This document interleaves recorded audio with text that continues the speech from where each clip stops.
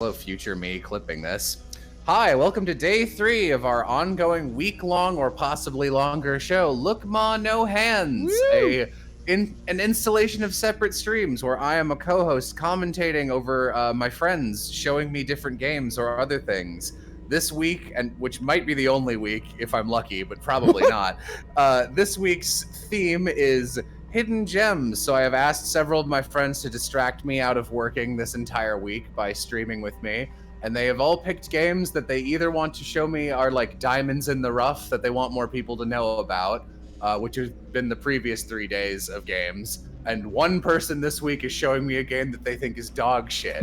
And their job is to, within the probably around 3 hours we stream, convince me of why this game is neat. So today we have Will as our co-host playing Phantom Dust. So Will, feel free to introduce yourself. And also, what is this game? This is the first game we played that I don't know fucking anything about. I've never even heard of this game. I'm very excited about that, and it's not too surprising. Hi, I'm William T. Sop. I'm on Surprise Round, and if you've seen Epithet Erased, I voiced Ramsey Murdoch, and we also did Tip of the Tongue and a few other things. Phantom Dust was Microsoft's early attempt to really break into the Japanese market. So they sided this thing up with Blinks the Cat 2. Obviously, one was a little more interesting than the other. And to put in perspective how hard they were going for this is that they got the director from Panzer Dragoon to be in charge of this thing. And Microsoft fully foot the bill for this thing. This is a Microsoft game, and it released in Japan first in 2004 in September, and then in March of 2005, we got it. Interesting note is for the release in the American version, it was by the team Majesco, who were in charge of getting like Blood Rain. We don't need Todd. And and Advent Rising, which is another Xbox exclusive that has a really interesting history. Let's see here. Let me get Todd. So for you, Jello, the interesting thing is that Majesco also made Bomberman Jetters and Bomberman Generations, as well as the Wii version of Pajama Sam. I learned this while I was doing some research for this game. Okay, admittedly, while one of those is a buzzword for me, I would not classify any of those as good games, but you have piqued my interest. I have to do something for you because this is post-apocalyptic. I have to go in and be honest about that. Yeah, so she's gonna monologue at us for a little bit here, but should we listen? Yeah, if you want. Yeah. Their memories.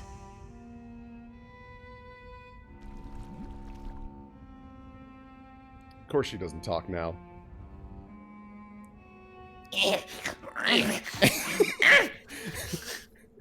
trying. Strange apparitions began to appear.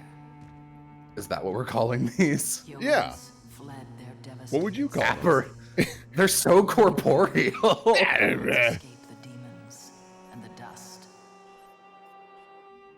Look at them just standing there. Menacingly. Oh. I would love it if the camera panned over and it was that ugly ant that just shot him. Just holding a gun. Dude, what the hell? They're not even fighting back. No. They're very dangerous, Jello. They need to be stopped. It gave something new. The ability to transform their will into energy. This new breed, the Espers, risk their lives searching the surface world. Risking their lives fighting these dangerous creatures. Just annihilating them. It's so one-sided. Really bad representation, because later on, this game is fucking mean. It's like, once the game teaches you for a long time, it's like, all right, now you know, and it just beats the hell out of you. That might let us recover the memories we've lost. Yeah. So, general concept is Earth is covered in this weird dust called phantom dust. And if you're on the planet's surface for more than 15 minutes, you instantly lose all of your memories. They're just gone, wiped. You're a whole new person. But while you're on the surface, you can, basically, if you can think it, it can happen. So the whole thing is searching around the surface as best as they can to find out what happened. Why are humans in this position? When did this happen? Who are we? And today, we find a couple sarcophagus. Also, you may have noticed, the character designs are atrocious. I remember when I showed them to Civ, she actually gagged. Just immediately.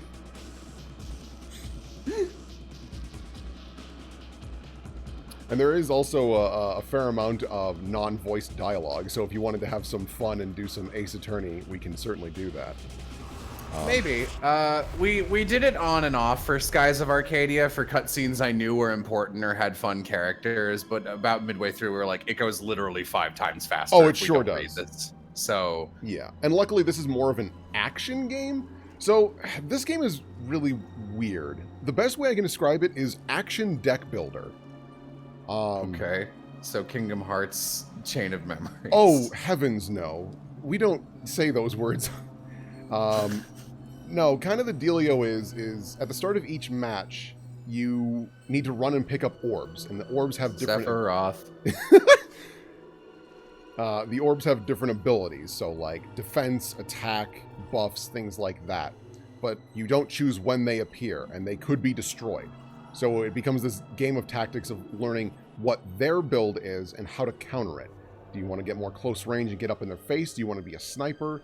Do you want to manipulate the arena so that they can't get to you like you're levitating or something? There's a lot of different ways to tackle the combat in this game. And there's really no wrong way to do it. You know, I have an inherent thing whenever I watch a game to try and like focus on a cutscene so I don't miss anything and give the game a fair shake. So I'm like doing my best to listen to your pitch, and I was just like, I gotta make sure I don't miss anything in this cutscene, and like nothing happened for like 3 minutes. Yeah, no, that's why I started talking over it. No, that's fair. Yeah, and so when this game came over to America, it released at a $20 price point, and Microsoft just didn't advertise it at all because they were like, I don't think it's going to work over here in America. And the only reason I found out about this game was the guy at Game Crazy, which is now a defunct store, was like, hey dude, I play literally everything here. Try this thing. And I was like, I guess it's only $20. And it's now in my top 5 games. I adore this game because it's so just weird. God, we look terrible. I wore this reflector suit so no one would crash into me with their car, but there's only reflectors on one side, so it doesn't look stupid. I'd hate to look ridiculous. God, Spike Spiegel has seen some better days. He's like Spike Spiegel and just belts and zippers turn into a Gajinka. It's rough. Edgar looks belts bad. And zippers. So it's Kingdom Hearts Chain of Memories. How dare you? Is what you're saying. Oh, off to a strong start. I've never seen this in a game. I absolutely read that as Man with America. We can't have the games bleed over. This is our best friend. He is also struggling from amnesia. And he doesn't... Okay, so we're the silver-haired one? Yeah, we're Silver the Hedgehog, and this is our best friend Shadow. Okay. I don't know why. I expected. God, I hate our design. You know, we look like something about this guy reminds me of a character in Part 8 of JoJo. Yes, it's not a compliment. Yeah, no, you're absolutely right. Also, we have the best run animation. All right, well, it's no Miles. Can you run against a wall? I need to measure it up against Miles. All right, it's good. Also, isn't this a good hospital? Isn't this where you would like to be treated? I'm pretty sure this is a morgue, buddy. No. This is good. I cannot tell who the speech bubble is. Oh, it's like our guy is silent. Anytime someone's talking, it's someone else. Oh, okay. His face. Finally woken up, I see. Were you the one that brought us here? God, his hair looks like a nest. Why don't you tell us what happened? Use no memory at all. What are you wearing? Just an image of some ancient ruin. We found you naked, so we put you in clothes. Is that what these are? Gut feeling that you have to go there. But how did you know that? All of us. I got an angie in my hangy. Please, follow me. Why would you graffiti your own goddamn hospital? Because you forget and you want to write things down. It's like Memento, but everything is your body. These are some bad character designs. Oh, Wow, they're yeah. rough. Only like 3 people look pretty good.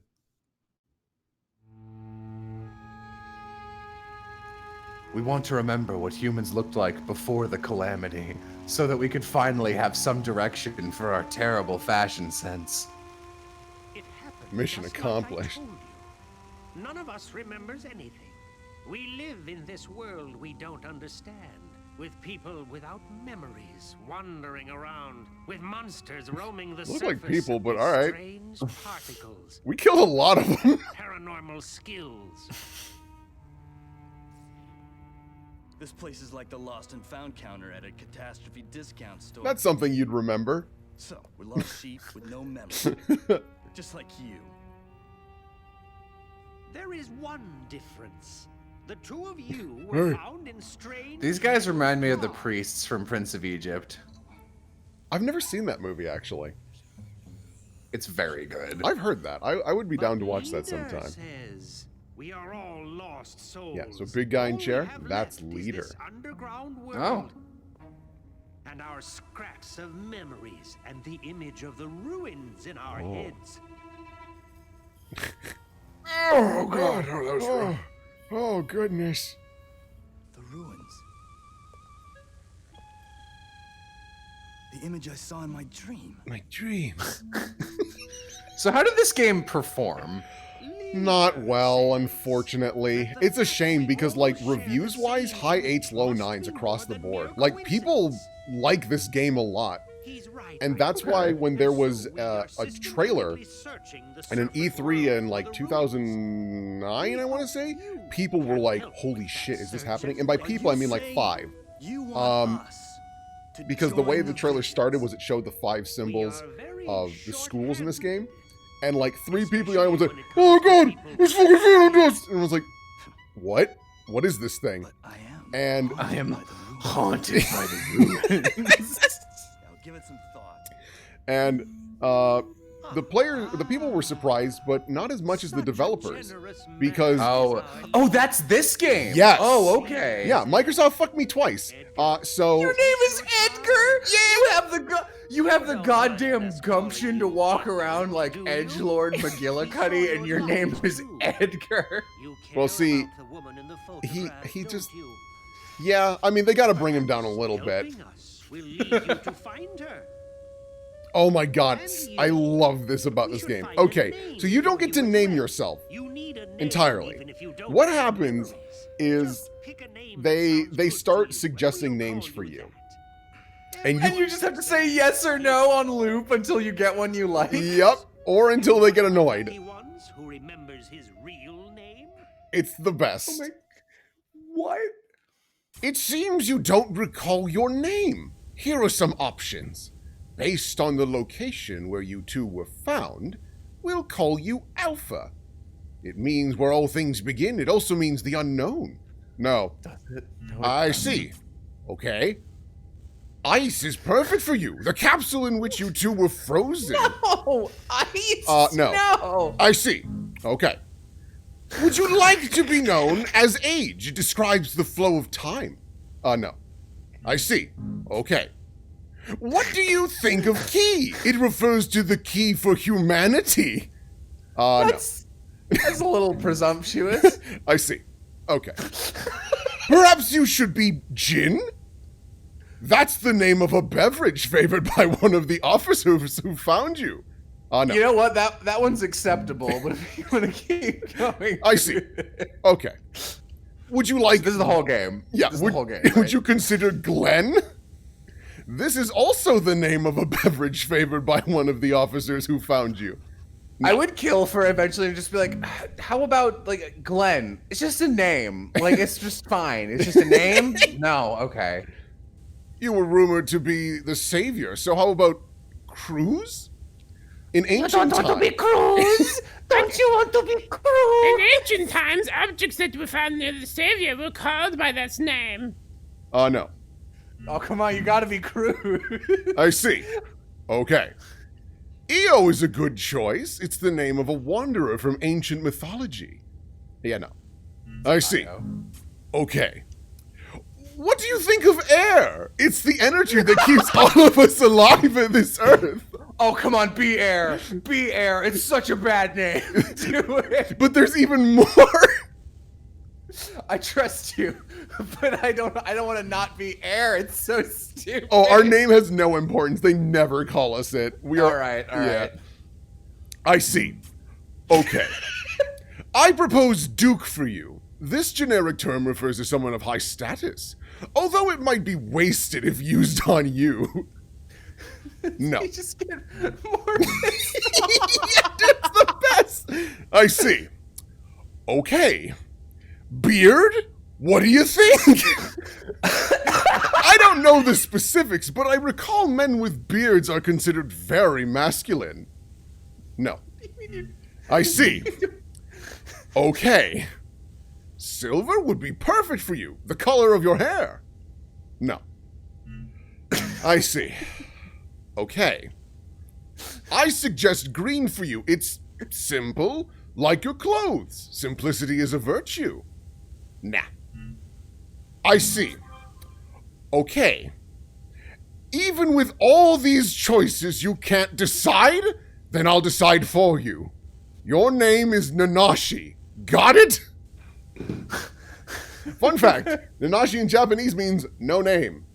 First things first, go meet Meister, the combat instructor. He's waiting for you. Well, we don't want to do battle tutorials, because that takes a long time. So that's the end of the game. Thanks for coming out to the stream, everyone. No, there's like literally 40 minutes of tutorial, and they're not bad, but it's a lot. Especially because like you get it when you see the game. So this is your like baking tutorial where it's like, all right, now we put this in the oven for 40 minutes, and luckily I've already prepared this cake, and then you just take it out immediately. Yeah, exactly. So we've got a lot of friendly people here. So this is Subutaki. This is my good friend Cuff Button. And this very strange fellow, Maniac. Everyone named him that because they're good people. And this is our good combat instructor, Meister. Can we recruit Cuff Button? You can. Cuff Button is a go-to. He's one of your more offensive teammates. I want to use Cuff Button. Well, if you want, let's go meet some other people. There's plenty of people on base that we could meet. Okay. So, because like, I wonder how long it took the guys to name all of these people. Oh boy, probably a lot shorter. So this strange lady is I or AI. She needs a smaller coat. Being eaten by a Venus flytrap. Yeah, it's the game. Or a Venus eye trap. This is Chunky. He's not. Oh. Yeah. He. Fat fuck. God, what is? He looks like a Team Snag'em member from Pokemon Coliseum. Yeah, actually. This is Arthur. Oh. Not a lot going on. Not a lot going on. This is No. I hate No. Because, well, he's a know-it-all, and he's the fucking worst. Every time I get the chance to kill him in the story, I do it. He's just an asshole. And there are more people, but it's a heck of a walk, and I want to get into the actual gameplay itself. Wow, there's more than just getting named? This game has everything. I can see why it's one of your favorites. Also, do you like our cybernetic billiards table? Oh, I thought that was a goddamn forge. No, it's a pool table. Okay. Hey, buddy. I want to go on a mission. We'll put the pool tables right next to the defunct railroad track line. I think that makes sense. Edgar. He looks so bad. Everyone looks so bad in this game. Only like 2 people look okay.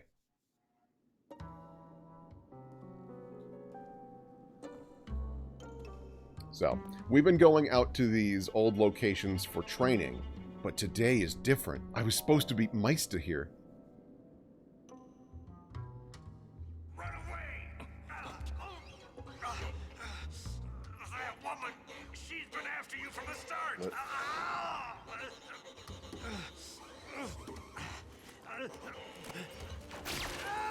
Oh. Yeah, no, it's rough. You've come here. It's Rouge the Bat. It could have been better. Camera pans over. Edgar has got a violin.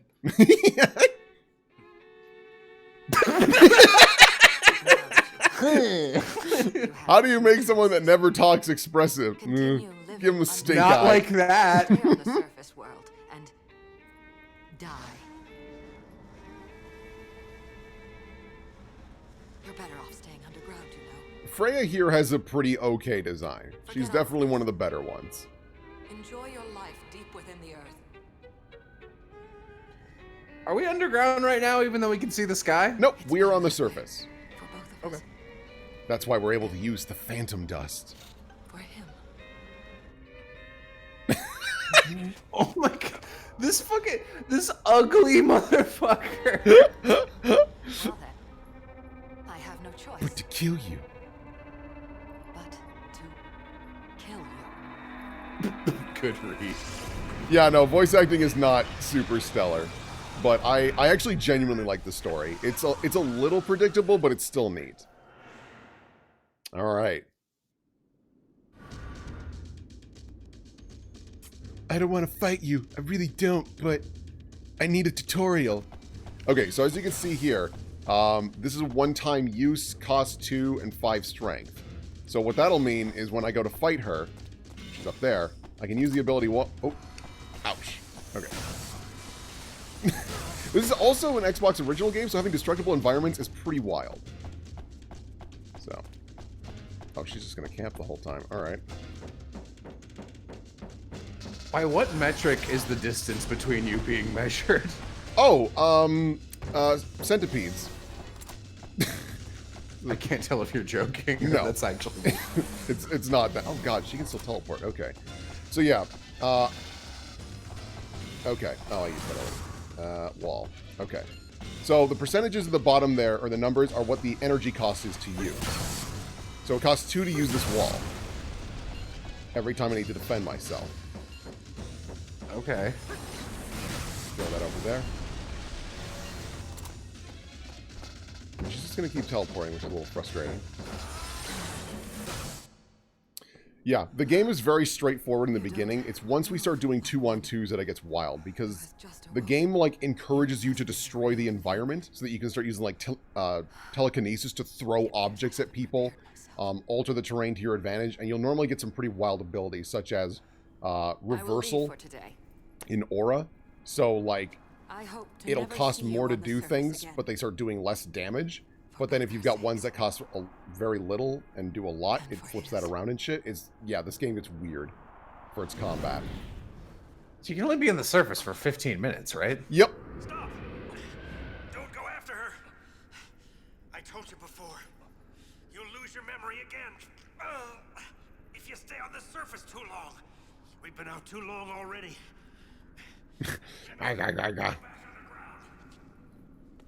Alright. Air is unimpressed. Air, it is the energy that keeps us alive.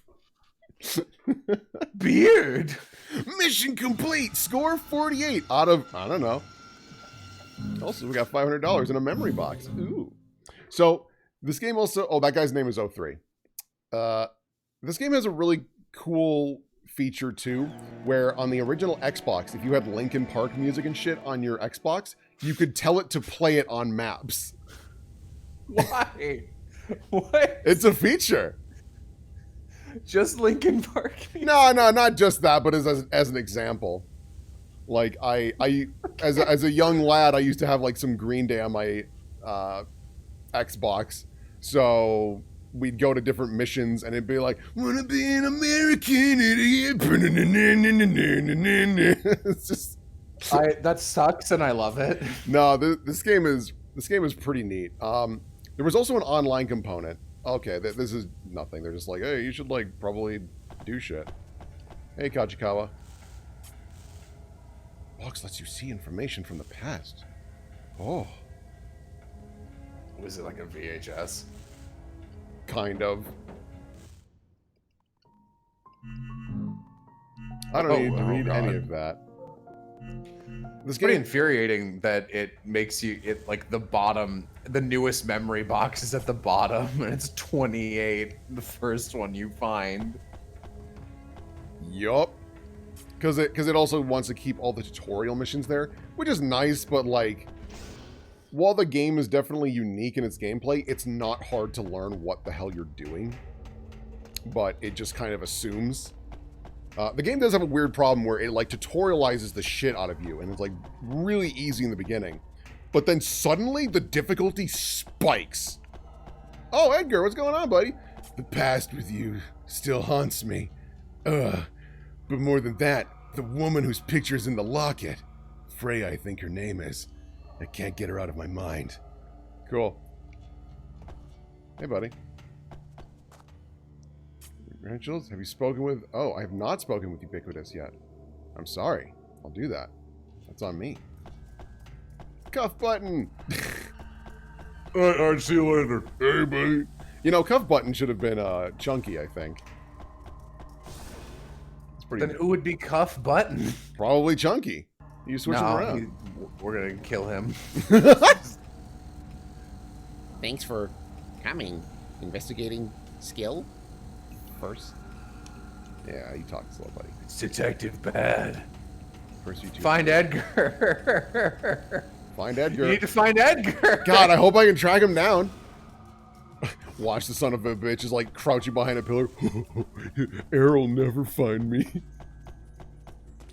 You fool, air is everywhere. They want to know our powers? I don't like the idea of being tested, but there's no choice. Let's show them what we've got. Okay. Are we like...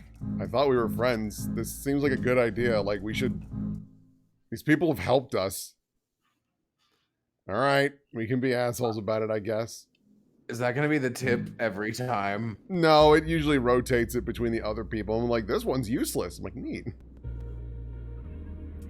Ooh, only one enemy here, huh? Alright. And then... So the lore is that you can do anything you can imagine when you're on the surface, right? Yeah, basically. It takes a lot of Okay. concentration, but you can do it. These are very like... Unimaginative people. Yeah. Yeah, you're So I right. see you've got some water and fire abilities. What are the elements? Because I assume there have to be more than those two. Oh, so the 5 schools are natural, which is like your fire and water and wind and things like that. Then there's ki, which is your kung fu. There is psycho, which is the manipulation of psychotic energy, which is just a thing, I guess. Necrosis, and what is the last one? There's another school. I can't remember off the top of my head. Edgar, are you gonna help me at all with this, or just gonna keep? I don't like the idea of being tested. I'm Edgar. Yeah, no. But yeah, No, don't involve me. the thing I love is the destructible environments because here I'm just gonna unlock this guy because like I just break shit.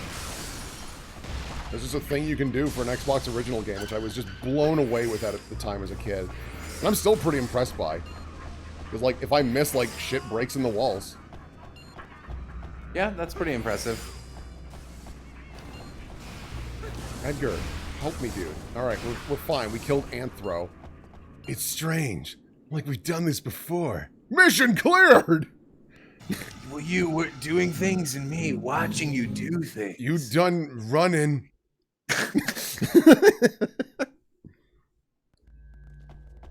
Oh, I gotta go talk to Ubiquitous, probably. But You should talk to Edgar. no. Big brother Edgar. Listen to me, Edgar. You two superpowers. Yeah, everyone has them. Literally everyone can do it. Also, I need to press the confirm button like 6 times on a mission because it's like, do you want to go here? Cool. Are you sure? Got it. And who do you want to bring? Only one option. Yep, bring that guy. It's just like, just start the mission. It looks like you're about to duel. It sure does, but it's just showing me that's my friend. God, Edgar, you look rough. You look like a Tim Burton character. Ooh, we get levitate now. That's fun. Okay, so there's 2 this time. Oh, no. Alright, I'm gonna need more powers. Okay, wall. God, I hope I can imagine a little harder. Wait, I imagined something. A piece of ice! Is there any reason not to just like sprint at enemies and just spam an attack over and over again? Well, as you can see, their piece of ice has 1 use. So if you look here, cost 0, strength 3, and then the 1. That means it's a one-time use. Oh shit! I used the wrong abilities. Ah! I also apologize if I'm a little off time on this. I believe on Discord, There's like 2 I'm seconds. getting Yeah, it's like a 2-second delay. it's unfortunately the best that I can do. God, this guy will. I mean, yeah, as long as it works for chat. All right, I don't need laser. Do they not have a visible health bar? They do. It's on the left there. See how I'm locked onto Scotto here? Oh, and he's fucked. And then I locked onto Anthro, and you look on the left there, it's got the Anthro bar. Oh my god. Edgar, get out of there, dude.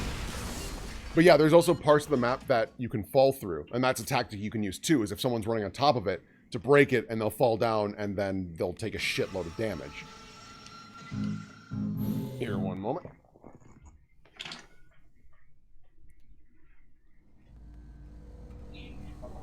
Okay. I'm in my living room and my dishwasher started because I put a delay and I thought I was going to be somewhere else streaming. Okay. But yeah, no. As you can see, they're also introducing the more environmental things, which is like the levitate, and you can do dashing. And there's sometimes ones where we saw Freya actually using it, where she can teleport to her own arsenal, which is where you get your 3 orbs to use in combat.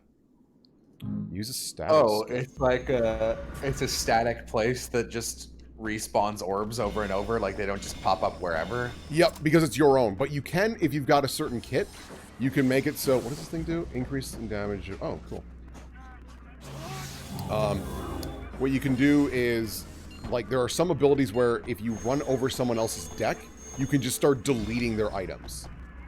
And if you run out of arsenal, you're kind of fucked, because, like, you literally can't fight back. Oh no, I'm not able to imagine now. I mean, honestly, that's basically what happens. It's dumb, but, like, that's how it be.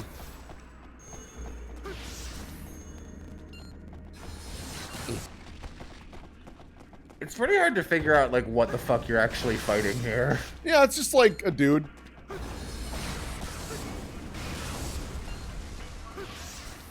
Can you beat up Vestio? That's what I'm working on right now. Oh, God. Can you do it? I'm trying.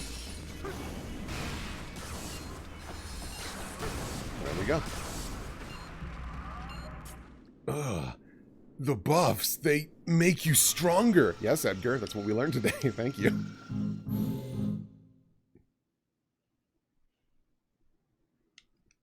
All right. You got something else to teach me? Nope. So what do you want me to do? I'll wait a while. Okay, so I must need to go talk to some other folks. But... Talk to Edgar. I'd love to. Let's see what my best friend is doing. Edgar. Edgar, my best friend. Must have had an important memory about her. Something significant in my past. So... Oh, alright. Yeah? You know why this game probably wasn't a slam dunk in Japan? Was because they did the incorrect thing. Japanese players hate playing as the silver-haired man. They love playing as the not silver-haired man and making the silver-haired man your scornful best friend and final boss. That's how Japan games are. That's fair. It might have also been because it was on Xbox and no one owned an Xbox in Japan. and also is saddled with Blinks the Cat 2 for a premiere. It did get the Panzer Dragoon director's name on it, which Panzer Dragoon is like crazy popular. That's Sama. I hate Sama. That's Albert Wesker. Albert Wesker and Vash the This Stampede. new enemy can erase your attack skills, so you need to be quick with your defense. I'll give you 7 minutes. Actually, I get 15 with crash or air. Yeah, no, I shouldn't read things since I got a 2-second delay. It's just hopeless. I can like just plan ahead a little better. That's all. Oh no, he erased my shit. Okay. So, You're fighting the goddamn. This is like a Persona enemy that you'd fight in Futama's palace. yeah, bro, it's a jukebox of doom. Oh, come on. Katoptro. Yeah, so this thing has an erase ability, which means, as you can see on their bar,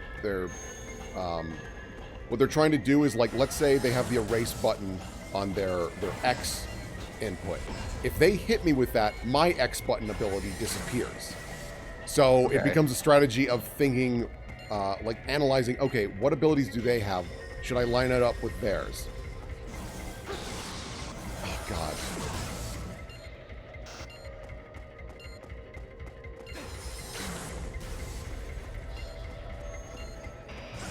So before we started playing this, you said that had this game come out like 3 years later, you expect we to be in like Phantom Dust 3 now. Like it would have been a wild success. Why do you say that? The reason I say that is this game was ahead of its time for what it was trying to do, and the console just wasn't there yet, and the advertising wasn't backing it. Plus, we didn't have the internet to like really show off on like underappreciated gems. This game, like, I think it's got a pretty unique story for what it's going for. Because even though it does do the whole memory thing of like, we need to find our past and shit like that, I just envision this game keeping the level of like going even further with the destructibility, having more maps, like really selling home on like the writing and things like that. I think it would have been weird enough that people would want to see more. This time around, you start and I'll finish. Use your race skills on them. I'll finish them from behind. Yeah, so now we're going to be doing that. But, well, that's gone forever. Good job. Oh no, it's blocked bait. All right, you're killing it, Air. Ah! Luckily, I've got flash barrier to defend myself. You're not doing great. It's not going well because I need to use my abilities to drain this dude. There we go. There we go. Now we're being a nuisance for him. And Sama is supposed to finish him off. So hopefully he does that in a timely fashion. Jesus Christ. Jesus. Oh, and I guess the top right is your deck refreshing. Yep, and that tells me right now that 2 erasers and 1 defense are available. So we come over here and go, okay, Dragon Slayer erases 1 target equipped defensive skill. Oh god. Oh, okay. I don't know how I feel about your deck being a static thing you have to return to. I feel like it limits the map in like every possible way. It can, but it also encourages you to build your deck around that concept. Because you do need to keep going back there. You can actually just be an asshole and camp their deck if you really wanted to. That just feels like the dominant strategy, though. It can be. Why would you do anything else? Because they might have something set up where they make it so that one of their decks actually detonates if you're too close. So can you like have multiple decks and Yes. set them up in different? Okay, all right, that's fine then. in the beginning of the game, they're teaching the mechanics and there's no customization. But then once the game actually starts, they're like, you have to build your deck, and there are like specific skill sets you need to have in order for it to work. Because if you start mix and matching too many schools, the deck doesn't work anymore. God, he looks awful. He looks like the friend from a Goofy movie who likes Cheese Whiz. The one who's like smoking. Ow, ow, ow. Yeah, is that Like Pauly one. Shore or whatever? Oh, I have no fucking idea. Yeah, well, I mean, that's the actor, I think. Yeah. Every time I see what I assume is supposed to be a shortening for Underground Town, I read it as Ugh Town. I mean, it kind of is. This town sucks. Ugh Town. Ugh. Well, I mean, on the positive side, we can go hang out with Chunky and Leader. Leader's a real talker. Oh, Thank you for the bits, Fluffle. Someone says, "How is the game?" I will be honest. I think I need to see this one a little like using its like building itself a little more before I can pass judgment. Because like right now it's a little too samey, but like we skipped like 40 minutes of tutorial, right? Yeah, because that was the complaint I had about this game that I will not defend it for. Is it thinks it's a much more oh god, I'm slow to shit. Holy fuck. Is that the game like sends so many tutorials because it thinks that you don't. Whoa. Oh boy. That's good old Xbox. Because they really thought. Here I go. I'm going for it. Attack him head on. There we go.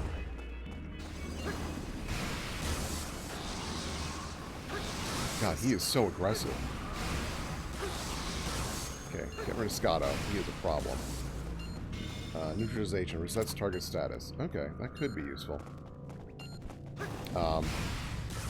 Yeah, but like once the game gets further, it doesn't hold your hand anymore, and it's like, yeah, you know how this game works, and it like gets mean because like the enemies, they have their kits built so that they work well together, and your partner doesn't. Your partner is kind of dumb and kind of fucks you over more often than they should. Yeah.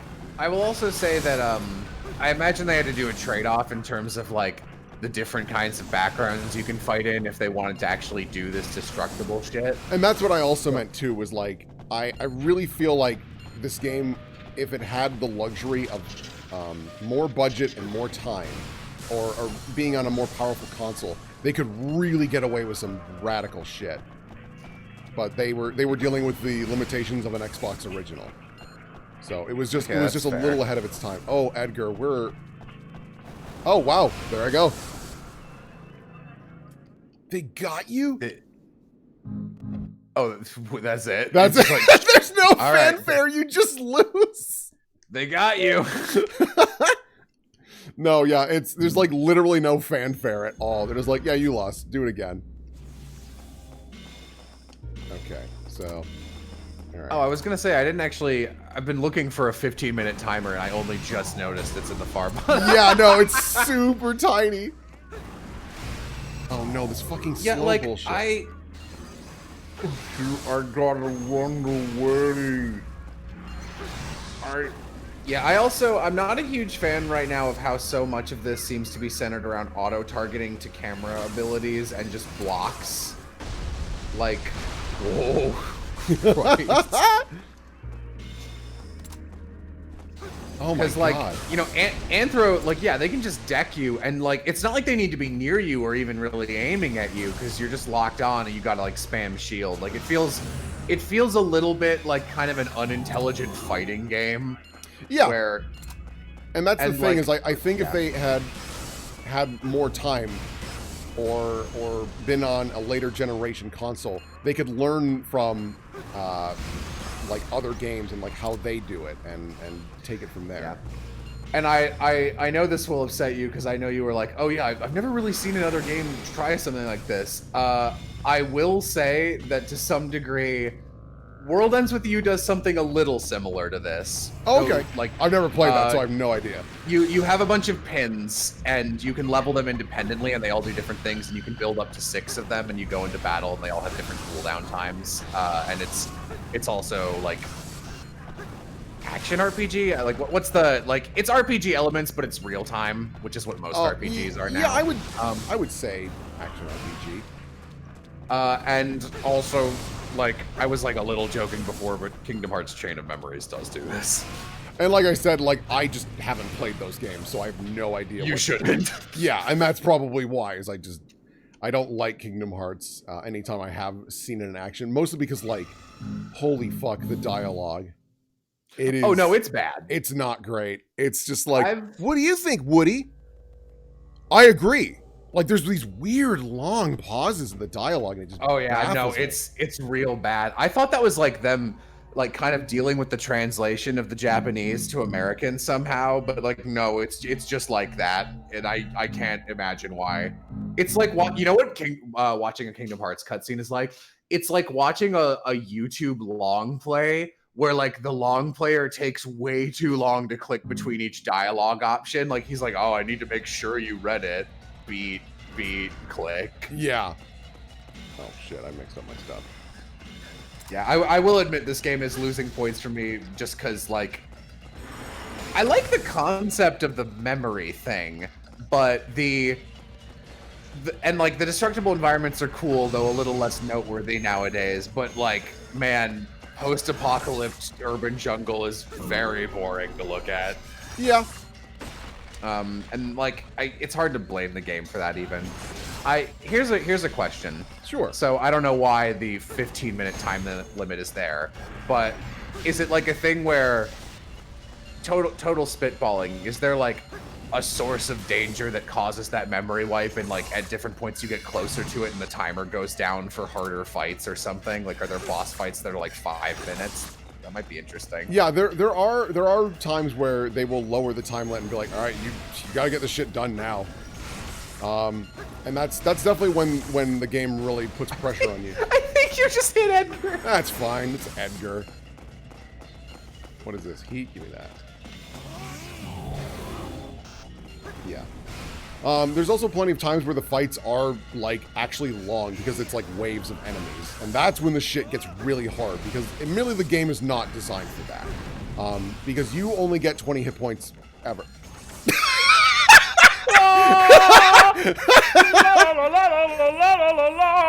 He's just oh, it keeps going. Yeah, no, he loses. He's out. Because the game realizes the AI sucks, so it's like, we're not going to punish you for that. That's very forgiving. So, World Ends With You, the way it works is it has 2 screens. The idea is you have a partner and you both fight noise, which are these like, we make a good team. Thanks, Edgar. That pirouette death off the cliff was like, that was legendary. That was very beautiful. So there's 2 screens, and the idea is there's like, you have to destroy enemies in like, I think it's called the underground and the real ground. And there's like 2 versions of them. You don't have to destroy them at the same time or anything, but it's an excuse to use the dual screen. Sure. And you have different partners in the 3 different acts of the game, and they all have different mechanics. So you are running around using like, it's been a long time since I've played it. You're running around using the stylus, and you click things, and like, you know, oh, I tap here and this pin causes lightning to strike down, or I slash across the screen and it's like a sword that cuts an enemy. While your left hand is slamming the D-pad in specific patterns to use special combos with your partner. And sometimes it works, and admittedly sometimes it really fucks you over. And in that game, you and your partner share a health bar. Oh. So you kind of control both of them, but also kind of don't. I know it's got a mobile remake now, which I'm curious to see how it did. I've heard it's actually better. Yeah, you might like World Ends With You, actually. Possibly. It's one of those games that I hear about all the time, but just like never really had a chance to engage with. It has a really cool setup. I can pitch that here while we get through these beginning battles. World Ends With You is a game where you play a character who is dead, and the idea is when people die, they go through this like a culling game that's just called The Game, and it's 7 days, and there's a bunch of people called Reapers. And it's very urban and cool. It takes place in Shibuya, and everyone's got like wings made out of black graffiti. And the idea is you are in, I think it's the underground, which is like the sort of limbo where you can walk around and see people and stuff, but there's also noise trying to kill you. And Reapers will be like, cool. To play this game, you have to gamble what means most to you. And all of those are spoilers, so I can't say what they are. Sure. Essentially, the main character is like, oh, I gambled my memories. I must have. That's the only reason. Like, everyone else remembers, but I don't. You have to make a pact with a partner and do dual screen fights with them. And then the game master is the Reaper in charge per week, and it changes per week. And the idea is they set out a new text challenge that's just like, oh, it's a riddle, or oh, kill this monster here, or solve this person in real life's problem. And there are certain areas where you can like be seen by living people and solve their problems, and certain areas where you're essentially a ghost and have to solve their problems through there. And the idea is everyone has different like ESP powers based on their own creativity. So the post like Neko, oh my god, what's the main character's name? Nigel. No, it sounds really close to Neku. It's Neku. Neku. I remember that voice line. No, I did, genuinely. He uses pins, and your first partner fights with like her doll, basically. And the Reaper's game is essentially a culling process, because if you win the game, every day there's a time limit, every day there's an objective, and all of the pairs of partners of dead people are playing together. And only one of you has to win, and then everybody wins. Oh, okay. And the Reapers are trying to kill you while that's happening. The first couple days they can't interact with you, and they just send noise out to fuck with you.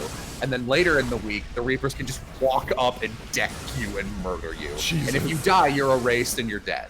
But the people who win are hypothetically the most creative people worthy of a second shot at life. They get their prize back, and they get to live again and undo their death. I'm seeing why you like this game. Oh yeah, no, it's very to my sensibilities. But the characters are very charming, the designs are really good. The story is really cool, and I'm really worried because Nomura, the Kingdom Hearts guy, did the character design, and he did a great job. And now he seems to be the one who's trying to like, he seems to be the one who's trying to like sort of bring it back. I don't know what they're doing with The World Ends With You, because that game came out in, I want to say 2007, and have been like teasing. They've been teasing a sequel or a remake for literally like 10 years. Like a bunch of E3s, and they'll on social media post like 7 more days or whatever with art of a new character who never shows up, and they'll like release a remix HD version and have like one new cutscene at the end. It's like, oh, we're gonna make a new one, and now they're making an anime, and like. You would think they're trying to do a Smash Brothers thing where it's like, oh, we're gonna make people know who the Fire Emblem characters are and save the franchise. But like, people already they've already done that. Yeah, like people World know. Ends With You was dead for a it. while, and then like it was just gone. It was never gonna get a sequel. And then like they cameoed in Kingdom Hearts and they got this successful mobile remake. So like they're there. The interest is there. The market's there. I think there might even be a Switch version now. And like they just need to make a sequel, and they just refuse to. Looks at Phantasy Star Online 2 and the bullshit I had to deal with that. Yeah, but my big worry is that Nomura is going to be the one who's like, I have a lot of successful games under my belt, and I seem to like World Ends With You. Oh, and the end of Kingdom Hearts 3, straight up, the end of Kingdom Hearts 3 is Sora showing up in World Ends With You Shibuya. What? Yep, all that's right. just That that's just the happens. ending. So like, and I mean, like he knows those characters. They showed up in a Kingdom Hearts game. So you would think that like he's got the soft green light to make that game by now, right? I would assume so. And with the like, success, right? because like he So my yeah. big worry is that he's gonna be the writer if they get a sequel, and it's gonna be bad. Because World Ends With You it's kind of a moon plot, but like it's good. Like all the characters are good. That game also has a really fun like post game. There's 3 weeks because your character keeps getting fuck gold into doing the game multiple times to save people. Thanks, Edgar. Edgar sucks. He's man. not helpful. That's why this game is hard. Is like the AI just gets fucking mean. Yeah. The with World Ends With You, I remember thinking the first 2 weeks were pretty fucking fun. There you go. You get a your first partner, I think, actually works the best. Then your second partner starts bad but gets OP pretty quickly, and I think your third partner is just bad the whole time, and I think he's a liability in every fucking fight.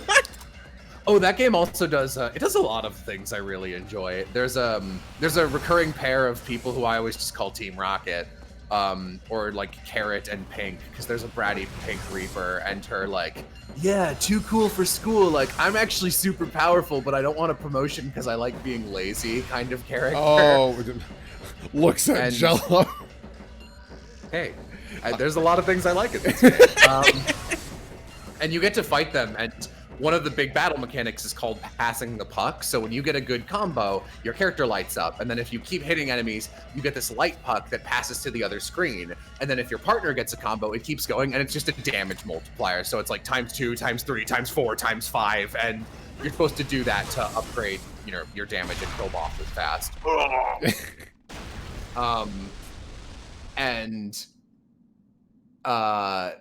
If you do that enough, you get to use a super move, which is just like a dual attack between you and your partner that does 1,000,000 damage.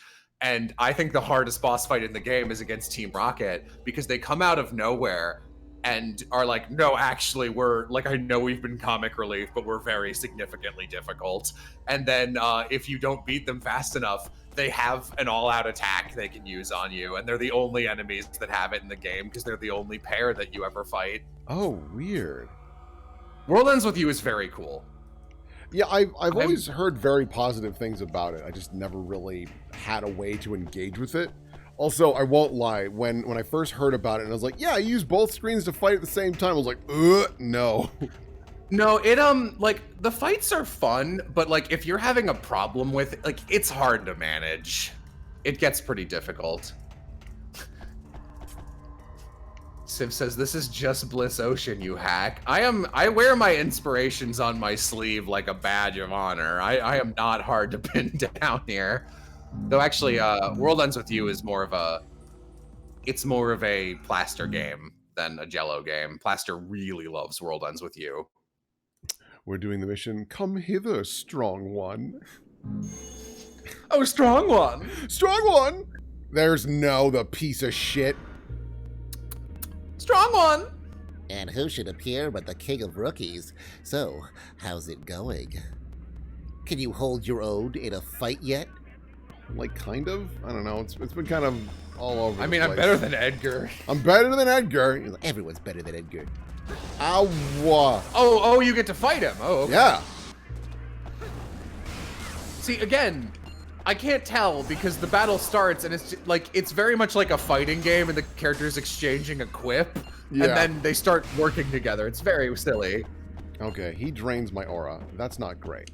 So I need to... I can't even use that yet. Piece of Ice is such a stupid name for a power, by the way. What? It's a piece of ice. Like, what else would it be? Icicle? That might be a different power. Snowstorm? Come on, Jello. Where's your imagination? Silver Thaw? Like, where's my imagination? Oh my god, speaking of piece of ice, it's like, we had this ongoing argument, me and chat, and especially Savvy, if he's here, yeah, I'm bringing this back, where I was drinking a Snapple iced tea in a bottle. Oh, is this the cider thing? Or no, not the cider. Yeah, washing up liquid. That's fucking asinine. That's it's not really real. Bad. It's really bad. So when do you get the washing up liquid power? Boy. Oh, I don't know. you are kicking his ass. Yeah, but he keeps like draining my energy, so I can't fight back. Luckily, I've got another piece of ice. Just walk up to him and deck him in the mouth. I wish. But I've got to use my mind. Oh, no. God damn it. He keeps draining my aura, so I can't actually fight. This sucks. Ah. Okay. All right. We're gonna do. Yeah, this definitely feels like a cool combat system, but like, it looks pretty annoying to play. I gotta be honest. Oh my god. hate no. This is why I fucking... Now I know. Yep. Speaking of, I'm gonna go get another iced tea. You do that. Hello, chat. There we go. Jesus.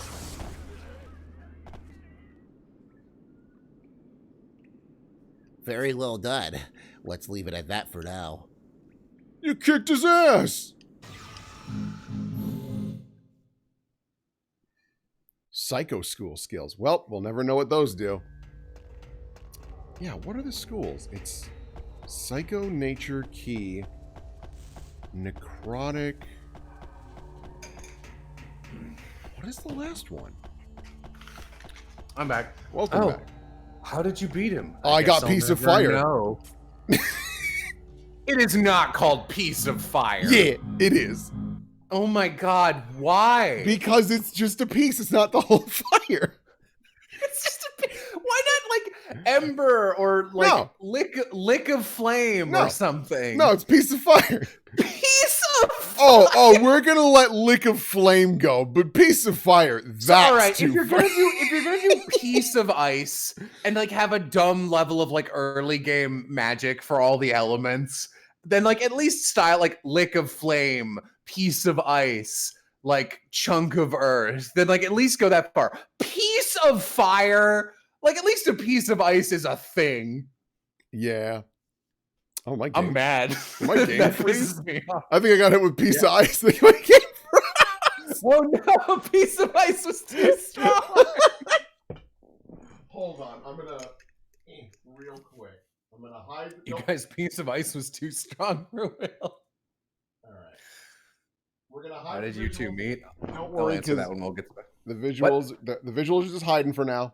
Because I gotta restart this thing. Okay. Oh my god. Does it autosave?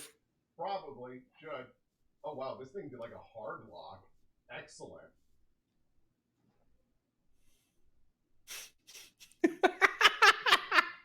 Everyone, this is one of my favorite games.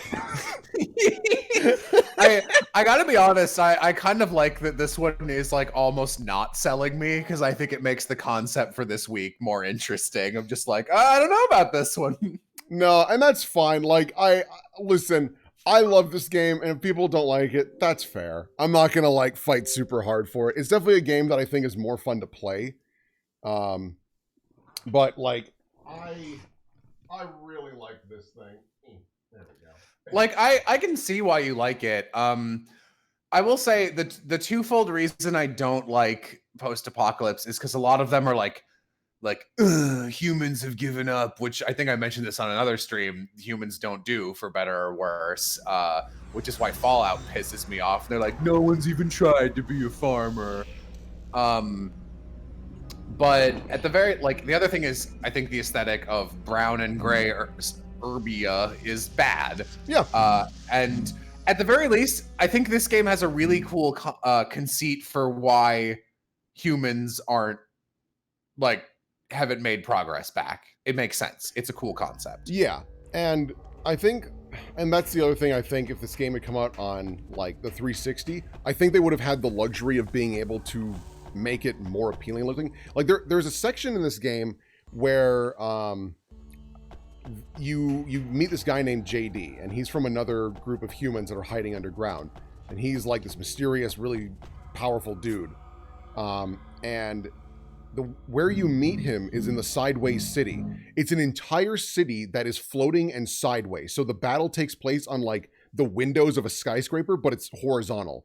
And you like need to use various jump pads and actual like street lights to maneuver the arena. Things seem pretty quiet around here. And it's also got this like neon Tokyo look. It's sweet. I'll go that way.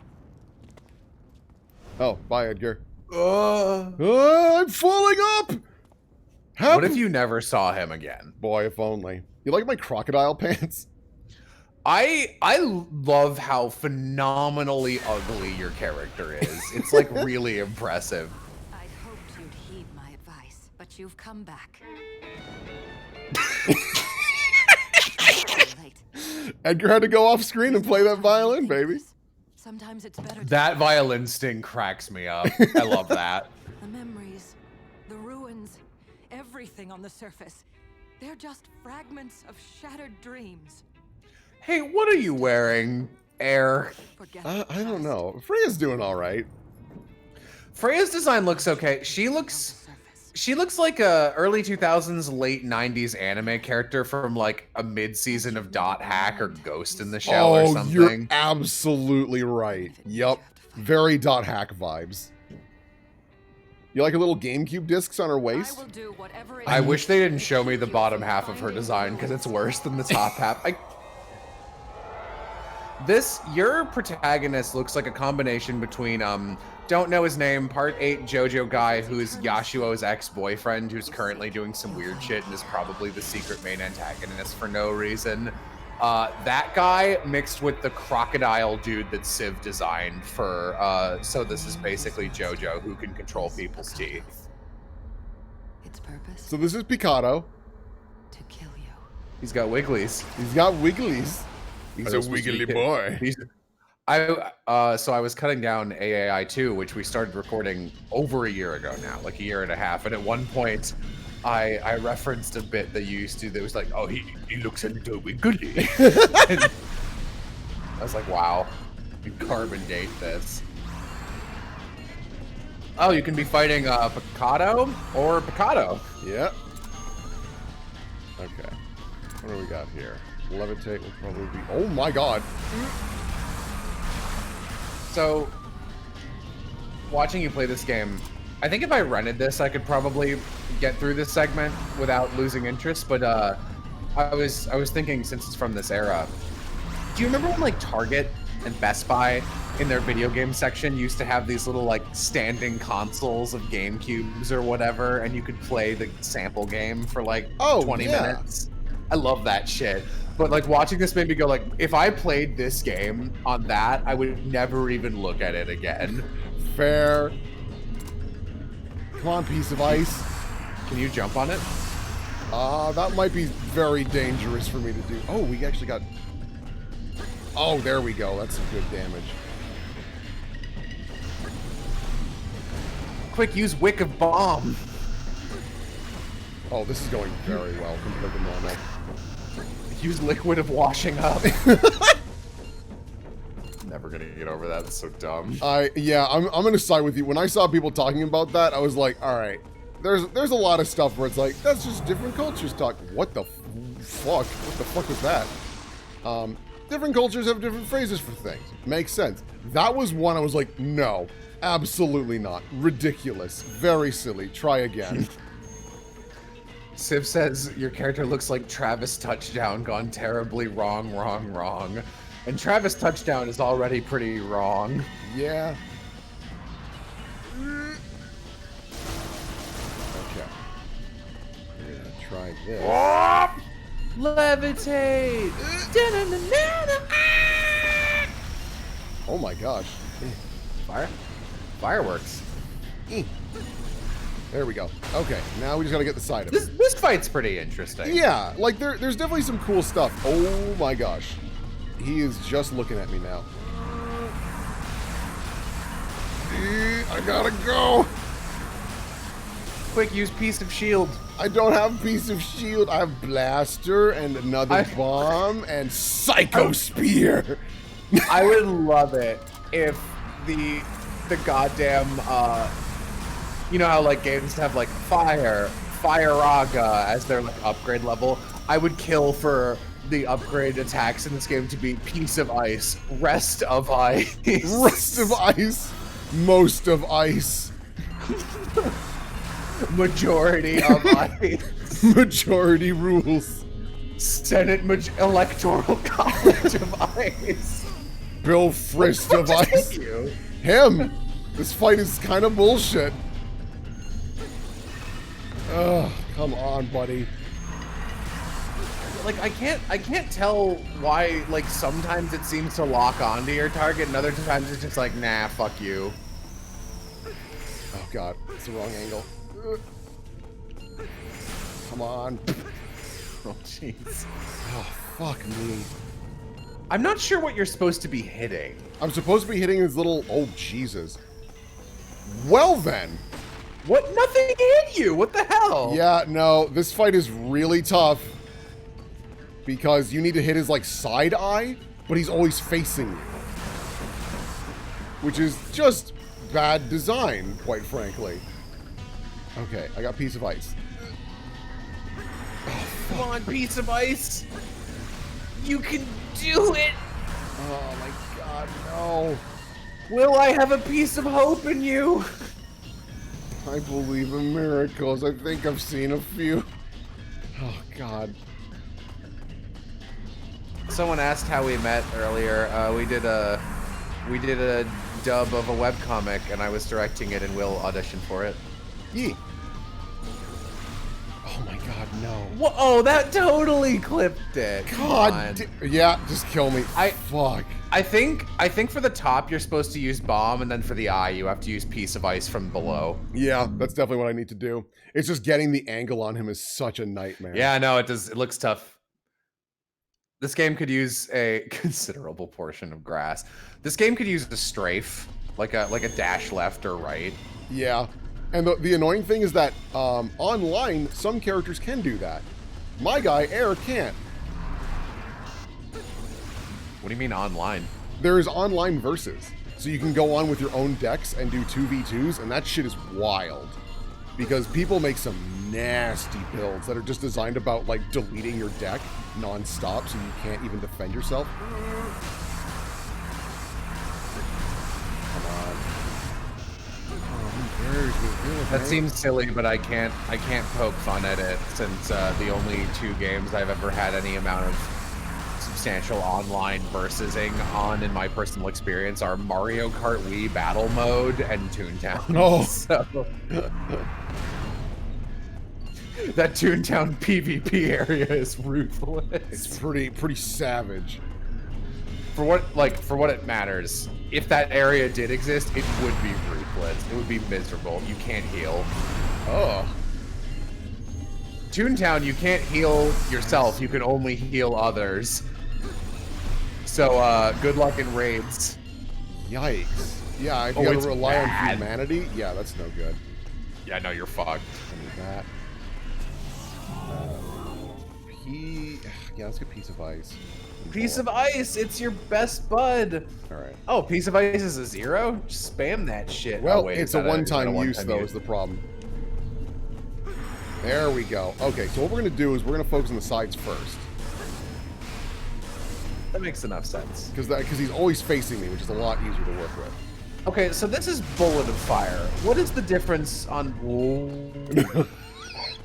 There I go! What is the difference on bullet of fire versus piece of fire? Bullet of fire can be used over and over again. Piece of fire is a little stronger, but can be used once. Check out my Toontown tank build, says Austin. There are no builds in Toontown. Okay. Toontown has... Oh, jeez. Toontown has, I think, 8 different weapon types, which are called gags. And as the game goes on through each of the different like levels you go through, there's like 6 or 7 of them.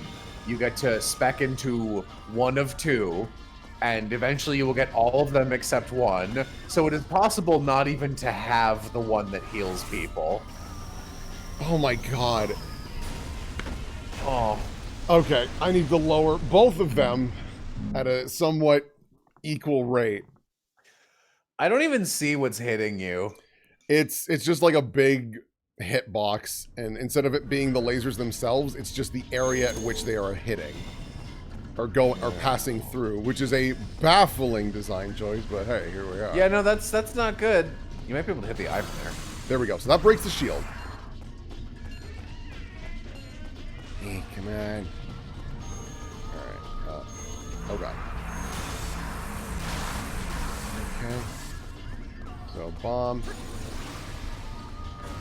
Back in the day, I remember, kind of before they had like cool games done quick, there were these things called game marathons, and they were a lot more informal. But, like, this was before, like, this was like mid-early YouTube, so like Twitch didn't even exist. People just like find ways to stream on their own embedded sites, and this YouTuber I followed did what was called a game marathon, where they would do a charity and just baton pass between different players, and you play like all the Zeldas or whatever. And I watched them play through most of all of Resident Evil at the time, which I believe was up through 5. God, maybe 5 wasn't even out. This was so long ago. And I remember they aced 0, 1, and then 2. What? And then could not get past this fight against Nemesis on the clock tower in 3. And I remember I went to sleep because I'd watched it all day, and I woke up and they were still on that fight. Good lord. Oh god. Oh yeah, Code Veronica was in there. They didn't make it to Code Veronica as far as I watched because they were stuck on the Nemesis fight. Fucker. Alright, fine. We'll bomb. Or we'll just hit Hey, what's going on? It's me, Edgar. God, Edgar, you really bailed at a pretty inopportune time for me, buddy. So do you think Edgar is just like off playing his violin so loudly and badly he has no idea that this is happening to you? Yes. Like what is... Okay. I firmly believe that. Edgar's an idiot. Ooh, okay. Oh, please. Oh, you can do it! Oh, please. Oh, God. Piece of rope. No! Bomb! No, you can do it! Bomb! Oh, no, he's too close! Oh, no! Not like this! Trust me, and we will escape from the city. Oh, my God. Stop. Holy fuck. There we go. Yay! We defeated Picado. Oh, Jesus. I want Edgar to be the secret antagonist. I don't think that would be a twist, honestly. Like, your best friend, but you're also your greatest rival. You surprise me. You become much stronger than I I'm expected. much stronger than I expected. Man, you're a jerk, dot hack lady. Prepared myself. God, he's so ugly. They all look like cavemen. What was that noise? I was playing my violin. What the hell?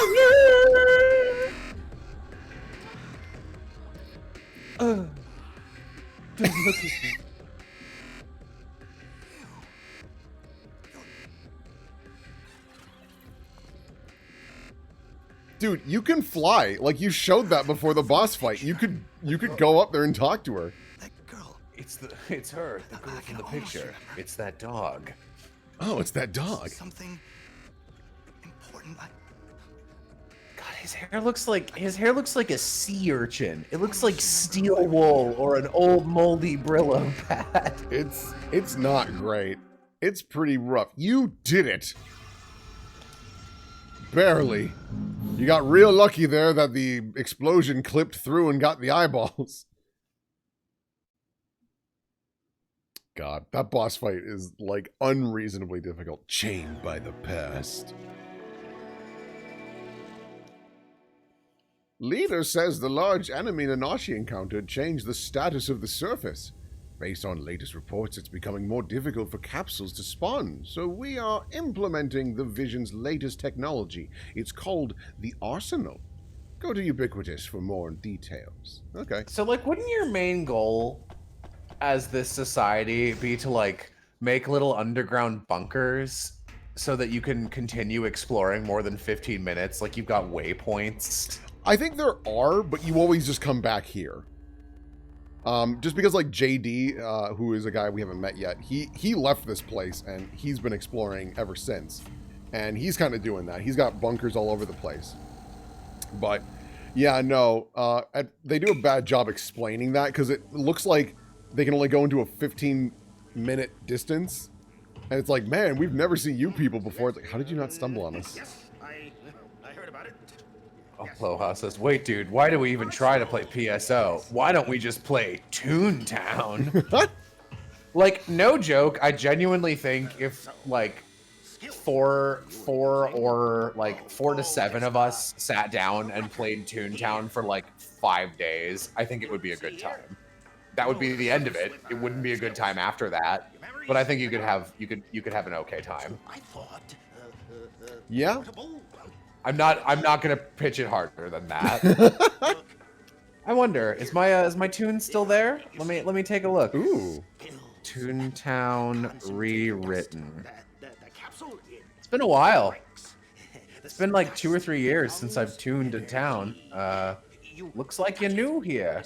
It's not. I'm not new here. I see. Click to log in. This arsenal to carry the skills we want to the surface. This could give us an advantage in battle since we can choose Oh God. the skills we want to The use. Toon Guard had to send me a verification email. Oh Because dear. it's been so long since I've logged in. I thought you were saying since I've tuned in. That's so much better. You're welcome. No one heard it. You can say it now. We're on 200 people know that I'm a hack. No. Try it again. No, it's Finish too creating late. your It's, arsenal. it's Oh. Toon late. It's Toon Link. Take me to Toontown. Take me to Toontown. Ooh. We get to make arsenals. Yes, good. Okay. Oh God, I have to download the application. Let's go Alright, talk to well, Mac. We'll do this. Hey, I will- Mac, what's going on, buddy? Oh, wow. Hey, yo, so you're Nanashi. I was told about you. Arsenal, right? An original one just for you. There are 3 with different content. Your choice. Choose. Short range, mid range. Give me that good Oh God, he jamming. Give me that. I mean, you want long range, right? Because you keep getting outpaced by enemies. Well, so here's the deal. I don't know if you've noticed, but for the crosshair, sometimes it's small red, or it's like a big red, small, medium orange, and then small green. That is the distance at which your abilities work. So anytime my crosshair was green, that's when a long range ability will likely hit. So if someone gets up in my grill, I'm totally toasted. So Okay. we'll do middle. Hey, yo, that's a cool arsenal. A lot of mid-range skills in that puppy. Burn anyone that tries to get close to you with a piece of fire. They'll be at their wits' end. Perfectly you. I'll give you a basic lecture on your arsenal. Once you see this, you'll be good to go. What do you think? Want to take a look? Yeah, all right. Do you want to take a look at the arsenal? Oh no, I don't need it. Okay, now about skills. Without skills, you're Alright, nothing. I gotta update Toontown to check out my tune. But while that's happening, I can focus on this. All right. Just hey yo, other skill? Buy them with credits. Yeah, you got it. Ooh. Yeah. Buy junk. Yeah, I love Oh. junk. Hyper Key Lance, Psycho Blade, Crystal Wall. Ooh, that is a good one. Okay, so I just realized like Hyper Key Lance, that's a yin yang. For a second, I didn't really see that as like negative and positive space together, and I saw the right hand white part of that yin yang as a tape, like a tape dispenser. And then it was just had a floating dot. Can you imagine? I would love to make a game where the elements are like 3 really normal elements and then one batshit like insane one. So it's just like Garlic. the elements: fire, fire, water, earth, school supplies. Oh, All right, let's make that arsenal. I think you could have a pretty fun time designing like a kit of weapons and spells off of school supplies. Glue, glitter bomb, No, I know how to make an Gel arsenal. pen. There we go. All right, mechanical pencil. Ugh. I love the music in this. All right, let's see here. All right, so we got bomb, stone shot. Oh, sonic boom is pretty useful. Aram says onion. onion. I feel like I've got some psycho shell. Get another crystal wall. It all changed when the Tape Nation attacked. You can't trust the Tape Nation.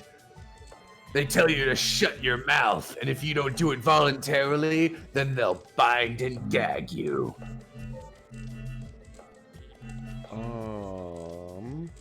Sonic Boom. Sonic Boom. Oh, we need Bullet of... Why Bullet of Fire and Piece of Fire? What's the difference? Well, what's the difference? Oh, well, as one Piece of Fire is free, or yeah, or one so time? so as you can see here, so for Bullet of Fire, cost is 2, all right. strength is 2, and it can be used infinite amount of times. Piece of Fire costs nothing, does 3 damage, but you get to use it once. So there's a benefit to having it, because if you're just like, okay, I've used all this guy's resources for defense, I can just quickly throw Piece of Fire in, and I'm good to go. Let's see here. I hate Stone Shot. Stone Shot is bad. What is Meteor? Hyper Kick. Oh, Meteor never hits that thing. We'll do Psycho Blade. Okay, Bomb. Sonic Cost Boom. 5. Christ. It's steep.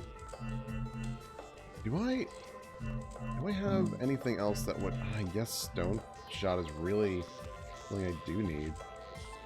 Ugh. Alright, I'll take it. Alright. I don't know if you noticed too, but the Arsenal music is like a remix of Fear Elise. I actually did not. That's a big gimmick of this game. Is like a lot of its music is just like weird remixes of classical music. I've got the music pretty low on my end. Fair. Oh yeah, so here's a show how many abilities. There are 300 different spells you can get. Ooh. There's a lot. I mean, you got to assemble all the pieces until you can finally get the one spell that isn't shattered. You get one And you know solid spell. That's why the tape school is really important. You got to put all those pieces together. One day, I'll get a whole fire. Actually, Ghost says, that's not for Elise, dang it. Sorry, I got heated there. It's the A minor invention by Bach. Well, okay, there is a Fear Elise one remix. But yeah, no, it's a fun gimmick they do in here. Did I put my mic in a Pringles can? Why do I sound bad? You don't sound bad to me. I might have done this for a second and talked Oh. into a tea thing I was drinking. A tea thing? It's a piece of tea. That's so dumb. I'm not gonna get over that. Oh, cool, my arsenal's called Poo. What comes out of your arsenal, Pooh?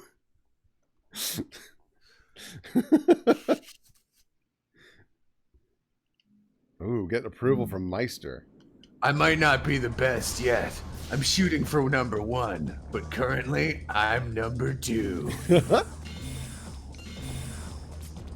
Yeah, so now our aura starts at 0, so we have to actually basically get what are mana cards, like you'd see in Doodly-Doo, Magic the Gathering. So that's why whenever we see this, a white aura, it's actually great, because then we can increase our maximum. So now we're up to 6, which is weird. You can't normally do that. So Okay. we're just gonna... piece of fire, fuck yeah. When I was considering my deck, I thought it might be good to go for a royal flush. That's the secret of the pood. It's mid-range. It shouldn't be. Yeah, we're not happy about it either, but here we are.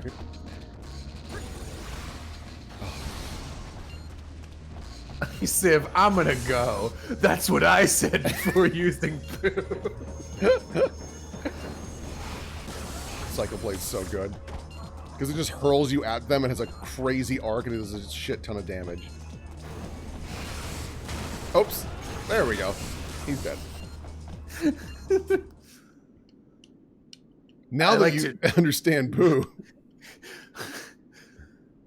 My poo deck has a lot of psycho abilities. I really enjoy levitate. I like to think of myself as a floater. I should have named my arsenal. That was a mistake on my part. What are you talking about? It's named. It's poo. It's P30, but it's poo. Oh, actually, cuff button. Do you need a mission? Nope. What about you? When do we get to bring Cuff Button with us? Eventually. I'm hoping he can join us soon. I like Cuff. Oh, Aram, I see you in chat. Oh, of course. He's ecstatic for the new bit. No. Oh, Chunky, you want to go? That's so awful. Take a gander in chat. I took a dump in the freezer. Now it's a piece of ice. Bad. Awful and bad. Not good. Yeah. But to continue a fun little bit of lore regarding Phantom Dust that I didn't get to earlier. So at E3, like, I want to say like 2009, Microsoft unveiled Phantom Dust and had this big cinematic trailer, and all 5 of us were so excited for it because we could not believe that it was coming out. But the thing about that was the game developers were also surprised by that. Because what Microsoft had done is they had gotten a third party to make the cinematic trailer because they didn't have much to show off at that E3. And they didn't want to look like losers.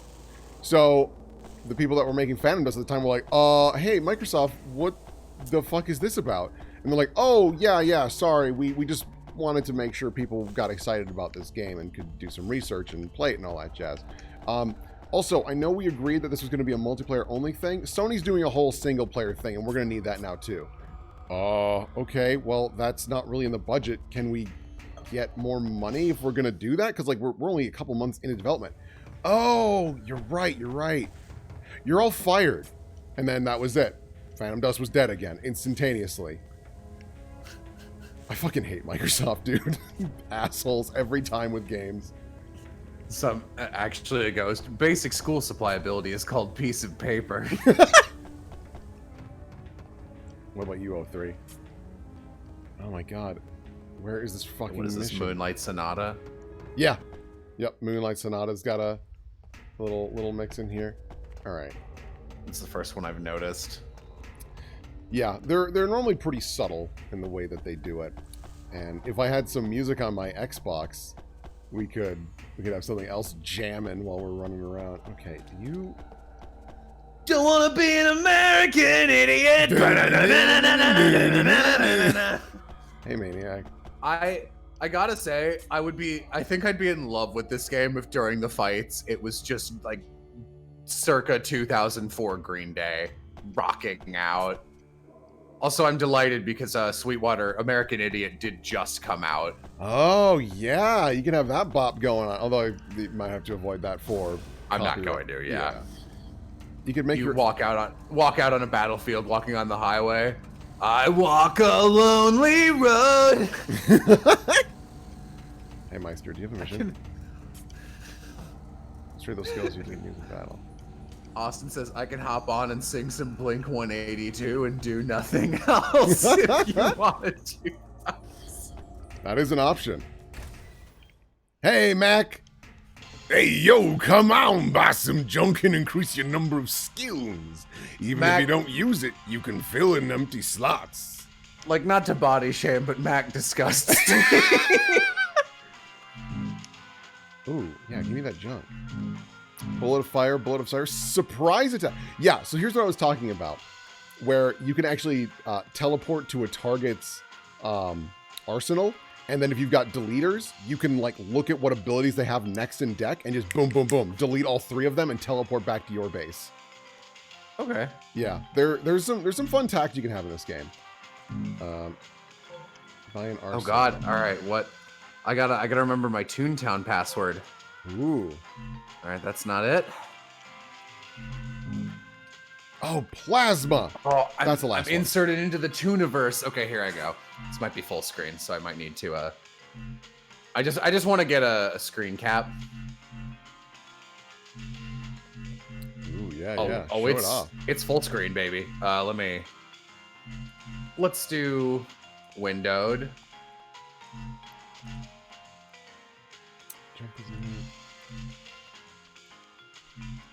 Oh, that's loud. That's some loud Toontown right there, Loud boys. tunes. Aura backflow.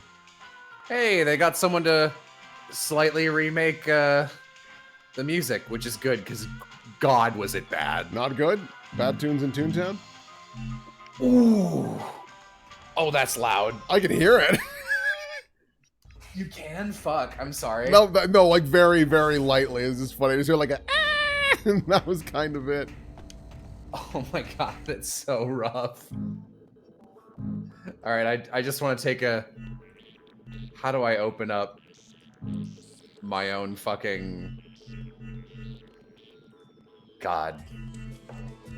Stop, I'm sorry. Oh, this is torture. Alright, let's mute that. How do I look at my own tune loadout? It's been a long time since I've tuned. Do we not have a...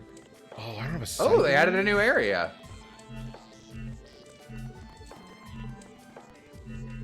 I don't think that's maybe cool. It's ever gonna hit. We'll bring it because it's neat. Sword. Gag training, cog, gather fishing. Come on, where? Is there not just like a me? Like I can't just look at myself? I guess not. I want to look at myself. I'm beautiful. So I know you could get different animal heads. Like what did you do? Did you do like a dog or? Oh, I'll show you. Give me a second. First, let's improve your arsenal hand. Let's trade those skills you didn't use in battle with those you'd like to use. I did that for God. you. I haven't taken any snapshots yet. Oh, come on.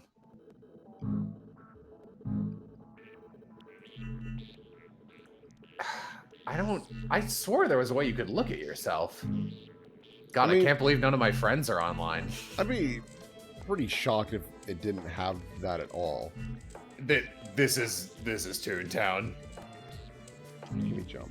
This is Toontown. This is Toontown.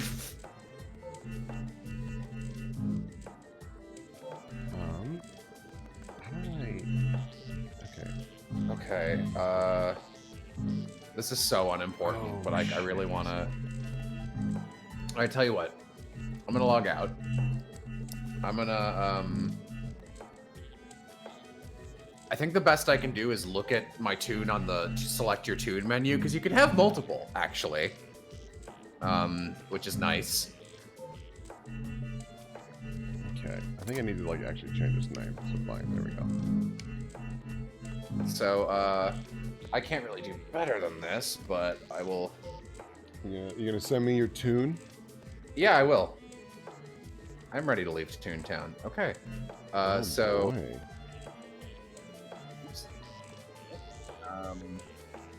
Grab this. I'm gonna put it on Imgur so I can also link it in chat. Okay, let's see here. Is that enough for you? I've changed my arsenal up. Let's improve your arsenal first.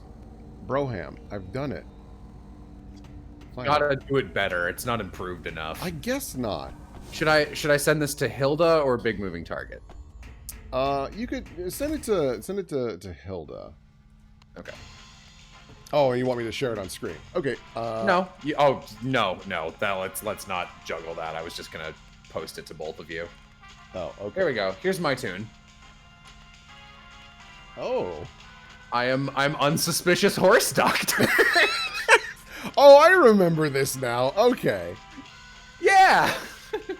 God. I am the shortest, fattest horse you can be, and I wear a doctor's outfit.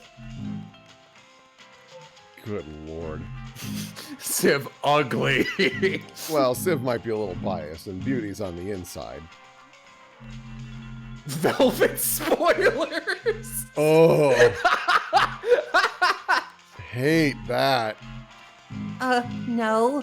To that I say nay. Uh-oh. Oh no. My transformation, it's beginning. I forgot about that show. Civ kicked out of Windrose. Alright. Is there like a mission? Oh my god. God. Edgar. I like how I reinstalled the entire game just to get that visual. I think that was worth it. First, let's improve your arsenal. Starting here is the first step. You can purchase... Yeah, I'm... Broham, I've renamed it. Fine, I'll edit it more for you. In fact, I'll make a whole other arsenal. P. Look at that. I'm gonna make a key one. Alright? We're gonna have hyper key lance, or a backflow, key bullet, more kicks. Triple laser, that's not good. This can also be a nature runner. Let's do that. That sounds, with a piece of ice, perfect. Yeah, that'll do. We just won't use this one. Perfect. All right. Are you happy, Dad? First, let's improve your arsenal. I bet I can just leave. I'm going. I don't need you. I've done everything I can to make you happy. Hey, Cuff.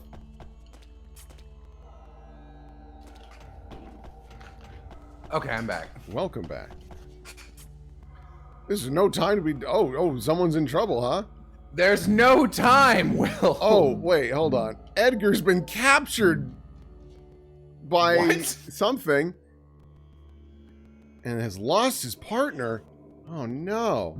I'll bring Boo. All right, let's go. God, you... Like, I mean, how much time do you have to save him? Like 3 minutes? Fuck. Yeah, I mean, if that's the thing, is like if a signal goes out, it's like you do not have time.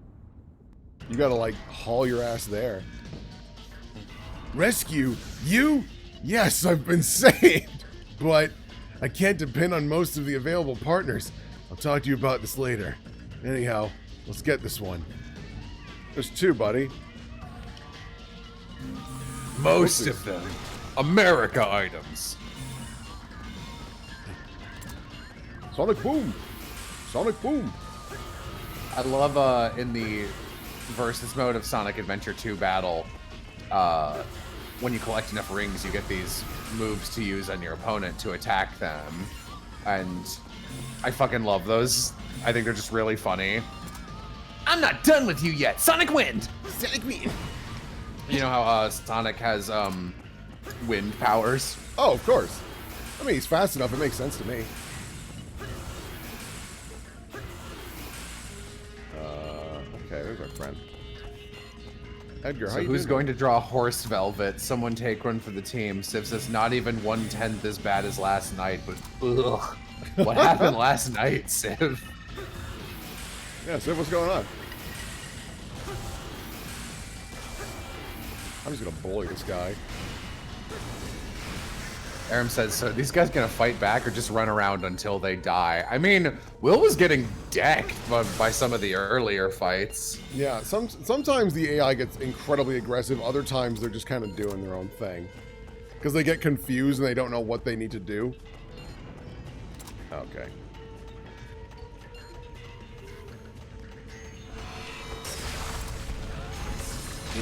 Ooh. Oh, I thought he fell off the cliff. Almost.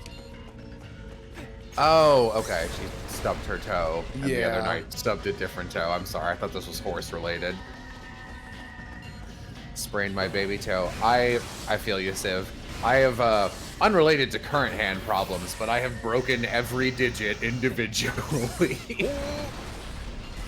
I used to sprint around my house when I was slightly smaller, and my house growing up had a lot of sharp edges to weird, like, the hallways weren't on like a square grid. They would like turn abruptly, and a lot of them jutted out a little further than they should have, so bang. Oof. Guys, spell my name right. It's 3 letters. We spotted a girl who looked like Frey and followed her here. But we were surrounded by creatures. Next time. Thanks, Edgar. Healing water. Ooh, that's a good one. Part of healing.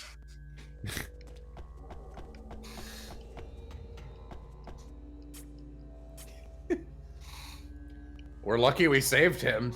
I mean, I guess if you're gonna lose one person's memories, you would want it to be one of the new guys, right? Like, yeah. Yeah, probably. This game gets into some pretty dark topics where, like, there is a character who just doesn't feel like they're contributing to the team, and like they feel like they're a failure because they do beef missions consistently, and if you don't talk to them enough or help them with certain missions, they will willingly go outside, lose all their memories, and come back and be like, I don't know what's going on anymore, because they were just like, maybe the new me will be better. It's like, fuck, all right. Jeez. Jesus. Yeah, it's pretty rough stuff. Stupid plan, though. Yeah. I feel like I'm too much of a burden, so let me lose all my memories so you guys have to babysit me. Yeah. I never said it was a great idea, but... No, it's a neat concept. The pitch of this game is neat. I wish we got to explore it a little more so far. I mean, we've been playing for like 2 hours. Yeah. Maybe just one. Wait, am I crazy? Yeah, no, 2 hours. Yeah. No, this game, like I said, it's definitely more of a, like, play it sort of a thing. Which I realize is not the best decision for a stream, but yes, for a game that I loved from my childhood and I wanted people to know about, and yeah. So, this is also available on PC for free. Like, you could just get this. And it's old as hell, so, like, it works on basically every computer except for mine. But I think it was mostly just because I was trying to stream as well. You were trying to stream it, and you were streaming it to me. Yeah, so... Yeah, on Plaster was like, hey, can I crush Neko's The Sexy Brutale stream on Monday? I was like, I mean, yeah, if your computer can work, because her internet's really bad. Oh, yeah? Yeah.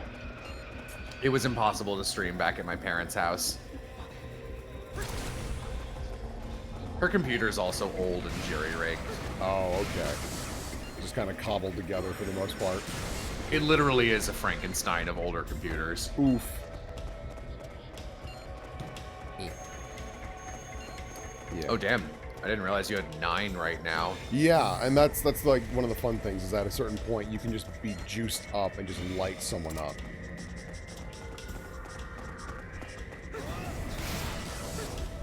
Wow, 1 damage. Thanks, Edgar. He's doing it! Oh, that was a Psycho Spear. That would have been really bad. Yeah, I don't know if your 18 health could take it. Well, it does 7, so...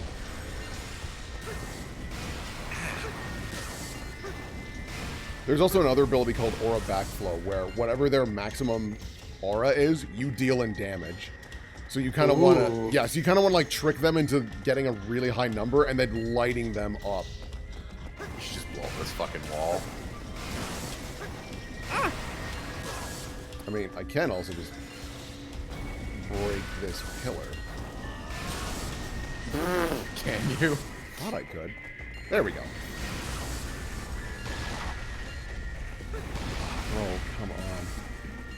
I should really try to get the Psycho Blade. I'm running. I'm running.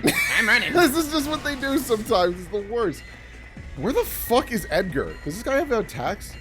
Oh, he must have a long range, and that's why he's not doing shit. Here it comes. No, he's got bomb. That's why he couldn't use it, because we were in a roofed area. Okay, bullet of fire. Psycho Blade. Okay, we're gonna end this. There we go. Come on, buddy. There we go.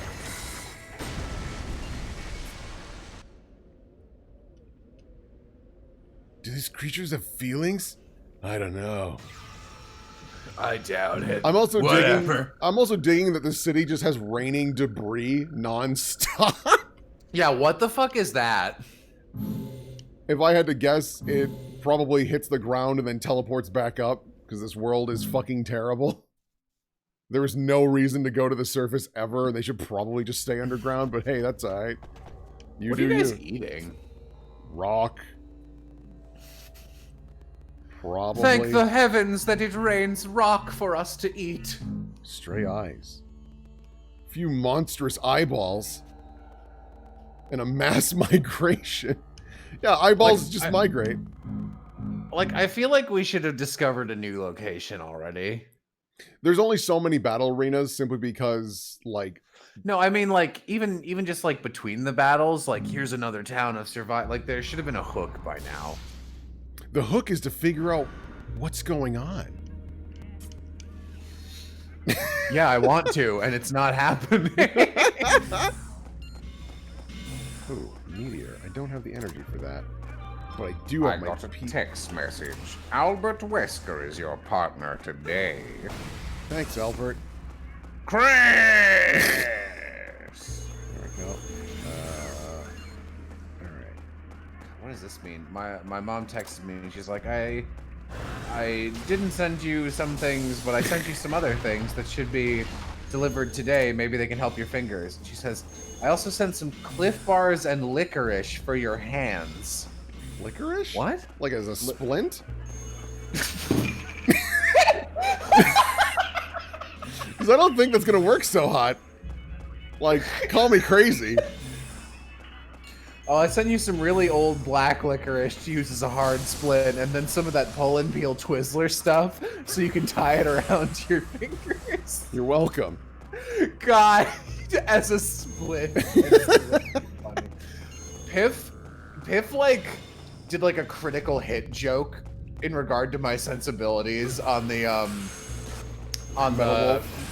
Metal Chaos. I was gonna call it Metal Gear Chaos, which, like, honestly, kind of Metal Wolf Chaos game stream where we were doing some bit in the menus and it was pretty funny, and I don't remember what that was, but we were like already kind of half laughing, and the game just starts and your announcer lady, who's a psychopath, Jody, just goes, "Whoa!" out of nowhere, and we both laugh, and Pip goes, "Whoa!" Oh, yeah. And, like, I laughed pretty heartily, and then was like, Pip, I need you to understand how funny I found that. No, yeah, yesterday's stream was a good time. It was really good. If you didn't check out the Metal Wolf Chaos stream, I would recommend it. It was pretty fucking funny. Whoa, whoa. I know that I remember it, but like, where is that a reference to again? It's the Metal Gear Solid 5 vocal theme. There we go. Okay. That's probably, like, I was remembering that before I started that story, and that's probably subconsciously why I called Metal Gear, like, Metal Gear Chaos. Metal Gear Chaos. Did you enjoy that little of that? Yeah. He was defensive. Samus. Underneath my sunglasses are kitty cat eyes. Oh, I thought you were just gonna leave it at kitty cats. I was like, ugh. Oh my god, they're just like, my eyeballs are little cat heads. Don't pull out It's like really scary. I hate that image. If they see something interesting, the cats actually like pull out of the socket a bit and look around more. Oh, I hate that. Hello? I'm very weak to eye fuckery. Oh yeah, no, it's not great. Oh, cuff button! Aloha says your character looks like the mix of that dude from a Goofy movie and Vash the Stampede. You're totally right. Yeah. Can you explain what the enemies are? They're just like enemies. They're just like weird monsters. Yeah, I mean, I can... Oh shit, do we finally... Is this Cuff Button? This is Cuff Button! We got Cuff Button, baby! Let's show them how humans use teamwork. I love you, Cuff Button. Cuff Button's a good lad. I don't think anything bad happens to him. I don't remember. Oh, I have 2 bullet fires. That's... not stellar. Holy shit, 8 damage, Cuff Button? Cuff Button, baby! Holy fuck, what are you using? You bring Cuff Button to a fight, that fight ain't gonna last long. God damn. I wish I was as cool as Cuff Button. Are the streams this week gonna be edited and put on my channel? No, I might. I think I might actually cut down the Metal Wolf Chaos one, because, like, that game is very funny on its own. Yeah. And I think Piff and I did some good bits, so I asked him and he gave me permission. I might make a video that's just called, you need, like, all caps, you should play Metal Wolf Chaos.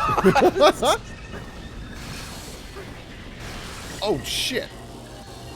Oh, no. Yep. Oh. Whoa, what the hell? What the? Oh, it's my T-pose wiggle. No, that's, they have, like, various pressure and pin down moves. God damn, Cuff Button. They're using... Fuck Edgar, man. Cuff Button's crazy. Yeah, no, I wish we got to hang out with Cuff Button. Oh, shit. T-pose wiggle. Is that ability called crucify? I think it's just called pin down.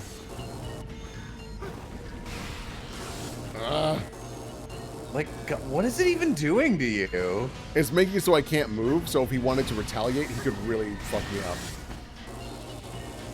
But he just doesn't want to do that right now. I've never seen these games once in my life. Are these games Jello likes? No, the whole point of this is that this week people are pitching games that they really like that are obscure. Except Ruben Aloha, who wanted to do something Pokemon-wise, and they already pitched Pokemon Rejuvenation as a Pokemon fan game to me pretty successfully. So they're going to be playing Pokemon Uranium, which is very silly.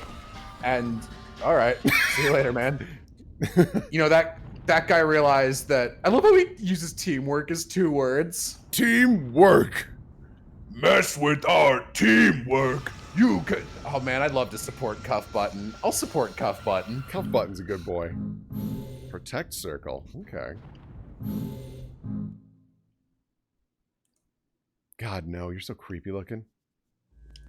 Well, like, not enough happens between the fights, I don't think. Like, this doesn't feel like there's a world or nothing's advancing. It's just like, all right, on to the next battle. And they're so segmented. Yeah. Yeah, and that's why I always think, like, if this game had just had a chance to really stretch its legs or because, like, it had serious limitations being on Xbox Original. Yeah. I think it could have gotten far. But yeah, like, all very fair criticism. Or like maybe even if there was just like we need to study this area, use your powers to blow up this, like it like focused on breaking shit, and there were like areas with no enemies where your goal was to like dig through rubble or something, and it introduced some new powers that like played with the environment a little more. Yeah. That might shake things up a bit. Like, for what it's worth, this game's like, what, 16 years old? Basically.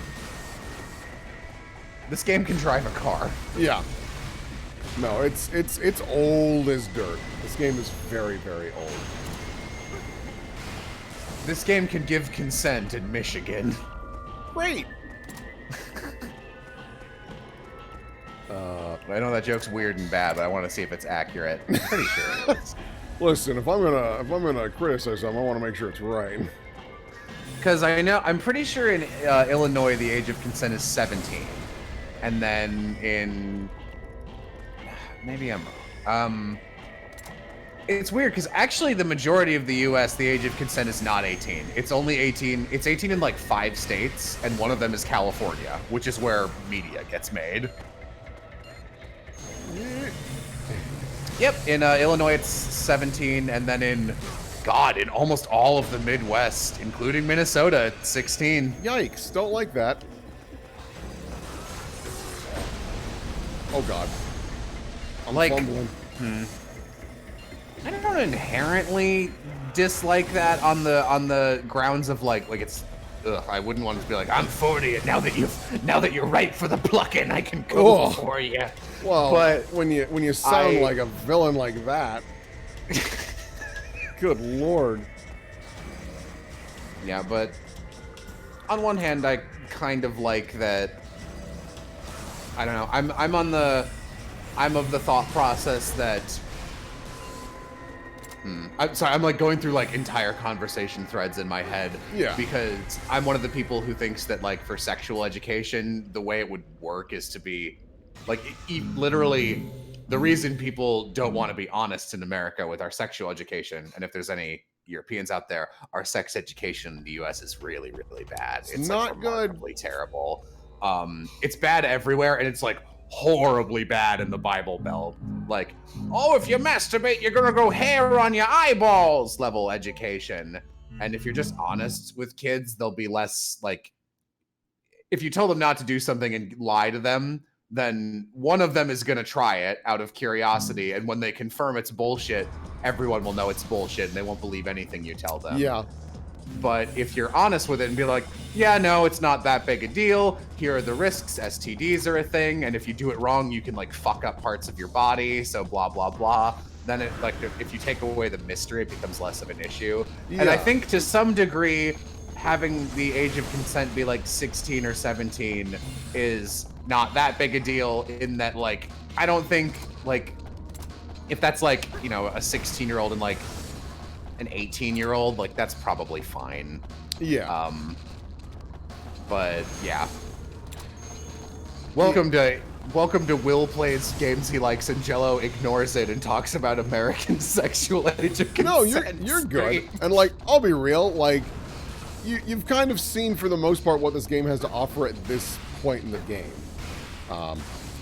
But yeah, no, I would agree that. I mean, because the biggest thing is like kids will do stupid shit because they don't, because it's got the stigma on of like, ooh, you shouldn't do that. And it's like, oh, really? Why is that? Is it cool? It's like, I mean, not especially, but like if it tickles your fancy, sure. People in chat engaging with what I was just talking about in that aloha. This game's combat reminds me of DBZ Xenoverse. Yeah! Yeah. Austin says some states are set up in the way where it's like the age is 16 as long as the other party isn't 20, which yeah, no, that's legit. You think it would be in like brackets, right? Like, well, no, like that makes sense. No, right? I like, get what you mean. brackets. It's just funny like, to have that phrase. Like there's some suspect shit. Like it's pretty sus if you're 20 going after like a 16-year-old, but like it's like that's pretty icky. But like I don't know, if you're 40 going after an 18-year-old, that's like significantly grosser. Yeah, no, you're right. Wasn't that a plot line in one of the Transformers movies? I think actually it was. Yikes. I know this because a YouTuber I used to watch made fun of this. I believe the movie opens with this dad talking to like romantic male lead, who's just like, "You're gross and over the age of consent for my daughter," who I think was 17. He was like, "It's okay because we started dating before that. Like the gap made it weird, so I'm grandfather claused into fucking your daughter." Oh. Also, I hit cuff button. I feel kind of bad. Half your age plus. Oh yeah. No cuff button. Yeah, no, he got paralyzed and I just totally wailed on him with a grenade. What you were saying? Oh my. Cuff button. No. It's all right. He's fine. Someone in chat says the half your age plus 7 rule works fine. You are totally right. That's still the best shorthand, which is if anyone doesn't know it, I think it's the oldest person you should be dating is the youngest person you should be allowed to date is half your age plus 7. So like if you're 20, 17. If you're 22, 18. Because it gets the pool gets wider as you get older, but like it also goes up slowly. Yeah. It makes for a good graph. That makes sense. Do you need yeah, someone in chat in regards to the Transformer guy. That was it. The boyfriend brings the literal printed out law, which that's just a giant red flag. Boy, is it. Like if someone prepared the Romeo and Juliet clause in their pocket, like they were ready to be like, isn't it weird that you're fucking that underage girl? That's not a great sign. Yeah, not stellar. Maybe don't. If you're 4, it's not. Yeah, the half your age plus 7 rule just assumes that you shouldn't really be seriously dating anybody until you're 14, at which point the age is 14. Yeah. There you go. Science. Or math. Both. Alright, home ec. Wait, shit. The 6th element. Okay, Sama, do you need something?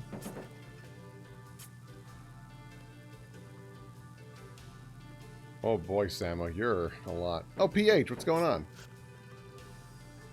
Yeah, PH, let's go, buddy. Is he basic?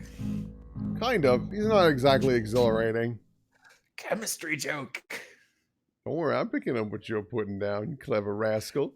But we gotta find a recipe. Destroy the defense. Skill while inflicting damage. Like, I can't remember what these guys remind me of, but like I've seen their exact design in a game with a lower poly count. Bullet of fire. Sonic boom. Okay. Sonic Boom. Sonic boom. God.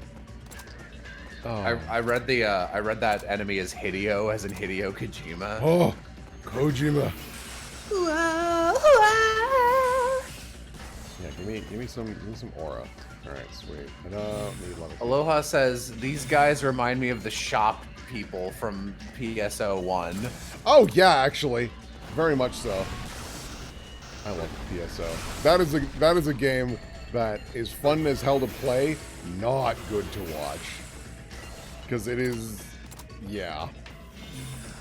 Yeah, I felt bad because even like in a game as simple as Skies of Arcadia, I ended up like doing the thing I was worried about and like middle managing a lot of Austin's like backseat RPG battle links. Just like, oh, if you do this, it's more efficient. Luckily, no one knows this game, so I can be bad and no one super knows. Yeah, no, it's true. Oh my god. Skies is also one of those games that I got down to a science because, as Austin found out, there are too many encounters. Yeah. Especially in a game where you want to be like flying around looking for discoveries that are invisible.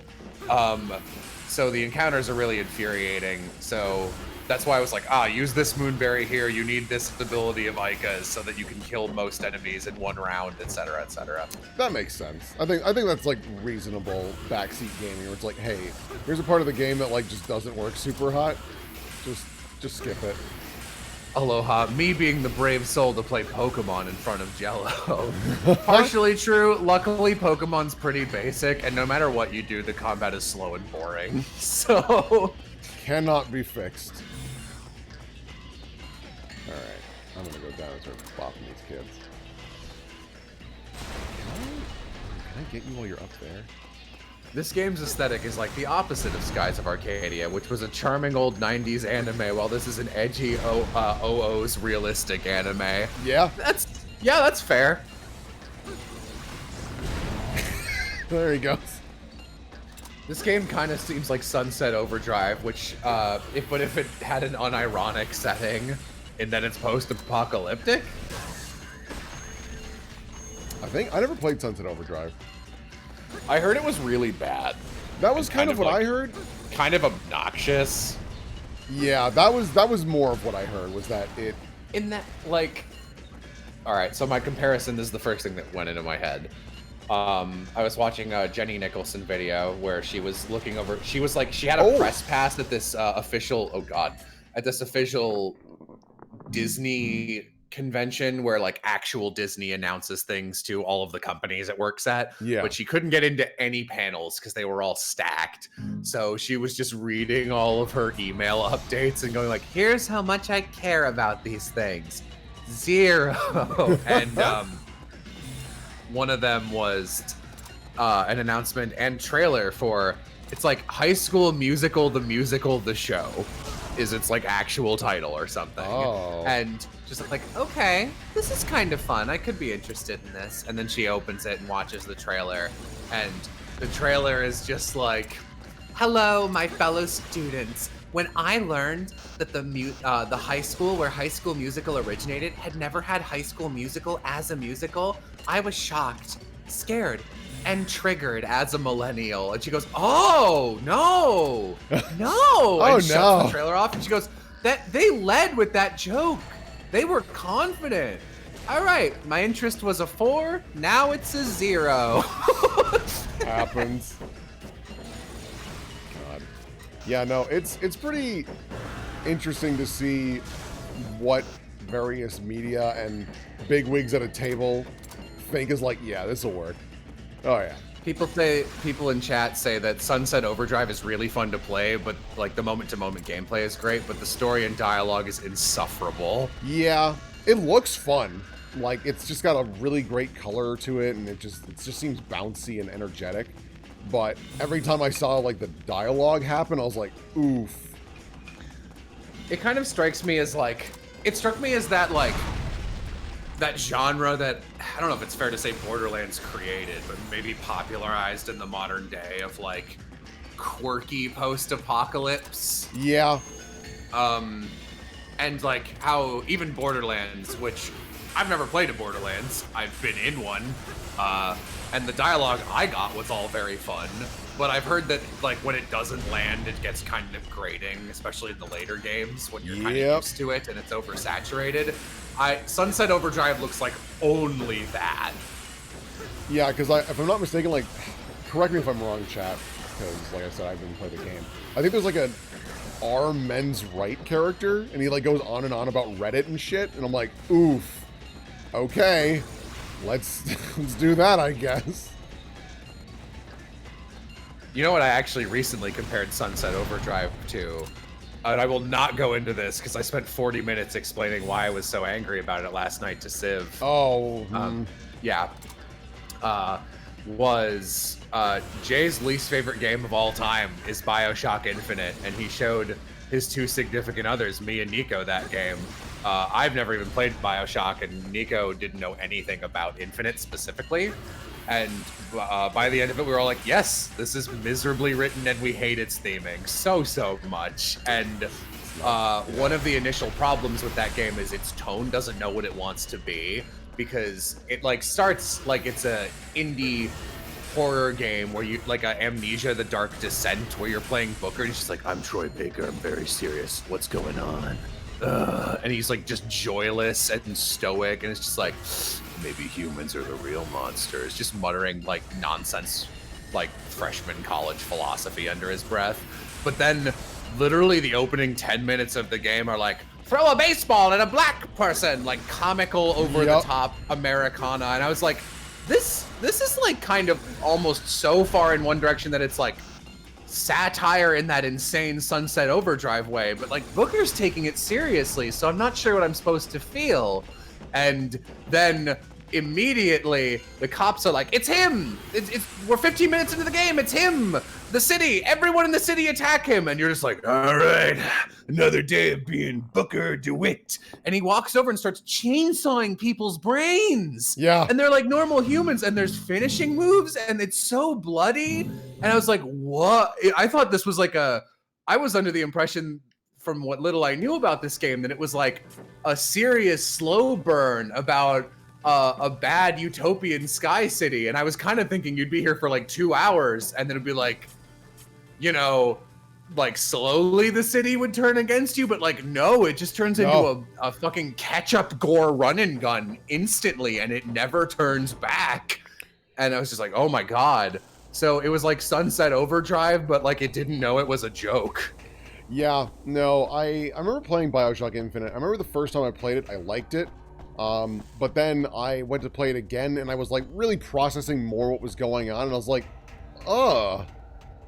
I don't like this. Yeah. Oh, no, I won't go on about it, but there are a lot of things I did not like about BioShock Infinite. Yeah. And obviously, I won't go into spoilers, and I'm not going to start this, but, fucking The Last of Us 2 is the most miserable gaming experience I've ever had. And I played Death Stranding and Overwatch. I fucking hate The Last of Us 2. It is, ugh. I love, like, your frustration here is warranted, but it comes from such a different place that I'm very amused by you putting Overwatch on that trio, because... Yeah. I don't like Overwatch at all. But, like, The Last of Us 2 is miserable to be miserable. It never has levity, and it never... there's no hope. There's none whatsoever. It is just an awful experience. And the gameplay's not great. Like, it's clunky. It's not that good. And everyone that thinks it's super deep, I'm like, cool. How's that DeviantArt page going for you? Because it is edge to be edge, and there's no substance at all. it's just a miserable experience. Yeah, And- 2 people, real quick, a couple Yeah. people in chat are like, I'm legitimately surprised the Vox Populi, who are the black underclass, become the bad guys for like the latter Whoa. 2/3 of the game. Yep. The other problem is that game is like, it's just racist in every direction, which like, it like equates all racism. The same, which is like, Which, like, it's got, like, Irish racism, and I'd say primarily it's black versus white, because that's the easy one to do if you're an American developer.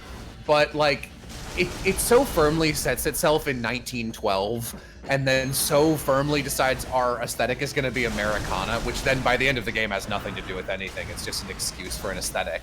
Yeah. Which is a bummer, because on paper it's one of the best parts of that game, but they don't do anything with it. They don't say anything. It has a and cool the problem vibe is, and then just bails on it, yeah.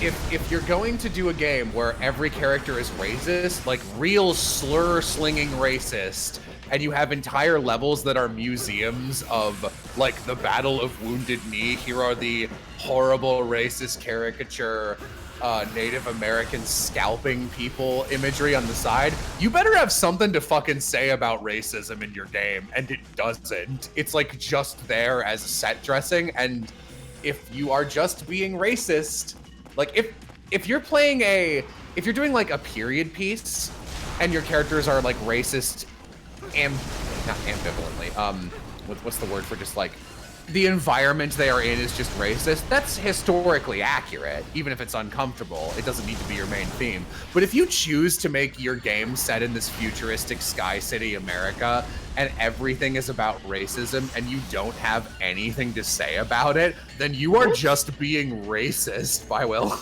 Yep. Yeah, no, it's pretty uncomfortable. It's not great. Ambience. Yeah, that was it. Ambiently It's racist. a shame because, like, Bioshock 1 and I would even say 2 are pretty solid games and don't dabble in that shit anywhere. It definitely dabbles into, like, class and shit like that, which is cool. It's like, hey, you know, this got all fucky because, you know, class war and shit like that. And people just thinking they're better than everyone else and just like their downfall. But, yeah, no. Oh, shit. Hey, Meister, you want to help? Nah. Oh. I'm really glad that your partner doesn't need to live. Survive. There are some missions where it is very, very important, and it sucks. Someone says, so you finished The Last of Us 2, Jello? I've never seen. Will is streaming it to, I think, Yam and Civ. I'm not. And a couple watching that. others, I'm not and involved. we are, I think we're like a couple hours away. I don't want spoilers, obviously, because I've already slogged through this much. But I hate it. I have nothing positive to say about that game other than I'm really excited for the credits because it means I don't have to play it anymore. Yeah, it's awful. One of the reasons, and like Last of Us 2 is coming out of the gate getting a lot of heat for that because like it's not a good time for a misery porn game in real life. Well, it's also about like a disease, and we got other shit going on in the world. So, and like yeah, and like partially, like. I haven't played it, obviously. Partially, you can't blame, is it Naughty Dog? Naughty Dog for that, because, like, I'm sure they started developing this game years ago. They had no fucking idea. You can't change the game like that, but it's just the wrong time for this game to be released, and it's coming out with a lot of, like, I don't know about this one, guys. It's pretty divisive. And Bioshock Infinite was considered a classic for a long time, or not a classic, but like it got a lot of critical praise. And Jay was like, "You don't understand how mad I was that people loved this game and thought it was #deep." Yeah, it's not stellar. Oh god. Oh, that just broke. Okay. What's your opinion on Burial at Sea, which are the two? There's 2 episodes, DLCs for Infinite. We didn't play them. Jay has never played them. Nico really wants Jay to play them for us. And apparently the public consensus is where Burial at Sea is where people started to go, actually, Bioshock Infinite maybe sucks. And we are hypothesizing without playing it that the reason is it's the same terrible, terrible writing, but in a setting that people already liked, and now that there's like, now that it's not all this new Sky City shit distracting them, they're just like, wait, is this actually shit? Yeah. I didn't really hear... It was weird, and it makes sense, obviously, in hindsight. But, like, I didn't really hear much about Bioshock Infinite's DLCs or whatever. But I kept hearing, oh, Bioshock Infinite's the best ever. And then the DLCs came out, and, like, no one talked about the game anymore. And I was like, oh, all right. Yeah, that's not a great sign. Here's a question for you, Will. What's a game that has really great DLC? Ooh. I'm not just saying this. Like, I've genuinely heard this. I'm not just saying this because I'm in them exclusively. The Borderlands 3 DLCs all look more interesting than the base game to me. Yeah, so I played Borderlands 2 more, and I haven't played 3 at all. But for Borderlands 2, while all the DLCs are not amazing, they all have something to offer. Like, either they're actually genuinely funny, it's a cool setting, what have you. But the one that actually just, like, slam dunks it is, for Borderlands 2, I think it's Escape from Dragon Keep, or something like that. It's the D&D joke one. And obviously, haha, Will likes D&D one, no surprise. But it's, like, genuinely funny, and it's got some pretty good beats in it for just, like, storytelling. It's long as hell. The environments you're going to are fun. It pokes fun at Dark Souls and a shit ton of other different games. And it's just... it's a good time. Someone said Shovel Knight. I wouldn't consider the Shovel Knight updates DLC because they're free. I think they're really cool. They're very impressive. They are essentially like their own little games. I'm so excited for Yacht Club to eventually get to make something that isn't Shovel Knight. Yeah. Because they like pioneered kickstarting indie games and did such a great job, and like really, to a degree that I think is unfair to them, have been being like, well, we said we'd do all these things in the stretch goals, so we just spent another 11 years doing all of them. Yeah. And they did. And they do a good job with all of them. It's just like, God, I want you guys to be free from your shackles. Like, let me pay for these additional things. Yeah. I mean, I wouldn't be surprised if when they're all done with that some studio reaches out to them. Like, I mean, Capcom might be like, hey, you want to make a Mega Man game? Because, like, we clearly aren't going to do it. And people like your shit, so why not? Civ says Far Harbor and Fallout 4 is better than the base game. Oh, I believe that. Civ has commented on that being a very good time. Oh, Hollow Knight DLC. Yeah. There's a lot of more modern DLC, like someone else said someone else said the Fallout New Vegas DLC. It's weird. In both Hollow Knight and Fallout, which are rare games you guys are suggesting that I have played that have DLC,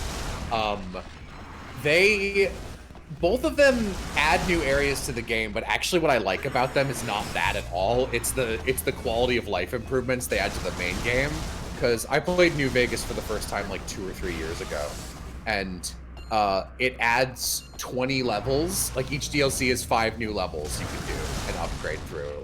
And I level capped pretty fucking early. Like, I hadn't even explored half the map, and I'd done 2 out of 4 DLCs, and I was at level 50.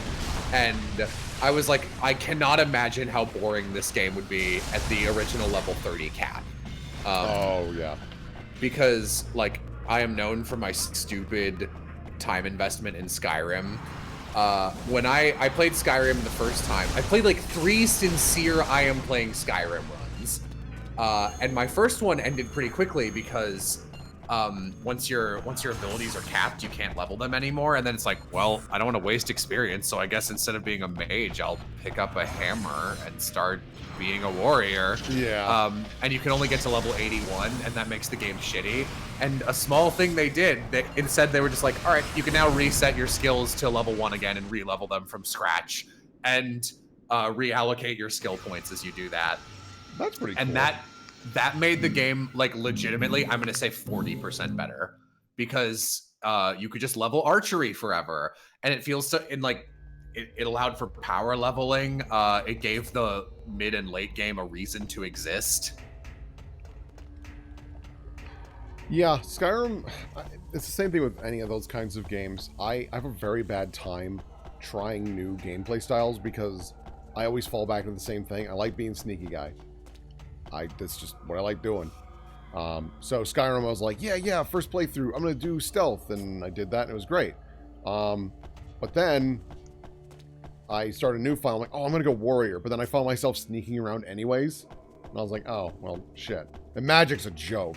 I already don't like magic, but God, magic sucks in Skyrim, especially compared to Oblivion. So, but yeah. Someone in chat. I was on a quest in Skyrim to unlock the master level spells and every type of magic. Man, what a huge fuck you the entire like magic attack system in Skyrim is. It's just like incredibly the worst. Yeah. It's you can kit your entire self to only being good at magic, and it's still bad. It's still worse than anything else. And then the master level spells are like, this will cost 7,000 mana, so you have to get the master perk to even use them. Jesus. And then it's like, once you do that, it's like, it takes, I don't know, like 15 seconds without getting hit to charge a spell. It's like, what combat do you think I'm gonna be in where I can use this? At what point do you think this is gonna be viable? What tips would I have for someone who's about to play Skyrim for the first time? A lot, honestly. I don't even think I should be near someone playing. Don't be a mage. That's probably my. Use the alchemy bug plus enchantment to make spells free. How about they just make a better game? Yep. Oh, what about Skyrim's DLC? Actually, compared to the base game, I think the Dragonborn DLC is pretty fucking good. You get a whole new island. There's new enemies. There's like good new items. There's a cool pirate hunt, like pirate treasure hunting quest. That's it's an like they give you a treasure map, and it's just like, we're not giving you quest markers. Figure it out. And then the reward is like a pirate horde with this new unique set of like, it's literally piles of gold that you can pick up, like huge mountains, and they're each worth like 1,500 gold. Jesus. And it's cool. And then the rewards for all the quests in that are really cool. Like that pirate, I think, has water walking boots, so you can just stand on water now. Oh. Well, that's always fun. Hermaeus Mora. Yeah, why would you shoot them? Why would you throw that DLC under the bus? I have an ongoing, I don't know how to start this phrase. So I played Skyrim 3 times through sincerely, and I had to come up with like ongoing lore my second 2 times to keep me interested. And the my character's personality in my second run was that she wanted to, like, I made her explicitly because I thought that Skyrim was awful about having you actually change anything. Like, your actions don't matter. The Civil War isn't a real thing. You can end it in either direction. Nothing changes. There's like, they didn't even remove the soldier camps. They just didn't give a shit. And her goal is to do any, like, chaotic neutral, do anything that will leave an impact that she's done something. And she liked feeling that she was like kind of all powerful and could make a difference. So this accidental lore with her came up where she hates the Daedric princes because they're the only characters with dialogue you can't skip through. And she despises Hermaeus Mora because all of the other Daedric princes are like, oh, I'm Sheagora, I talk like this, and at least it's a normal human pace. But Hermaeus Mora talks as slowly as possible and manages to say nothing. and so now I think Aram is the one I complain to this the most about, but I fucking hate Hermaeus Mora. Give me defense.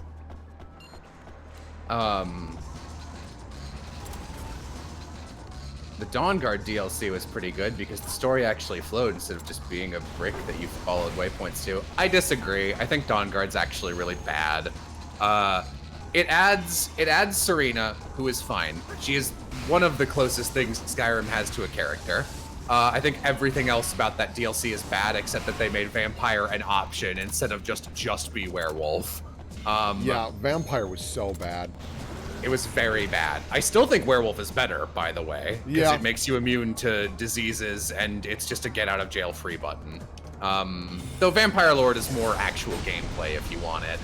But the reason I think Dawnguard is bad is because the 2 new areas it adds, the Soul Cairn and the Forgotten Vale, are literally just empty fucking swaths of nothing. There's nothing cool to find in them. Yeah, and there's no map. Yeah, they're like the size of an entire hold. They have no landmarks and there's no map. It sucks too because they introduced crossbows and I was really excited about that. I was like, that's gonna be they're cool. so bad. They're not great. And I was like, fuck, man. Anything?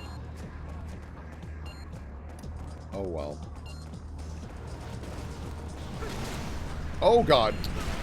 Someone, not ready, unsteady, go says, that's actually a cute name, says, Will, I'm currently catching up on Ebon Ward. I'm only halfway through. They're fighting a giant turtle in the abyss. I love it so much. You are an amazing GM. Thank you.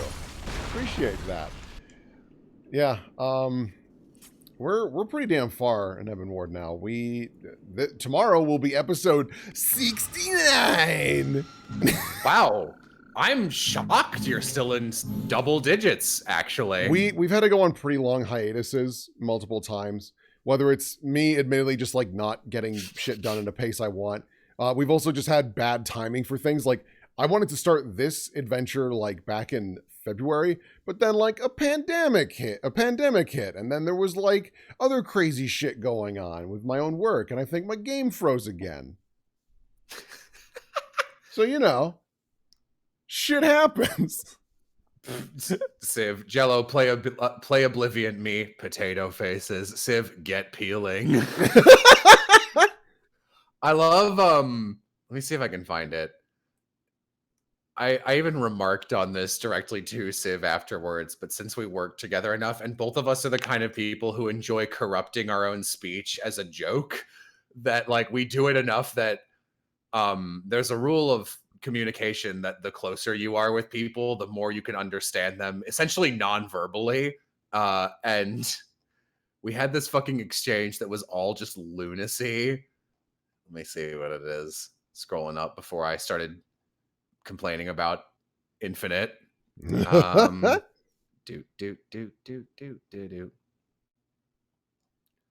what a fucking nightmare this is. Language.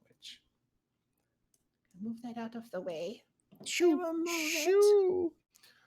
Oh, I showed Civ a picture my friend took of some pretty skies where one is a rainbow and the other looks like the evil empire sky from the same day. Civ goes, skies be crazy. I say, skies be our crazy legends. A joke just for you as a treat. And they were playing The Last of Us and we were like waiting for you guys to finish so we could do something else. So I added her and said, at me when last is lost. And Civ says, okay, let me go pee, then we can scream. Well, my game froze again, so. Woo! Woo! Yeah. So. Has anything happened? I've been pretty much exclusively reading chat. No, you're good. I respect that. I think we were getting close to the next plot point, but it froze again because it's old.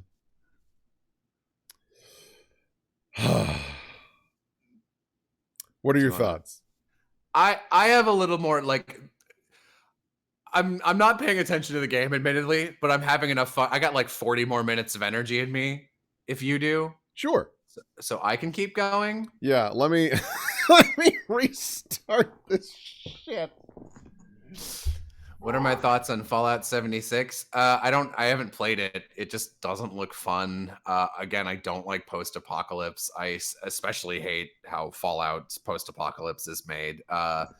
And I like, for what it's worth, I will give Bethesda credit for that. Well, no, okay, I should give Obsidian credit for this. Yeah. At the very least, I do think Fallout New Vegas is a good critique of blind American patriotism and capitalism, which which BioShock Infinite was remarkably bad at being. So I'll give it that. Yeah. The most damning thing I can say about BioShock Infinite is it is a game about murdering evil capitalists and racists, and I like wasn't on board for it. Yeah. And I'm Jello. Wait, the Jello? Aram, wow, cool wasteland. I love that image of like the meme template of Gundam, war is bad. Wow, cool robots. Yep. It's so good. It's such a weaponizable format for idiots. Are there any sorts of apocalypses you can think that can be cool under certain circumstances? Apocalypse stories need to have hope. Yeah. Hopeless, drear apocalypses aren't like I get them away from me. Looks at the Like Last this of Us one. 2. This one has a cool concept underneath. It's just that nothing's happening. Like the one we're playing. Nausicaa of the Valley of the Wind has a good post-apocalypse because it has cool, specific, unique lore. Even though it's a desert, it's like a weird poison bug desert, and then I'm mostly thinking of the manga. The movie's pretty good, but it's only like the first 10% of the story.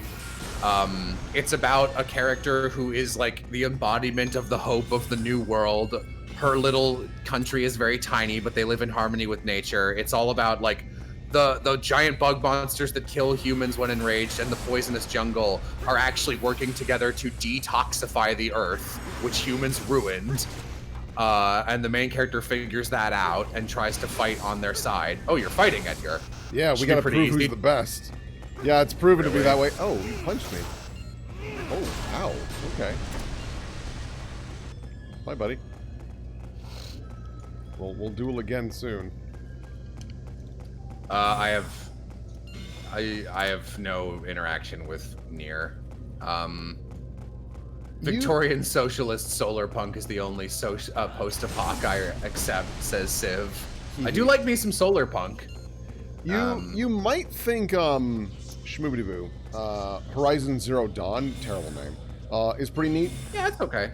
Because at least like it's got a cool vibe and like people are trying to be better. Oh, I thought I could jump around the corner like that. Aram says what I'm thinking, which is Psycho Blade seems like just by far the best skill you have. It actually hits and deals a ton of damage. Oh, Promised Neverland. I didn't get far. I'm only on the anime because Will and I watched it and had probably the best anime watching experience I've had in like 8 years. So I'm waiting until the second season comes out so we can hopefully continue that. But yeah, I don't really think of that as post-apocalypse, even though it probably is. It's just like its own kind of setup. It's also a small-scale story. Edgar, he's not coming home. It's my mistake for letting you battle and oust him from the city. What? It's him. He won't die. What the fuck? Yeah, I guess we kicked him out. I don't think I'd like Nier either, from the bits I know about it. What about Splatoon? That's a good post-apocalypse game. Yes, actually, I really like Splatoon's post-apocalypse take, because I'm pretty pessimistic on humans. I am one of those humans are the virus kind of people, just because historically we are, and biologically we are.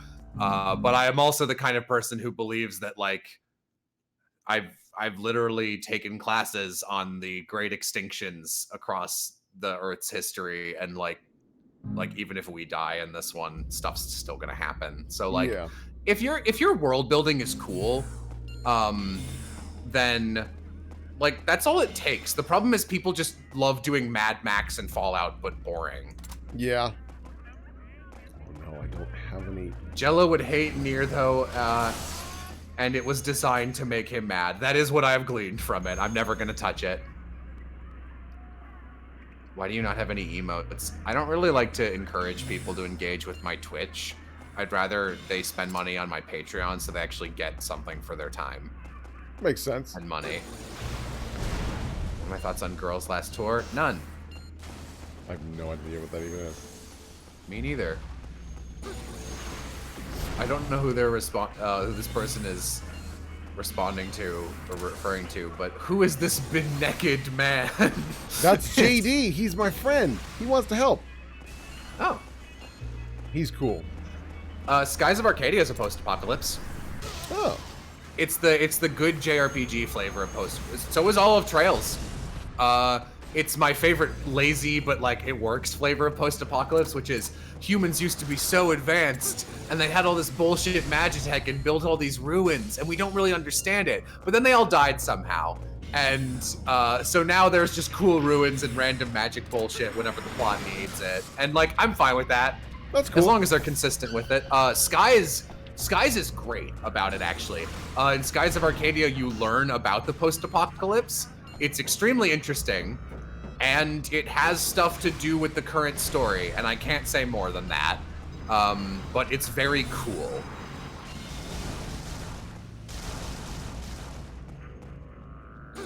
That reminds me, I need to go finish Trails of Cold Steel 1.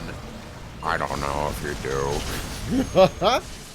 Maybe just skip to Trails of Cold Steel 3. Not bad, dude. What? You were searching for me? I'm not ready to return to the visions. Sorry to do this, but I'm gonna split. All right. Bye, Okay, JD. Morpheus. We got Trench Mortar.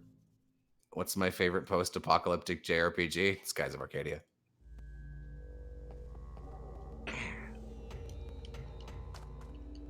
Got another mission?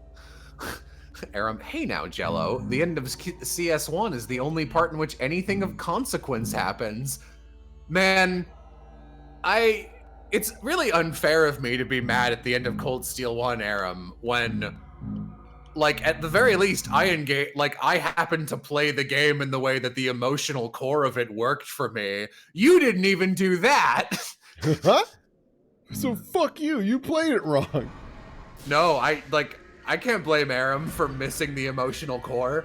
It requires you to engage with a specific character who is not only completely optional, and you never need to talk to them or use them, but like, I would actually say they are the least likely character to interact with if you're being practical.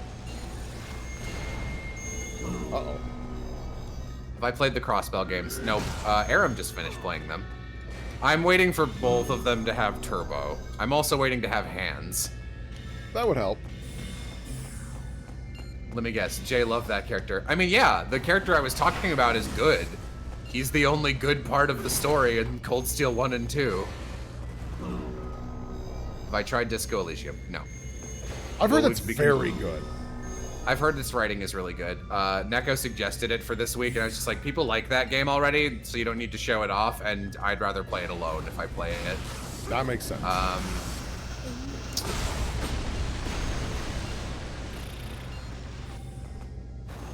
Oh yeah, Wind Waker is post-apocalypse. I think in the greater Zelda timeline it makes no sense, but the Zelda timeline makes no sense, so it's fine.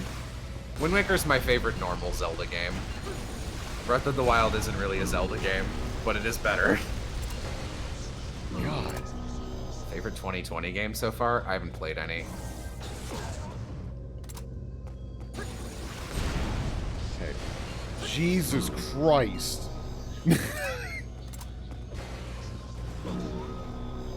Is this what we're gonna... Where the fuck is Cuff Button? Help me, dude. Cuff Button's also being stun-locked. Probably. What do I think is a good zombie game or movie? Oh man, tough question. Zombies are bad. I like Cabin in the Woods, which has zombies in it. Does that count? Probably not, because it's not the focal point. Yeah. Bastard. Would I call Minecraft a post-apocalyptic game? Probably not. Does Minecraft have lore? Actually, don't tell me. I don't care. Dead Rising 2. Actually, someone was suggesting that game as maybe something to play this week. It was either Savvy or Piff. Dead Rising 2 is silly. Do you watch post-apocalyptic anime? No. Yeah, post-apocalyptic anime is usually not. Ooh, thoughts on Okami. I have thoughts on Okami. I think it sucks, actually. That's another one of... Jay and Yam love that game. and Jay played it pretty recently. Was like, I kind of wish I hadn't replayed it because he still really likes it. He's just sniffing its butt. I got no other option. Psycho Blade is all I've got. Because Cuff Button ain't doing shit. Nice camera on the desk. Woo! I have seen Shaun of the Dead. It's fine. Yeah, I don't like Okami because it's basically a Zelda game where I don't remember. It's been a long time since I played it. I didn't like Isun. I thought the pacing of the game was weird. At first, I thought it was cool, but like in kind of a Beowulf Odyssey kind of, yes, this feels like an old story about gods where it just kind of keeps going. And there's really like the rising and falling actions and enemies are just sort of random. And that's not really a compliment, but I thought it was thematically neat for the first 30% of the game. Then the game had 4 fake out final bosses and at the 20, 50, and 80% marks. So I kind of just got fucking sick of it. I thought Isun was annoying. The aesthetics and music is really cool. I thought the game did an awful job keying into the existence of a 3rd tier of power-ups for a bunch of your abilities, all of which were used one time to like break a unique chest equivalent or like a wall. So instead of like thinking there's a power-up I need for this one unique instance, I was just like, how the fuck do I do this? Is this a puzzle? And I had to look it up, and I was just like, why the hell would I ever come back to this random spot? Nothing in the game indicated this existed. I'm so mad. Yeah, Okami's one of those games I think I'd like to watch sometime, just because it's like... It's pretty. It's a classic, according to most people. Oh, no. But someone's insistently asking about Splatoon again. Yeah, it's a neat concept. I already said. Kids, I saw you. I haven't played any Wild Arms games. They have good music, though. What about God Hand? Is that a game you've played, Will? I think that might be a Majin favorite. We watched it. I've never played it. I don't know gameplay-wise. Remember we watched all the cutscenes?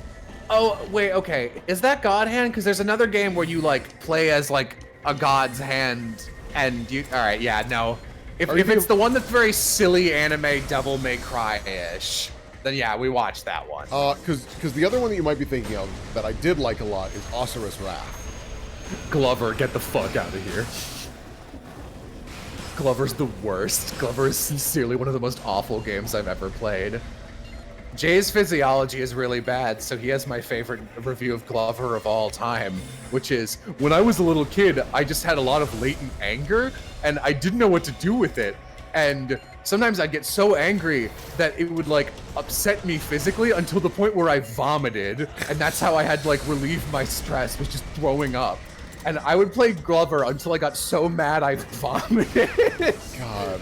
So Jay's review on the back of the Glover box is, this game made me so angry I threw up. BRB, I'm gonna go to the bathroom. Sure. Oh, there we go. Thanks, guard. That's all you gotta say, huh?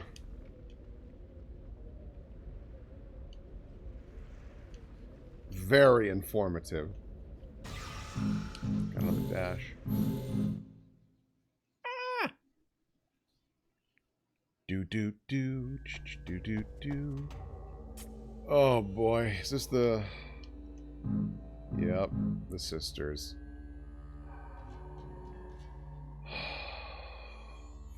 Fuck.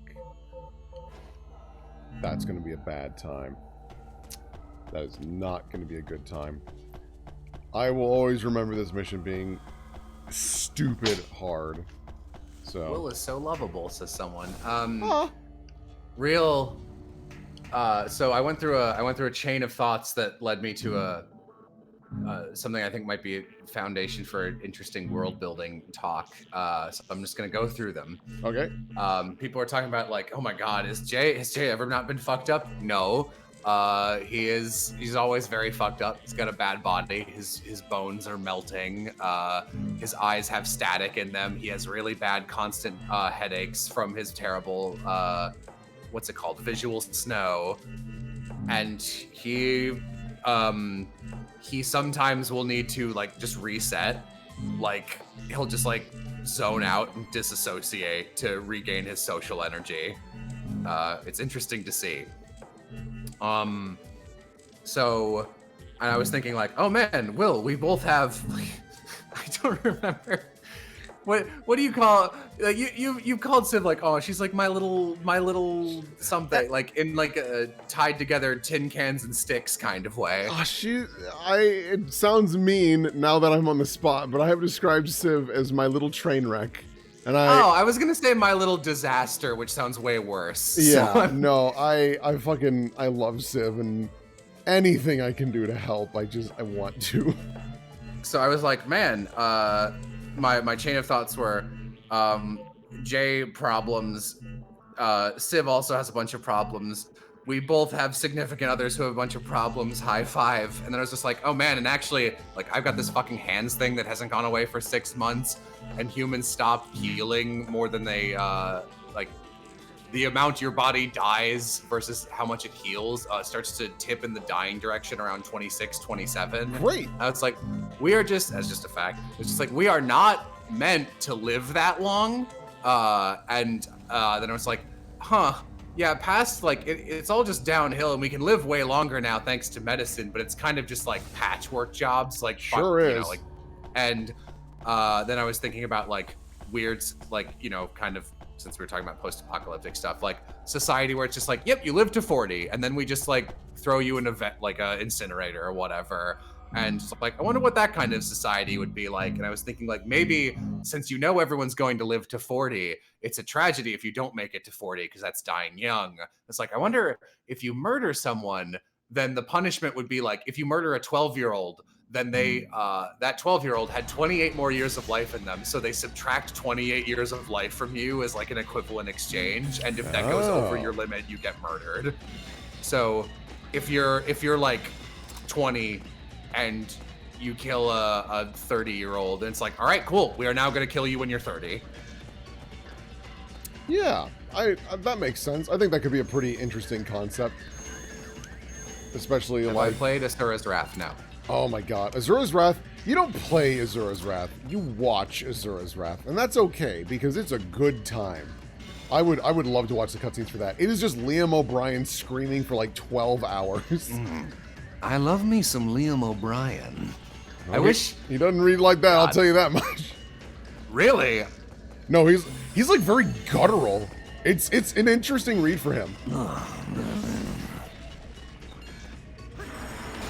All comes for you. Someone in chat.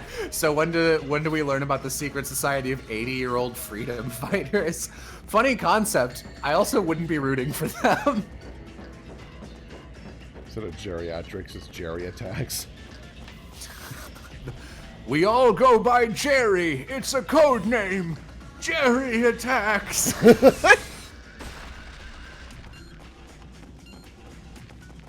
Come here, you bastard. Now that is I like Jello says you went to take a shit and came back with that. I went to pee, and I don't know. That's just how fast my brain jumps from different things. It's one of the things I'm doing with Sweetwater. I need to I just did it. We're fine. I need to oh, it's a psycho sniper. I need to focus on what I'm talking about specifically more often, and Sweetwater is going to be my attempt to do that as a bunch of different characters. It's going to be really hard. Fuck. What else was I going to say? Let's see if I can find it. Oh, yeah, I was reminded of that because the 40-year-old thing.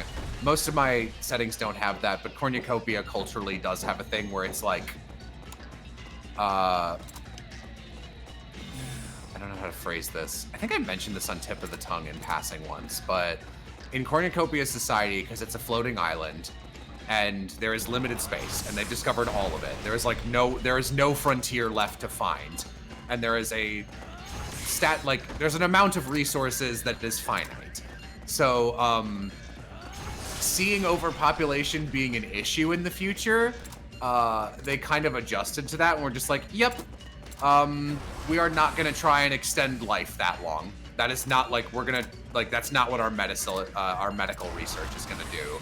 So it's considered really selfish and shitty if a family has like a grandparent that they're like doing everything to like, you know, keep on life support or whatever. It's just like, they had their time, man. So there's not a lot of characters over the age of like 60 in Cornucopia. That makes sense, honestly. I like that kind of world building where it's like, oh, well, yeah, I guess based on the society that you're working with, yeah, that's what you would probably do. Have I thought about doing a reprise of Scooby-Doo movies since there's more now? There's only like 4 or 5 new ones, and they're all bad. Scoob is fine, actually, but they're mostly bad. Do I have plans to resume Nuko? One of the reasons I'm doing this week is because, like, I'm realizing for a while I could kind of half work while I was slowly going down from like 50% pain to 20% at all times, and it has just plateaued there. It's not going down anymore. Yeah. So if I ever want to work on videos or Cornucopia full-time again, I need to get over this, and I just need to not work for some time.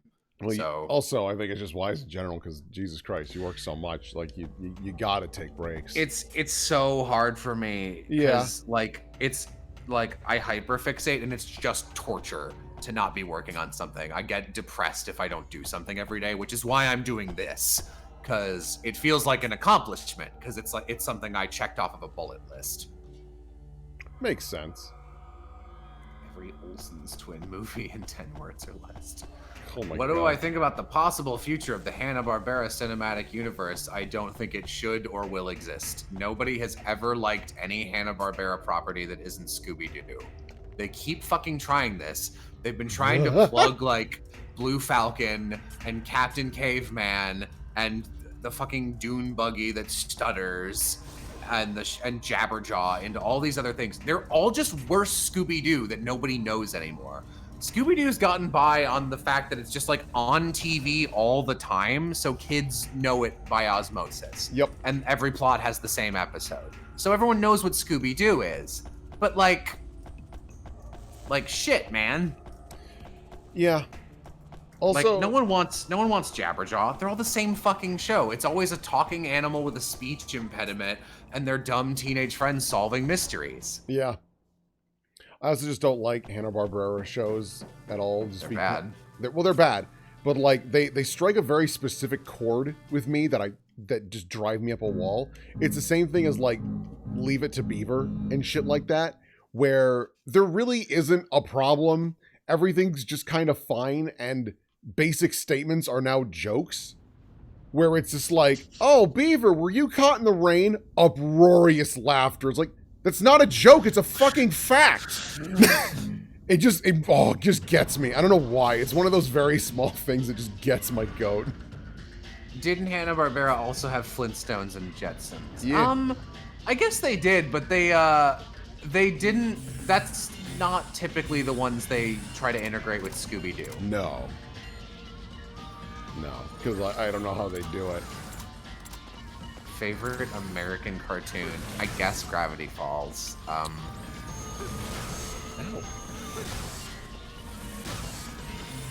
I've still not seen the entirety of Gravity Falls. I thought I'd like it.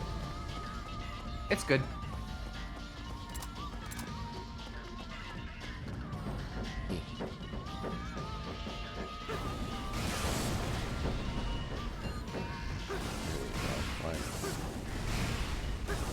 Someone asked, can I still do voice work? I mean, yes, but like, there's not a lot of voice work right now because studios are shut down. Yeah, it's a mess.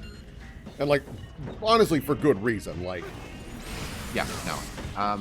Is Avatar American? Yeah. Avatar's pretty great. Someone asked, have we seen Mau Mau? Have we, Will? Oh, I love Mau Mau. God, I would love to watch more Mau Mau. That show gave me so many just genuine hearty laughs. It's been so long since a cartoon did that for me. Right around, yeah. I follow the creator / voice of Mau Mau on Twitter. He's pretty funny, and he was talking. He was just like, that first writing session, we had some of the air pirates or whatever going in, and but we needed to make up like 9 more. And we got yelled at from the office down the hall because our writer's room was laughing so hard. I mean, it shows, like, that might be one of the strongest first episodes I've ever seen. It's really funny. Watch at the very least the first episode of Mao Mao. God, it's so good. Mao Mao, I think it's a Cartoon Network show. It's like about a black cat and a bear and a little bat. It's very funny. Yeah, basically, Mao Mao is this big, tough warrior cat, and he's like, I want to make a name for myself like all my sisters and my father. I need to be the strongest, the best. He's like, and everyone's like, yeah, all right. And he, like, somehow fucks up the cloaking device on this basically utopia of cute and happiness. And he's like, oh no, this is terrible. And the king there is like, oh my gosh, you're going to be a hero for saving us. And he's like, wait, what?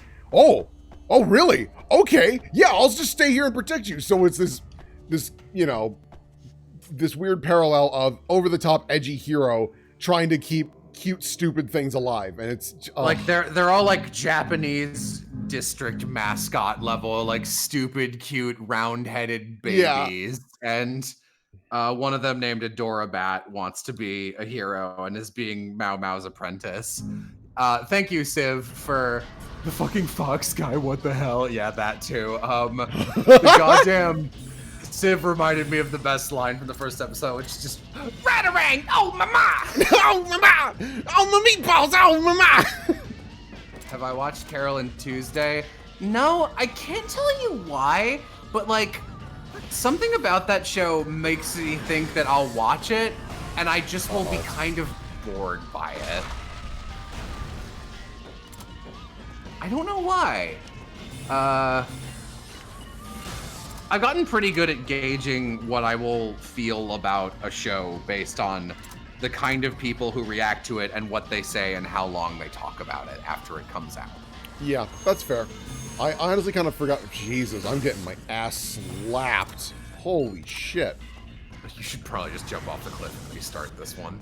Oh, you can call out post incoming, Jello. What? Tell me to kill myself. Oh, they won't even let me do it! Oh, mama! Oh, mama! Huh? Ending already? Man, not what I was expecting. Chunky, I needed your help, man. They beat the shit out of me. Why did Chunky and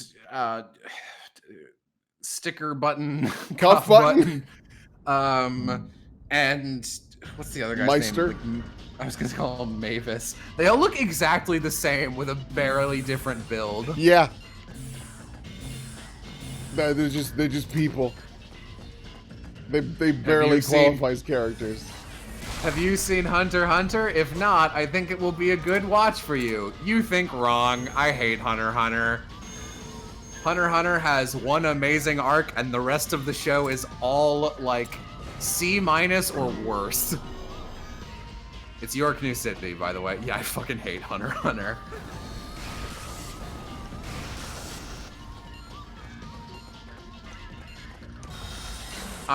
One of my least favorite things is when people defend something because it's different or unique, because it's just like, oh, it's a deconstruction of existing tropes. Like, normally, you'd expect the shonen protagonist to win a tournament arc or to beat the bad guy at this point, but we're not gonna do that. And late game Yu Yu Hakusho and Hunter x Hunter are like nothing but that, and people praise it for being different. But the fact of the matter is, the reason story convention over human history has evolved in such patterns is because it makes for good storytelling. And sometimes if you do something that's like okay, so in My Hero Academia, you know how Deku is in that like tournament arc in the second arc, and he doesn't even come in third, he comes in fourth? Yeah. You know how that happens? That arc still works, because Deku's arc isn't winning the tournament arc, it's reaching Todoroki emotionally, which he does at a great sacrifice to himself. So that works great. The problem is Hunter x Hunter doesn't have an emotional through line like that, so it'll do things like, the first arc is learning how to be a hunter in the hunter exam, and Gon just like loses. Like he just gets axed by a dude who literally looks like a bald Empire extra from Bobobo. And God, Chunky, help me, dude. Chunky might be chunky, but he's not gonna carry your dead weight. They call me Chunky because I'm dead weight. God. And then like, I don't know. Hunter x Hunter is just not a good show. That author also really loves to like characterize and explore the villains in a degree that I always think is bad. Like, at the end of, in Yu Yu Hakusho, the end of the best arc, which is the Dark Tournament arc, which I don't like tournament arcs, but that one's pretty solid. Because the editors were like, Dragon Ball Z's popular, do this. And he was like, I hate this, but fine. And it worked, because the editor was right. They beat younger Toguro or whatever, Toguro brother, who's the bad guy. And then after they kill him, they have this like, here's his secret history with Genkai, and maybe he wasn't a bad guy after all. It's like, that's kind of interesting. Weird note to end on, but okay. And then in the next arc, the bad guy is like another spirit detective like Yusuke, except he quit and watched the chapter black tape of all of humanity's sins and wants to blow them all up by opening a portal to the demon world so demons can come out and murder everybody. And to do that, he has a bunch of guys working for him who are all like serial killers and murderers, and they all have stands. They're called territories, but they're stands. And at the end of that, they're just stands, man. And at the end of that arc, they're going through this tunnel where all of his remaining stand users are, and he's like, you can't get to me unless you murder this child. And Kurama's like, well, it's either this child or everyone, and Kurama murders a child because he's the best fucking character. But like, it's the villain's like, murder this child. And then they fight, what's his name? I don't remember evil guy's name. But they beat the shit out of the evil spirit detective. And at the end, they pull this like weird thing where as they're about to kill him, and they go into the demon world through the portal that he opened, and he's just like, you see, look at this beautiful sky. I came here years ago. I didn't really want to destroy humanity. All I wanted to do was see the demon world again. And I wanted to be with my boyfriend. Also, my death means nothing. I knew I was going to die. I've got demon cancer. And all the main characters are like, oh, you poor baby. And I'm like, what? What? No, what? And then he like dies, and they're like, we honor you, man. I'm like, no. He was not sympathetic at all. He was a bad dude. What is this ending? And then the start of the next arc immediately afterwards is like, we have to go in the demon world to fight the demon world tournament. And Yusuke's like, yo, little baby guy, is there a demon world tournament? Like, is there another way into the demon world? Oh yeah, there's a portal right over here. Wait, what? Then why did the evil guy try and open a portal to kill people? Well, I guess that was just a bad move by him. It's like, wait, hang on, what are you doing? And then like Yusuke doesn't win the final tournament, a random guy does. Like, he loves not following convention, but in a way that's very like real world, like, yeah, you're not gonna win every tournament, you're not Magic. And it's like, there's nothing interesting to keep your focus, does that make sense? Like, you don't need to follow the story convention, but there needs to be an emotional through line or a character arc, and there never is. And that's why that writer, I think, is terrible. And Yu Yu Hakusho worked because he had an editor. Hunter x Hunter doesn't work because he was famous enough to not need an editor anymore. And Gon and Killua are, but Killua's okay. Gon is not a character. I'd say he's actively a bad character. Gon and Killua are best friends, even though their worldviews don't work at all, and they have no dynamic, and they are not people. So that sucks. And the only good arc in Hunter x Hunter is York New City, wherein Gon and Killua become secondary characters so that another character named Kurapika can get revenge on the snake cultists. I guess they're spider cultists. The spiders, who are a group of superpowered bastards who killed his entire race. And it's like, we cannot beat these people. We are like level 20 and they are level 80. And there's like 11 of them. We just can't kill them. So Kurapika's like, look, we all get these super Nen powers. What I'm gonna do is I'm gonna set a condition that if I ever use any of my powers at all, I will be at level 1 for the rest of my life, unless I am fighting one of these guys, in which case I am at level 100. And it becomes this, because he's like, I don't care about anything else. I'm just becoming a hunter to kill these guys. So the arc is him using his wits and bullshit power to like murder 3 or 4 of them. And they don't kill all of them, but by the end they're just like, you know what? Good job killing some of us. You ended up like, and he ends up sealing away their leader's powers so he can't use them for like 150 episodes. And it's just like, you have no more powers, Kurapika wins. And they go, fair enough, dude. And then they leave, and he kills like half of them. He's like, you know what? I'm actually satisfied with that. That's pretty solid by my standards.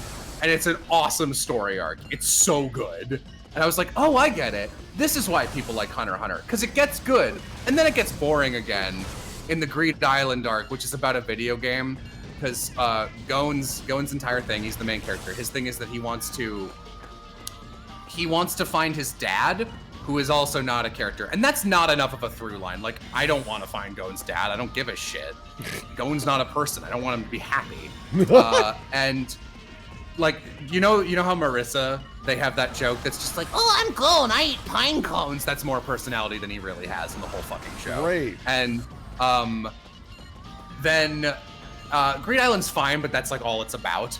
It's just like, you gotta use a clue to find my dad. And then they do, and then they teleport to where he's supposed to be, and then he isn't there.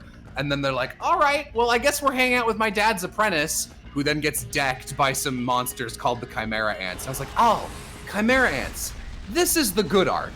This is the one people have been telling me, this is the meat of the show. It's the longest arc and it's the best one. And it starts really good because it's about a bunch of ants, and their thing is whatever they eat, they can pass on half of their ant DNA and half of some of the things they ate, which makes their offspring chimeras.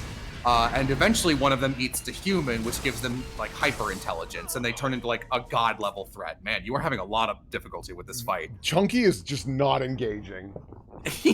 Look at that. You tried killing Chunky. Like, honestly, like, he doesn't even draw their aggro. He's just here. Can you like walk over to him and stand behind him? I'm probably gonna have to just chill out with him, and hopefully he doesn't friendly fire me. Yeah. Oh my god, they can hit you? That actually surprises me. Yeah, it's friendly fire. So, the Chimera Ant arc is like 60 episodes long, which is 3 times longer than York New City. And it has a story that could have been told in the same amount of time. And it'll just be like, we have to stop the Chimera Ants. And they meet this guy named Kite, who they're like, we're friends now. Even though, no, we aren't. And the Chimera Ants are all interesting, and then it cuts back to Gon and Killua and Kite, and they're boring. And eventually, like a super-powered ant gets born named Neferpitou, who's the best character. And Neferpitou walks over and is so busted, he just like they just murder Kite off screen. And Gon and Killua get booted back, and they have to leave. And they're like, "Don't worry, we'll go and rescue Kite." And then it hard cuts to Kite, and he's decapitated, which is great, by the way. I love that. Because Gon's stupid optimism has no base in reality, and he should be punished for it. That's good. But then for 20 episodes, it's 2 training arcs about Gon and Killua, who I don't give a fuck about. And then they get back and they're like, now we're gonna fight the Chimera Ants. And they're not even remotely strong enough to fight the Chimera Ants. And then there's some other guys who are there fighting the Chimera Ants with them, and they're pretty neat. And the Chimera Ants are still neat, and it starts to get good again, and then they're like, all right, it's time to invade this palace. We fought enough of these stand-using Chimera Ants. And a lot of them have been a waste of time, but hey, we're here now. And then the minute they drop into the fight, it takes, I swear to God, I think like 11 episodes to show you 30 seconds of real time of this invasion. That's like not Aloha great. sent me a video. No, it's not. And a lot of people are like, you need to, like the narrator of the Chimera Ant arc needs to be there, and the slowdown works. And like, I don't inherently think that's wrong, because there's a lot happening very quickly. So the narrator and slowdown works. But what happens is it'll be like, hey, remember in the training arc how Gon was fighting a guy who is definitely just Kuwabara from Yu Yu Hakusho again? Nice job, writer. Think you could sneak that one past anybody. It's Kuwabara again. It's like, can Gon defeat Kuwabara? No. Second training arc. And it's like, well, Killua had another opponent. We didn't even show you that fight because it literally didn't matter. And that guy's name was Shoot. And then, like, they drop in, and they're fighting one of the superpower guys, and time slows down to a crawl, and it takes, like, 3 episodes to detail this fight where Shoot is, like, going through an entire character arc fighting this guy, which is like, I used to be a coward, but now I'm not. And it takes, like, an entire episode bare minimum. And it's like, I don't give a fuck about Shoot. He wasn't a character. Why are you spending a whole episode going, here is what Shoot saw, and here is how he reacted within literally 5 seconds. Like real-time 5 seconds. And then he gets wiped out. And he never shows up again. He's not a character. But they choose to spend an episode on that, and they keep doing that. And the way I describe it is, the Chimera Ant arc is the GM had an amazing idea for a villain and an arc he set up with the villain and one NPC. And because the villain's invincible, he can't be defeated. And his wooby, his heart connection is this little girl who's really good at fantasy chess, and he can't beat her, and that pisses him off. And they eventually become friends, and she shows him the worth of humanity. And none of the protagonists engage with him, ever. Not even one time. And instead, another character who's just like, I punch very fast! And the narrator's like, you might be wondering how he punches very fast. It's like, I wasn't actually. This is an action show. I figured he was just the strongest guy and could punch very fast. Well, here's an entire episode showing you how he punched in a field over and over again until he could punch very fast. Cool. You didn't need to show me that. This is a show about ants that eat humans and turn into cheetahs and then use stand powers. I think I can accept that a man can punch fast. And that's not the wildest thing here. And then Perfect Cell, who is the villain, goes off to fight Punchy Fast Man, and Punchy Fast Man loses, but he's like, I had a nuke in my belly, and he nukes him, and then slowly over the last 10 episodes, the Perfect Cell just dies from nuclear radiation. And he dies in a closet, and he never meets the main character or any of the main character's friends. What the fuck? That doesn't make any sense. It's legitimate, and like his arc isn't bad, it's just disconnected from the protagonists. They didn't need to be there. And they're like, oh, well, also, by the way, chat, I haven't been looking at you for the past 20 minutes. I'm just using this stream as an excuse to yell about art. Oh, did you beat the fight? I haven't been looking. That's fair. The best character, you know, Cheetah. The other, please interrupt me if something noteworthy is happening. No, do you get to beat the shit out of Chunky now? No, we're teaming up with him to do... yeah. Yeah, Aloha, the best character. You know, Cheetah, or it's like Cheetar or something. He's just a cheetah. Cheetah gets like 4 fights. I don't understand why. He's not a character. Some of his fights are okay, but they just keep adding fights, and it's like, all right, Gon is going in to avenge Kite, a man he didn't really have any relation with in the anime. I know that in the manga he's in the first chapter and inspires Gon to be a hunter. That doesn't happen in the anime, so the anime doesn't do it. Doesn't get credit for it. It's not like it's not like the anime couldn't have done that. They spent an entire episode showing a flashback of how a man learned to punch fast. So like, it's not like they couldn't have had a, hey, I'm Kite. Remember me, your best friend Kite? But Kite dies and gets turned into a puppet. By this evil cat androgynous person named Neferpitou. And Peter's great, and Gon's like, I'm gonna murder Neferpitou.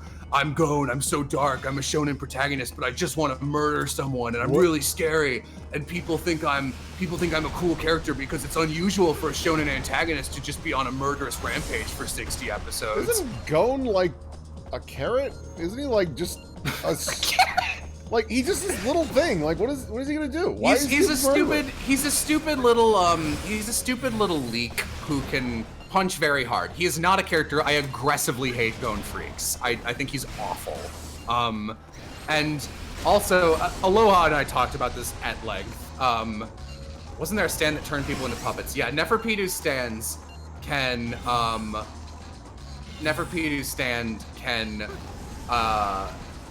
basically, Pitou fights Kite and is like, that was really cool. Kite was a good fight. I want to do that forever.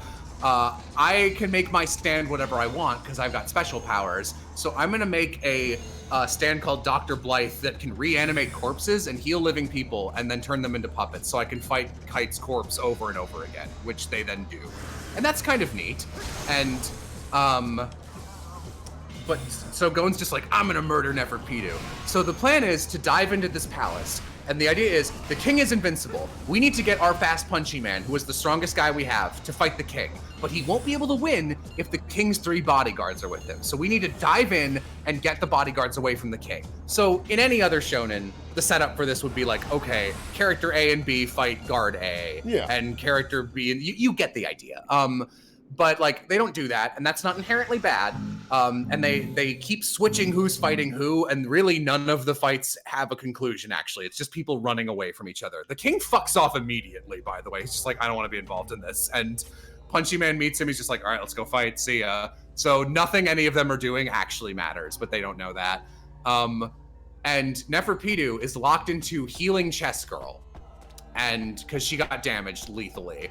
And Neferpitou is at level 1 and can't defend anybody when they are healing. So Gon finds Neferpitou and is like, I'm gonna murder you. Get away from that little girl. And Killua, who is a child assassin, is like, hey man, can you maybe calm down? Shut up, Killua. This is my serious arc. I don't have any anime highlights in my eyes. I'm very scary. And Neferpitou's like, dude, I just gotta heal this guy. Can I heal this girl? It'll take me like 3 hours. No, you can't do that. Can I have 1 hour? Fine, I'm gonna sit here and stare at you menacingly while everyone fights for 20 episodes and we do nothing. And then they walk into the woods and it's like, go heal Kite for me. And Neferpitou's like, oh, this guy? He's dead, man. I can't heal him. And Gon's like, rah! And has like a Super Saiyan angry thing where Gon uses all of his energy and like takes a bunch of years off of his life to age his... Oh, sorry, there's a cutscene. Yeah.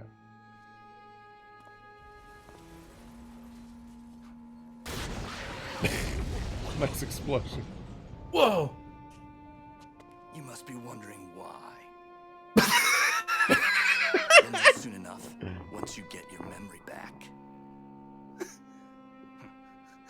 I prepared a So this should have happened 2 hours ago, by the way. Don't feel bad. Yeah, there's a lot more padding than I remember. Wouldn't it be amazing if mid-conversation he just lost his memories? That would God, be... your character's so... you look like a fucking... You look like a character from Rocket Power or As Told by Ginger. Yeah, actually.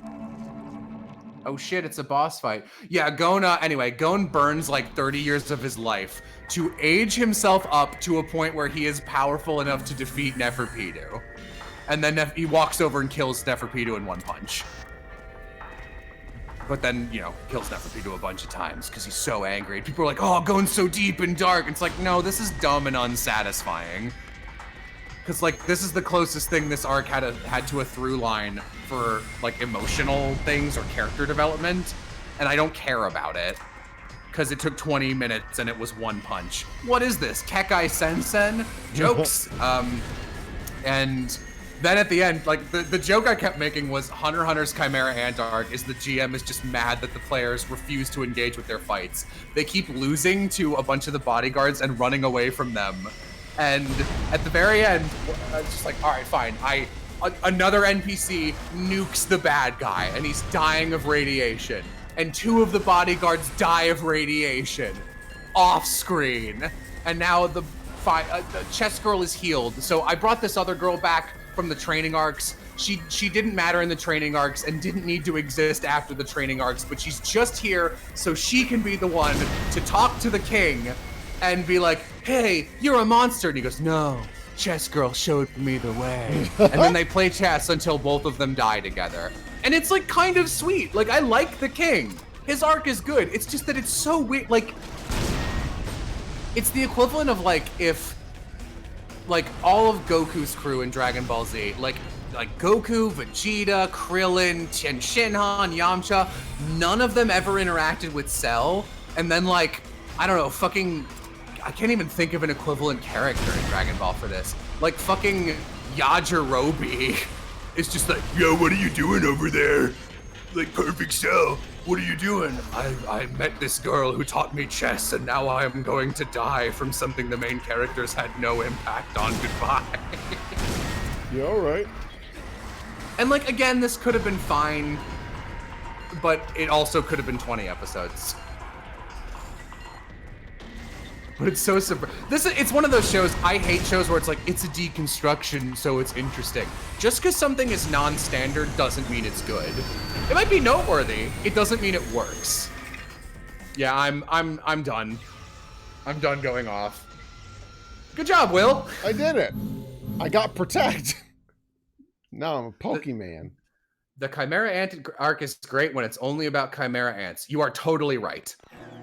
The Chimera Ants are very cool.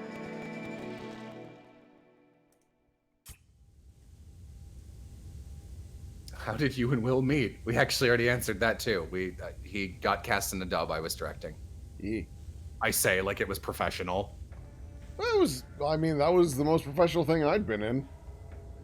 What do I think of Dr. Stone? I haven't seen Dr. Stone. Is it any good? I've heard it's pretty good. I haven't seen it. It came out at the same time as Fire Force, and I thought and I remember Fire Force, people were like, "Oh, this is going to be a new big shonen thing," and then it was kind of, it's fine. And then like silently, Dr. Stone started getting a lot of critical praise, so I kind of want to look at it. I'd be down to watch it sometime. Dr. Stone is really neato. It's got some like real science action going on there. Your Yajirobe voice is really good. I haven't watched Dragon Ball in ages. I'm just doing an impression of the Dragon Ball Z abridged voice for him. Yeah, so if anyone ever wants to check out Hunter x Hunter, I don't even know if there's a way you can just only watch the Spiders arc, which is York New City. I think you could. Like, they have to build up to like, what's Nen and how does it work? And that's their like key energy. But it's got a pretty intricate and well thought out system, but at the end of the day, it is kind of just like, there are 6 types of superpower and they form stands. And I think any viewer on average could pretty much figure out what's going on. Oh, who's this? Is this oh. Oh, it's our new friends. We're teaming up with PH in the strange city. This is just a good take. Somebody.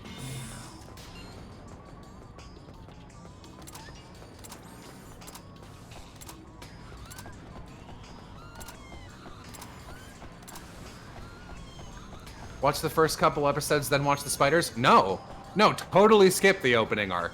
It doesn't matter, because they don't introduce the arcs in a row are Hunter exam arc, which I thought started okay, went on 3 times too long, and then had no ending, aggressively no ending.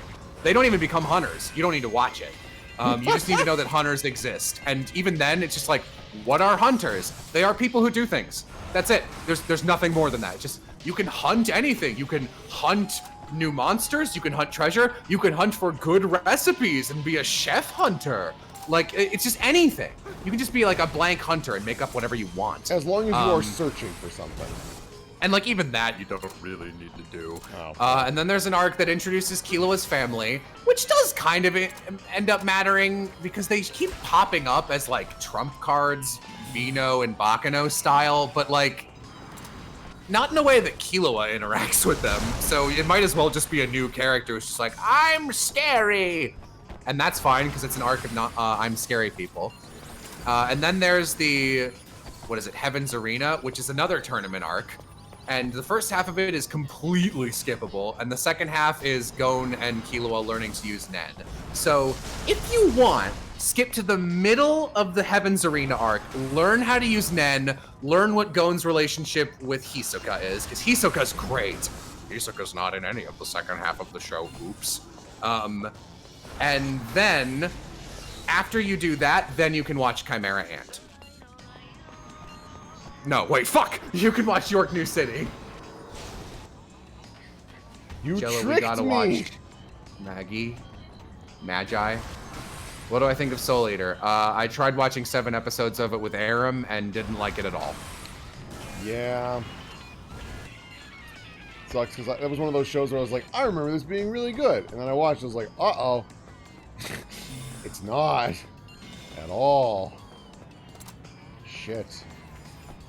Fire Force lost me around episode 9 when they have a female character almost beaten to death and then it doesn't even wait 5 fucking seconds to show forced fan service on her. I didn't make it that far either, but that sounds pretty Fire Force. Fire Force is a horny show and I don't think it works. But if you want, you can watch, I think it's episodes either 3 and 4 or 4 and 5 of Fire Force, because I'm in that. I play the first Infernal who can talk. No, it was cool. That was really fun to watch. It was a good time. Yeah, Fire Force was one of those shows when I saw the trailer, I was like, ooh, okay, I'm intrigued. And then, like, the more I started hearing about it and then seeing, like, its horniness, I was like, I don't, like, it's fine if your show's got some horny, it's fine, whatever. Yeah, I when I got to audition for it, I I read a bunch of the manga to get a sense for the characters, and I was kind of interested in like the concept is that it's sort of a new world, like I don't want to say post-apocalypse, but alternate world where there's like fire-related and sun-related disasters. There's like a church system that's connected to the firefighters. There's a bunch of like, what are these infernals? Why are people turning into basically fire zombies? And the fire zombies are cool. And then it's like this mystery about what happened to what's the main character's name? Played by Derek Snow.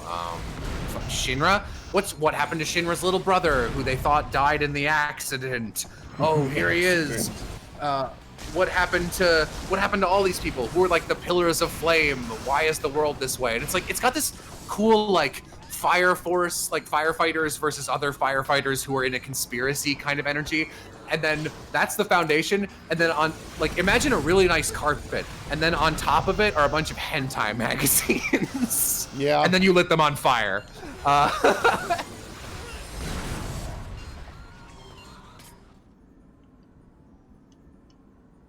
What's an anime that I like? I loved Promised Neverland. I like, what's the other one we watched? Made in Abyss. Made in Abyss is real good. If you want a trashy anime I like, Miss Kobayashi's Dragon Maid Dub. is the dub. Watch the dub. The dub is really good. Yeah, I think we would have still had a pretty good time with it, but I think the dub actually elevates it. The dub is really good, and give it 2 episodes. Yes. I think Kana shows up in the 2nd episode, and that scene is the first, like, oh my god, this dub is so funny. Yep. And attracting her with your body. Excuse me? You pervert! You slut in glasses! What? Excuse me? God, and Lukua is actually great at first, and then it's then she's the worst thing ever. I was so on board with her just being cool. Why not? Like, she just had that energy. I was like, yeah, awesome. Like, and then, yo, bro, I got big tits and I'm gonna own it. And I'm here for advice at the end of every episode. And then they bring in a little Shotokan boy who's literally named Shota. And she's like, I'm gonna rub my tits all up on this boy's face. And we're gonna bathe together. And we're gonna be like the transition in between good scenes. So you just can't fucking escape us. And it's like, oh man, this show, watching Dragon Maid is like a nice, trashy, cute, it's like eating carnival food, but like in between, like, cause it's like, oh, corn dog, oh, a pizza slice, but then in between all of them, it's like, you gotta eat a handful of rat turds that we found. Yep. And if you can kind of close, like, you know, pinch your nose and bear through the rat turds, it's a great show. You could so easily make an amazing edit of Dragon Maid where it's like a 9 out of 10. Yeah. Oh yeah, very easily. And like I said, I genuinely thought Luko was great at first. I don't know, she's just fun. But then, it's so unnecessary. It's just, anime. Yeah. Yeah. Hey, what do you want me to do, buddy? Thanks. That was not informative at all. Jello does not like any Trigger show, if I recall correctly. Aram is correct. The only Trigger show I have ever watched all the way through that I enjoyed at all was when supernatural battles became commonplace. Yep. And they didn't write it, which is why I liked it. I am never going to watch that show again because our initial watching experience was so fun, it will just be worse if I revisit it. Yeah, that's super fair. And I've learned over the years we should stop rewatching shows from back in the day that we really liked because, gosh, that just doesn't work. The Dragon Maid anime is less creepy than the manga. Yup, I have seen that. The manga looks really, really uncomfy. Yeah. Yeah. From what I've heard,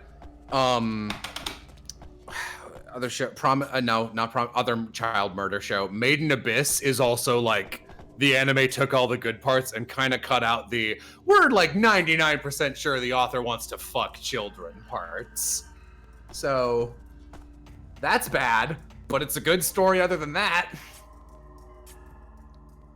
Dr. Stone's whole premise is petrification, which is a popular fetish in Japan. I kind of don't believe you that it's popular. I know it's a fetish. And I know that petrification is a fetish, because after I watched the movie Frozen, I thought the ice texture on Anna when she turns into an ice sculpture near the end of the movie was really pretty. And I wanted to see it again, so I found someone had bootlegged a clip on YouTube, and they were Petrification Guy 102 or something. And I was like, excuse me? Is this a fetish? But I very rarely see petrification as a fetish outside of that. It's a fun one, though. That's got a lot of flavor to it. I like it. It's super weird.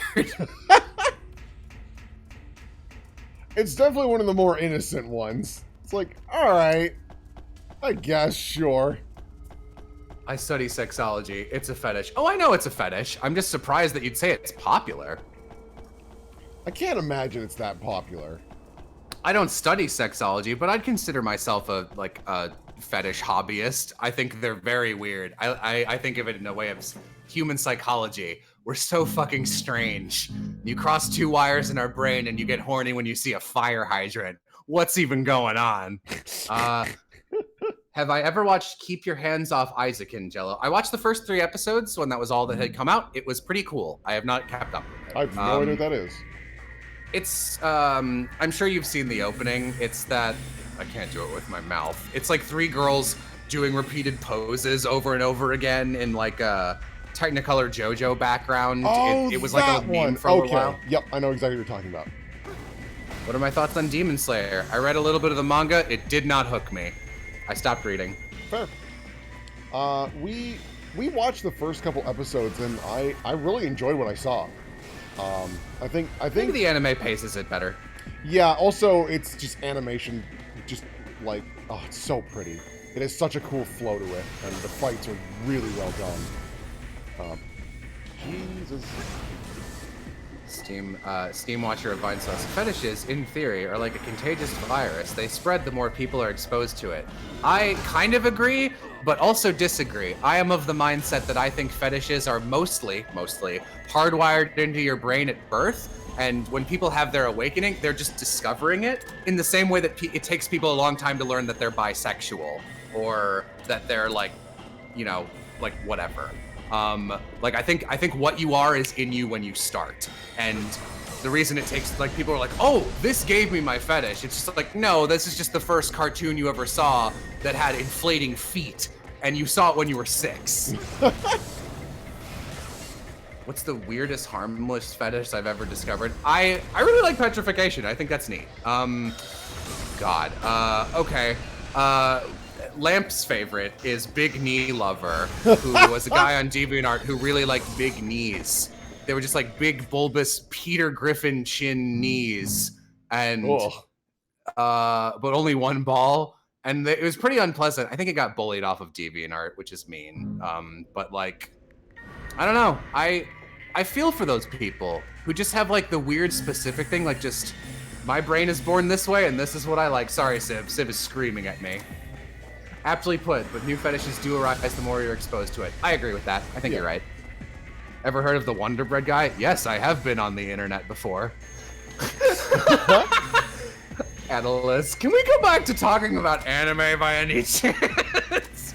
You know what? That's fair. Someone asked for some feel-good anime. This is a really specific one that is like, I don't think a lot of people would like this. No one else I know except maybe Piff would enjoy this, but A Place Further Than the Universe is a show, it's a very grounded modern adventure story, which I think is really cool. It's about 4 high school girls, and one of them's dream, her mom was an Antarctic research person who died in Antarctica. She was just lost in a blizzard. They never found her. And she's like certain she's dead, but she kind of wants to go to Antarctica for like closure. And it's very hard to get to Antarctica. You pretty much need to go on an official research team. And so it's her and her eventual 3 friends going like, we want to go to Antarctica. And how do we do that? And they contact the research team. And they're like, well, you would need this much money to do that. And the main girl is like, I have literally done nothing but work odd jobs for the last 6 years to raise the money to fund this research team and go to Antarctica. And they're like, I mean, God, we can't say no. We need your money. And it's just a cool show about 4 very realistic teenage girls who are all good characters. My favorite changed by the episode. I couldn't pick one. And they just go to Antarctica together. It's like very realistic and like it's just nice. It's a little slow. and I don't think it's for everybody, but I might try 1 or 2 episodes, see if you like it. It's very, in the way that I think My Hero Academia works, because it's very emotional and you kind of get wrapped in the energy of it, where it's just like, that's right, All Might, I can do it! And then You Say Run starts playing. It's like, fuck yeah! Like, this isn't actually, like, on both, like, if you break down, like, here's what happened in this arc, in a lot of Hero Aka, it's just like, this is fine. Like, there's nothing really exceptional about it. But, like, it just works, you know? I think in the way, yeah, like, everything just, like, comes together. In the way that Hero Aka works that way for hype, I think Place Further Than the Universe works for emotionality, where, like, the first episode, the reason the first 2 main characters meet is because one of them sees the girl drop an envelope, which is filled with 100,000 yen. And then she's like, oh my God, this is so much, I have to give it back to her. And she can't find her that night. And then the next day, she finds her crying in the women's bathroom because all of her hard work got dropped on the floor and she's just having a breakdown. And the little girl and the other girl's like, hey, is this yours? And she's just like, oh my God, you found it. Thank you so much. It's just like, you really feel for them all the time. And it's just they do a really good job of making every little milestone feel like such a win. And like, I'm actually like, I don't know why, I'm just tearing up thinking about it. Like, you just like these girls so much. And then I think the show goes on 1 episode too long. It's only like 10 episodes. But I'm not gonna spoil what the emotional climax scene is, but oh my God, it works for me so hard. I kind of want to spoil it. So if you have no interest in, if you want to watch the show, exit for like 2 minutes, and I'll give you like a 20-second buffer there. Yeah, come back within 4 minutes. It's not that long to explain, but I think it's really good. Okay, fair warning. So I'm gonna go for it. So one of the girl whose mom died, one of her quirks is whenever she journals by writing her mom like, hey mom, here's what happened, and she writes to her email address. And her mom's dead, obviously, so she doesn't get the emails, and there's no responses. So at the end of the show, near the end, they find this little, like, it's not like where her mom was hiding out, or like it's not where she died or anything. It's just where her laptop was left in a bunker on the Antarctic base, like in the freezer. And they find her laptop and they're like, oh my God. And they attach it to a power cord and they turn it on. And she's just like, this is my mom's laptop. And she turns it on and her email is there. And it's just like 0 new messages. 1, 2, 3, 50, 100, 4,000 new messages. And you can just see all of the journaling entries one by one that this girl has been sending her dead mom. And she breaks down crying and the main theme starts playing. And then it pans around the corner and the other 3 girls are all hearing her cry and they start crying together.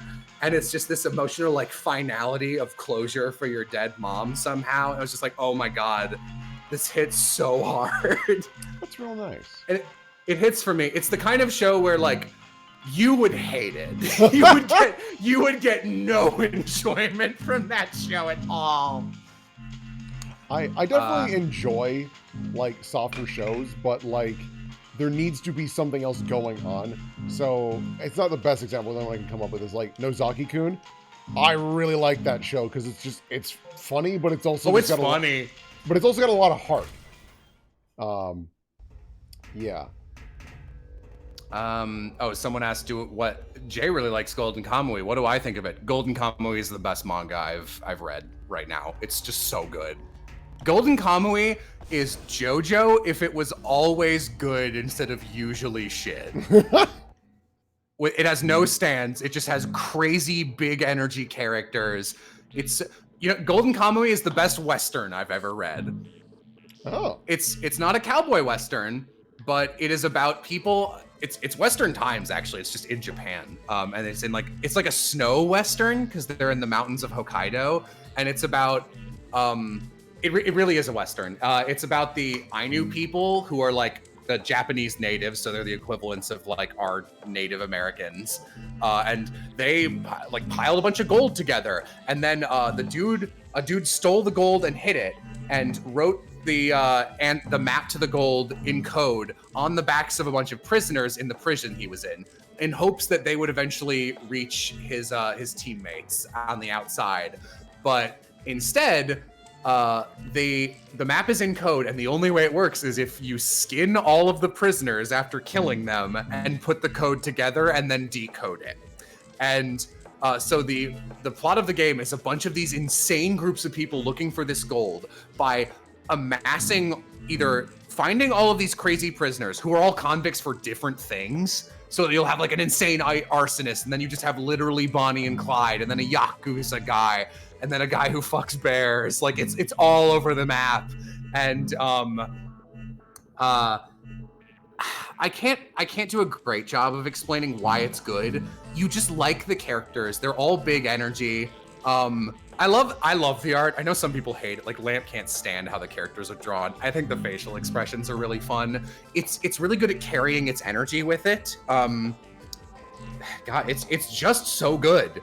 The fun thing about Golden Kamui is everyone looks unique, and everyone who shows up can become a main character.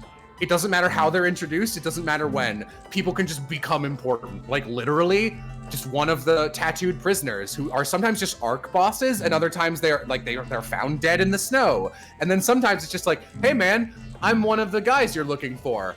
I'm your party member now for 70 chapters. That's pretty neat. I've been wanting to read that because I get the feeling you would love Golden Kamui, Will. It's stupid, over-the-top hyper-violence. Oh, since we were talking about unabashedly horny shows, Golden Kamui is the only thing I've ever seen that is good from Japan that is just so horny for guys. The author is like, I don't know if it's confirmed, he's so gay. He is so gay for big bara dudes. What's better than this? Just guys being dudes. There are so many fight scenes in naked saunas. They find so many ways to obscure dicks. Savvy. Yeah, holy shit. It's so horny for men. If you are into big dudes with big muscles and big dicks, read Golden Kamui. You'll love it. It's also a cooking manga somehow. Huh. Yeah, it might be one of the very few mangas that I want to read. Most of the time I'm like, I'll just wait for an anime. And I know that's like a very dumb, lazy The anime's out, it's worse than the manga. Yeah, and that's what I've heard. So I'm like, okay, if there's going to be one that I'm going to read, I guess this should be the one. Because I only hear positive things, and anytime I've seen stuff for it, I'm like, that looks fun. Any thoughts on Kaguya-sama? Will and I watched that together. Starts really great. Love the energy. It's super over the top. I think it gets a little stale. The Love is War show? Yeah. Sorry, I was trying to figure out why I failed. Okay, I guess I did. Okay. Yeah, it has a really strong start, and I think there's definitely a couple of really good bits that pop out throughout the series, but I think it would be a lot stronger if it was just like 6 episodes, because it's super clear that the show does not want to change the status quo, and it keeps on coming up with dumb reasons why it doesn't. That's I'm a huge fan of that genre. I love will they won't they dumb gag manga. Yeah. The problem is also I love what's her name? Chifuyu, just small. Chifuyu? I think that's wrong. Chia, it's shorter than that. Pink, cute pink girl is just phenomenal. Her voice actor fucking slam dunks it. Funny just got the rights to that show. I would give a leg or an arm to play any of those characters or the narrator. It's so over the top. Don't do it. Don't tell them they have tiny boobs. And her boobs are so small. Tanigaki. No! This is beating the shit out of me. I'm also a big fan of the scene where the guy can't serve a volleyball to save his fucking life. Holy shit. How are you this bad? I don't know. Her noise of yeah. She is like made of reaction images. Someone says the Golden Kamui anime is still good. Haven't read the manga. That is accurate. I would recommend the manga over the anime, but I like both. Yeah, if you're gonna consume the media either way, you should probably just read the manga, I guess. Tell me which is the Ainu spelling. Yeah, it's also, someone asked, like, how is it a cooking show? A big part of the show is the main character, Sugimoto. His guide is a younger Ainu girl named Asirpa. And Asirpa is, she is like a navigator. She's really good at, it's a wilderness survival show. They spend most of their time in the mountains. So it's just like, here's how you kill a squirrel and here's what you can do with its different body parts. And then they make like delicious food out of it. And it's like, here's what we call it. It's also like a celebration of Ainu culture. And the translation I read does such a commendable job, like looking into the history of the era and being like, here's the context for where this came from. This is a real building that was based on this thing. Here's pictures of it, and like a little, there's like 1 or 2 pages at the end of every chapter with an explanation. It's really nice. It's just cool and interesting. I love Civ described Golden Kamuy as men with big muscles, big dicks, and big hearts.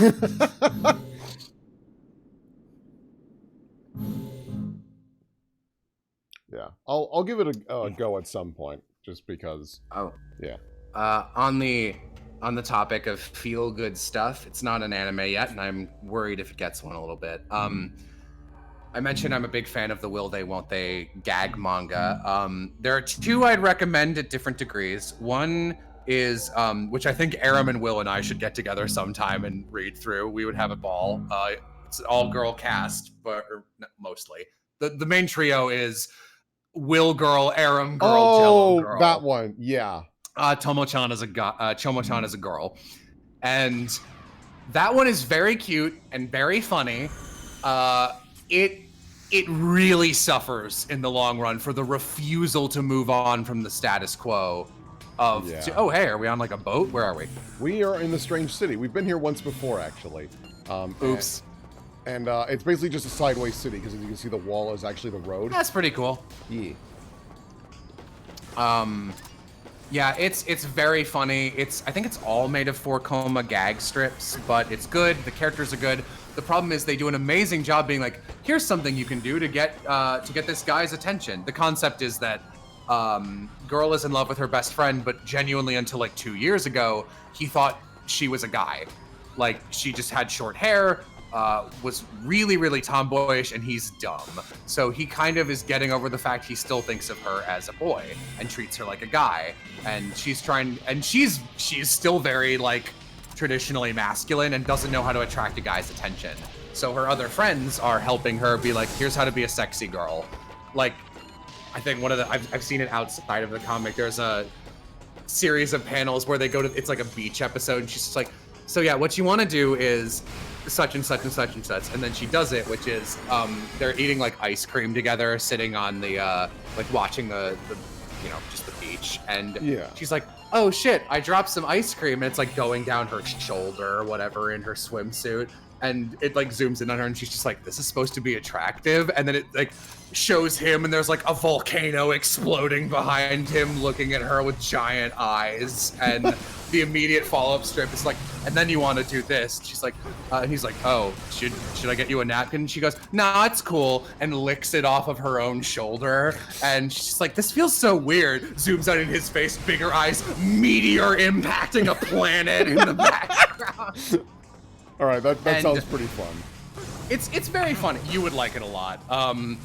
And it's good. And there are some good character arcs. The problem is at the end of no matter what happens, sometimes other characters will change, but at the end of every arc, it's just like, it'll be like, wow, we made so much progress. And then they'll be like, yeah, cool beach date, dude, or something. Be like, and it like just resets, and it's infuriating. And it's been going on for like hundreds of chapters. Yeah. It's just frustrating at this point. I can't stand that shit. It's one of the reasons that even though I really love that content, I like romance stuff. I think it's fun. But the problem is that because the status quo never changes, I'm like, I don't even want to get invested in these because I'm just going to get annoyed. Yeah. And that's why I wanted to say that one first and then recommend instead Komi Can't Communicate, which is the one about the very pretty girl with long black hair who whenever she's like in gag mode has the fucking eyes emoji face. That one has a rough start because it has a great immediate start. The concept is this one girl is like she's so pretty and elegant that everyone's just fawns over her nonstop, and everyone's like, she's so aloof. I wish she was my friend. But actually, she just has crippling social anxiety and is literally mute because of it. And whenever she's just like, I just want to make friends. And she's just like looking over at people and is scared that they'll think bad of her. So she's like scowling at them, and she's like, and they're always like, oh, she's so cool and scary. I wish I could approach her. And the main character, whose gimmick is that he is comically average, but is amazing at reading people. He can like read body language perfectly. He befriends her, and like the opening scene is so cute because they end up. He realizes that like if she communicates through writing, they can actually talk. And he's like, oh, she's not like an ice queen. She's just scared. And he's like, hi, I'm Tadano. Let's be friends. And they're writing on this chalk. The first chapter is them writing on this giant school-wide chalkboard together, a bunch of messages back and forth after school. It's very cute. And at one point, he's just like, Comey, what's your dream? What are your ambitions? And she writes, I want to have 100 friends. And he like kind of just like, oh my God, that's adorable. And then there's this panel of her going, please don't laugh, and underlining it multiple times. So the arc of the show, it has 2 arcs. It's them getting together, but also it has a secondary arc of her making 100 friends. So the plot is that those two, and at first their friend, what's his name? Fucking, I don't remember his name. He's a piece of shit. The gimmick is, the thing about this series is like everyone starts at first as like this character who has like a goofy Japanese pun name is like, they are this archetype incarnate. So the third character is Najime, thank you. Najime is the childhood best friend, but they are everyone's childhood best friend. Every single person grew up knowing Najime. Their gender is ambiguous, so they are like just present as whatever they want whenever. And it's just like, yep, I'm a boy, I'm a girl, we were childhood best friends, and they know everyone. Their social status maxed, and they're a little fucker. That's hysterical. And every character is just their name. Yep, everyone's just like, I'm average Kun. They are average. And then the problem is the first couple arcs of the series are pretty uncomfy because it'll be like, oh, is this a mission cleared? You did it. No, you're good. Keep going.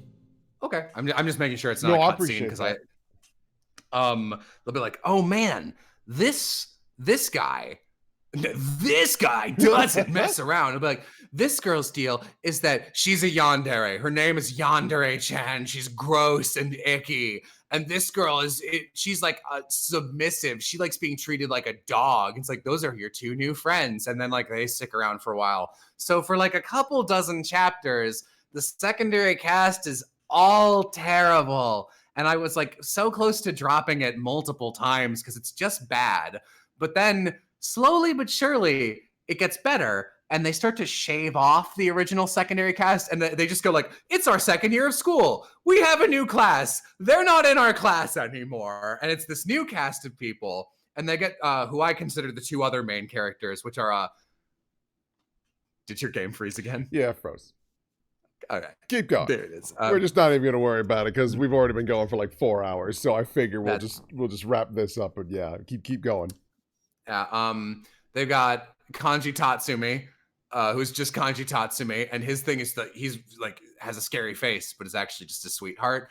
And Tadano's the only one who can approach him too. So he ends up getting this crush on Tadano that he like doesn't understand how to acknowledge. So they have a weird romance.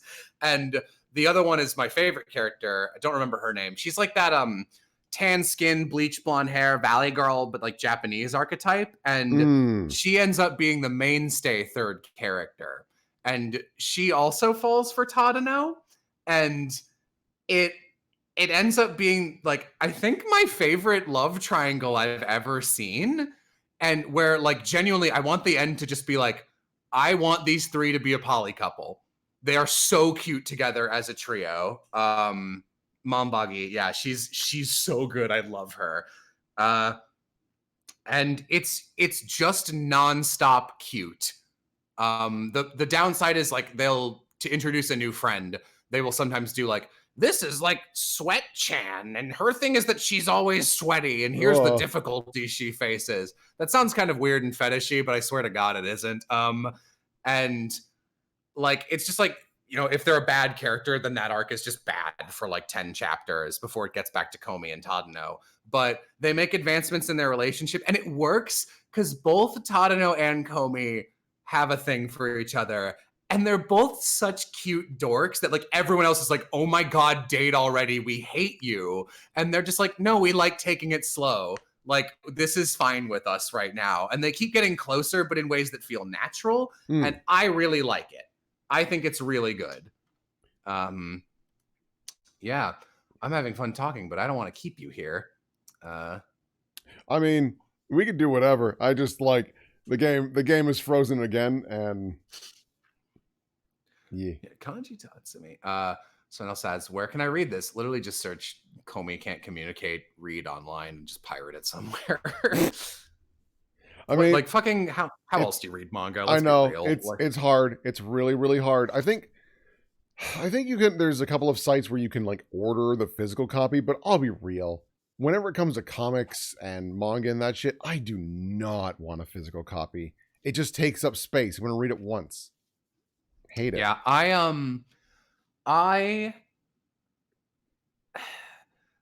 need to start buying Golden Kamuy. Like, I straight up should own that series. I like it so much. The only manga I own right now is Fullmetal Alchemist, which is the best manga.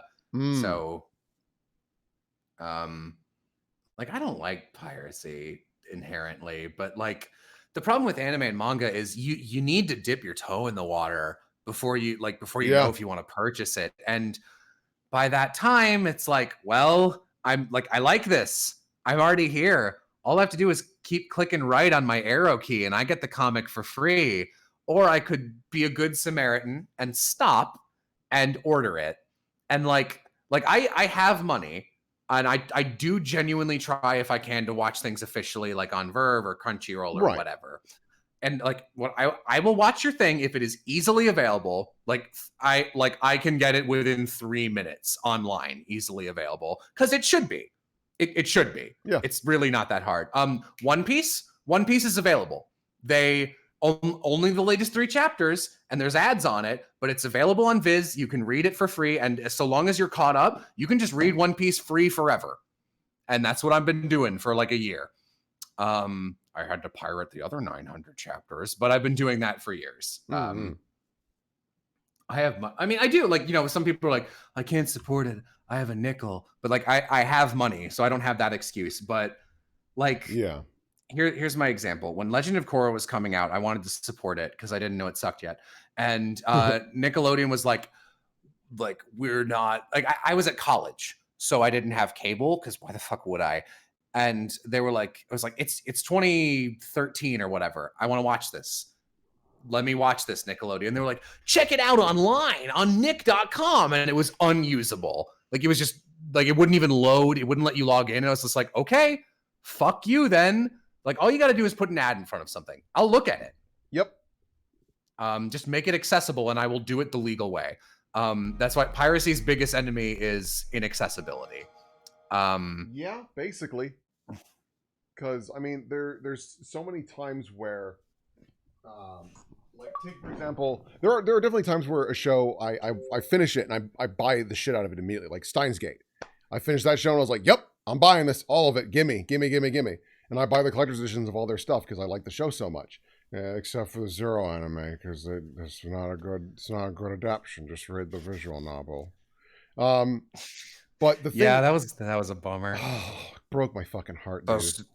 They should call it Steins Gate 8 for all of the giant tits they stapled onto all of the characters. Everyone gets like 3 cup sizes bigger, and I'm like, no. Also, it gets rid of the like blown out like lighting style that it has. The visual novel's good. I didn't know you could cheer anonymously. That's neat. Yeah. Thank you, someone. Someone earlier asked, and I will not go into this because it's 1,000 chapters long. What are my opinions on One Piece? Pretty sure Will has none / doesn't like it. One Piece especially if we're still in quarantine, which we are if you're American, and we will be for months because America is stupid and everyone sucks. Yeah. One Piece is harder to defend now. It's good. I genuinely think the first 150 episodes of One Piece are worth watching. I think they are good. I think the dub is great. I think the animation is good at first. So all of East Blue, which is pretty solid. And then Orange Island, which is the Here's Nami as our official party member arc, is very solid. And then Grand Line and Whiskey. So much for that iceberg! Grand Line and Whiskey Peak is where it starts to get great because you start to meet Baroque Works, who are your snake cultists, and for that arc. And it's all of Baroque Works in Alabasta is amazing. I genuinely think you should watch the anime for that bit. It's like 3 manga chapters per episode. It's great. It's fun. It's a good ass show. I think by the time they hit Skypiea, you might as well be reading the manga because it's faster, and the middle arc of Skypiea is long and boring because it's like cool new Sky Island and getting to the Sky Island. Like Jaya's where you should stop watching the anime because Jaya's great and it's so fucking cool, and it's a really good little mini arc that introduces Blackbeard. And then the second they get to Sky Island, switch to the manga because all of Sky Island is like, you're in the middle of the Skywoods, and here's a bunch of stupid priests you have to fight who have nothing to do with anything and are all boring. And then you can just skip right to Enel, who is J. Michael Tatum as a lightning god. Like, One Piece is really fun because it knows it's got a great balance of serious and silly. And it does things like, you get your devil fruit power and you can find fun things to do with it. And the strongest devil fruit people are called Logia because they can just turn into elements, and you need to have special powers to even touch them, let alone beat them. And the first, I guess, is Crocodile a Logia? I guess he is. He can turn into sand. Then they fight Enel, who's a lightning god, who has essentially, without explaining things, psychic, like, foresight. So the fight between Luffy and Enel is such a great explanation of why One Piece is fun. And it's like someone says, dude, Fishman Island was a chore. You're right. Someone just defend Fishman Island. Get out of here. Oh my God. I could literally torture you by making you watch through Fishman Island. You could do that by making me watch One Piece, so yeah. You would like parts of One Piece. So the fight with Luffy and Enel, everyone's just like, you can't beat him. He's psychic and he can shoot an insta-kill bolt of lightning anywhere on this entire continent at any time because he knows you're gonna betray him. And Luffy walks up to him, he's like, hey Enel, I'm gonna kill you. And J. Michael Tatum's like, I don't know who you are and I don't care. Zaps him, and Luffy's made of rubber, so it does no damage. And Enel goes, what the fuck? And he's like, yeah, I'm rubber. What the hell is rubber? I'm from a sky island where trees are rare. We don't have rubber. What are you? So Luffy's immune to lightning, so Enel's like, okay, I have to do something else. So he's like, all right, I will zap this ball of gold, or I will zap this bell made of gold, and zap it so hot that it melts, and I'm gonna turn it into a ball, like a ball and chain, and meld it to Luffy's arm. So he can't move around as fast. And Luffy's like, God damn it, you piece of shit. He's just like, now you can't hit me. You're too slow and I have psychic powers. And Luffy goes, you know everything I'm going to do? Well, not if I use my secret technique. Stupid mode. Bleh. And he just starts wiggling in random directions. And Enel's like, what the hell are you doing? And then he hits Enel in the face because he's just flailing. And he's just like, I don't know what I'm going to do. So how could you know what I'm going to do? Jesus Christ. It's like that kind of fight, but it's like, and like there's a spectator who's like, oh my God, this moron is our only chance. We're so fucked. And it's good. It's fun. I don't like Skypiea as a whole that much, but the very start and end are great. What's after Skypiea? Water 7? Oh, there's G8. G8 is the arc where they land in a Navy base, and it's like the best filler anime arc of all time. It genuinely feels like it was written by the actual mangaka. And it's really good. I would actually suggest watching that. And then I think you should read the rest of it. I don't think any of the anime is worth watching, except maybe like read the manga and be like, oh, here's a fight. And then you look up like, you know, fucking Luffy versus Arc Villain. Yeah. Meanwhile, the Davy back fight feels like anime filler, but was made by Oda. Yeah, I don't like the Davy back fight. The fun thing is, it feels like filler the first time, and then because the anime is bad and gets worse as it goes on, because Toei just wants to print it out to make money, they were like, let's just bring the Davy back fight back like 4 times. Oh yeah, Condoriano is from that. I forgot that. Watch up to G8 then. Yeah, I would honestly, for me, I would watch up through the end of the Sand Country arc when when Vivi stops being a party member. And then I would read Skypiea, or no, watch through Jaya. Watch until they get to Sky Island. That's a better point. Watch until Sky Island, watch the dub, and then read, watch until Sky Island, read all of Sky Island, watch G8 because it's anime only, and then read the rest.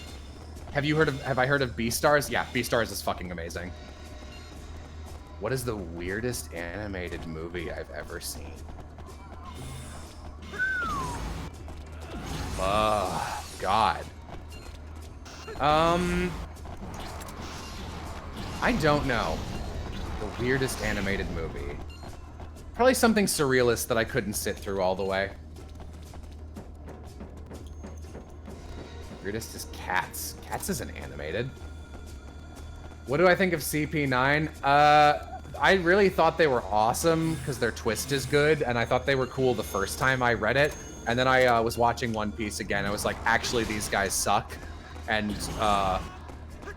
this, what is it, Enies Lobby? That arc is actually not very good. It's all combat, and it's cool for Robin's moment at the end, but like, God, it doesn't work on a repeat watch. Someone asked, has Way of the House Husband been mentioned, which is that one Yakuza who's like a housewife.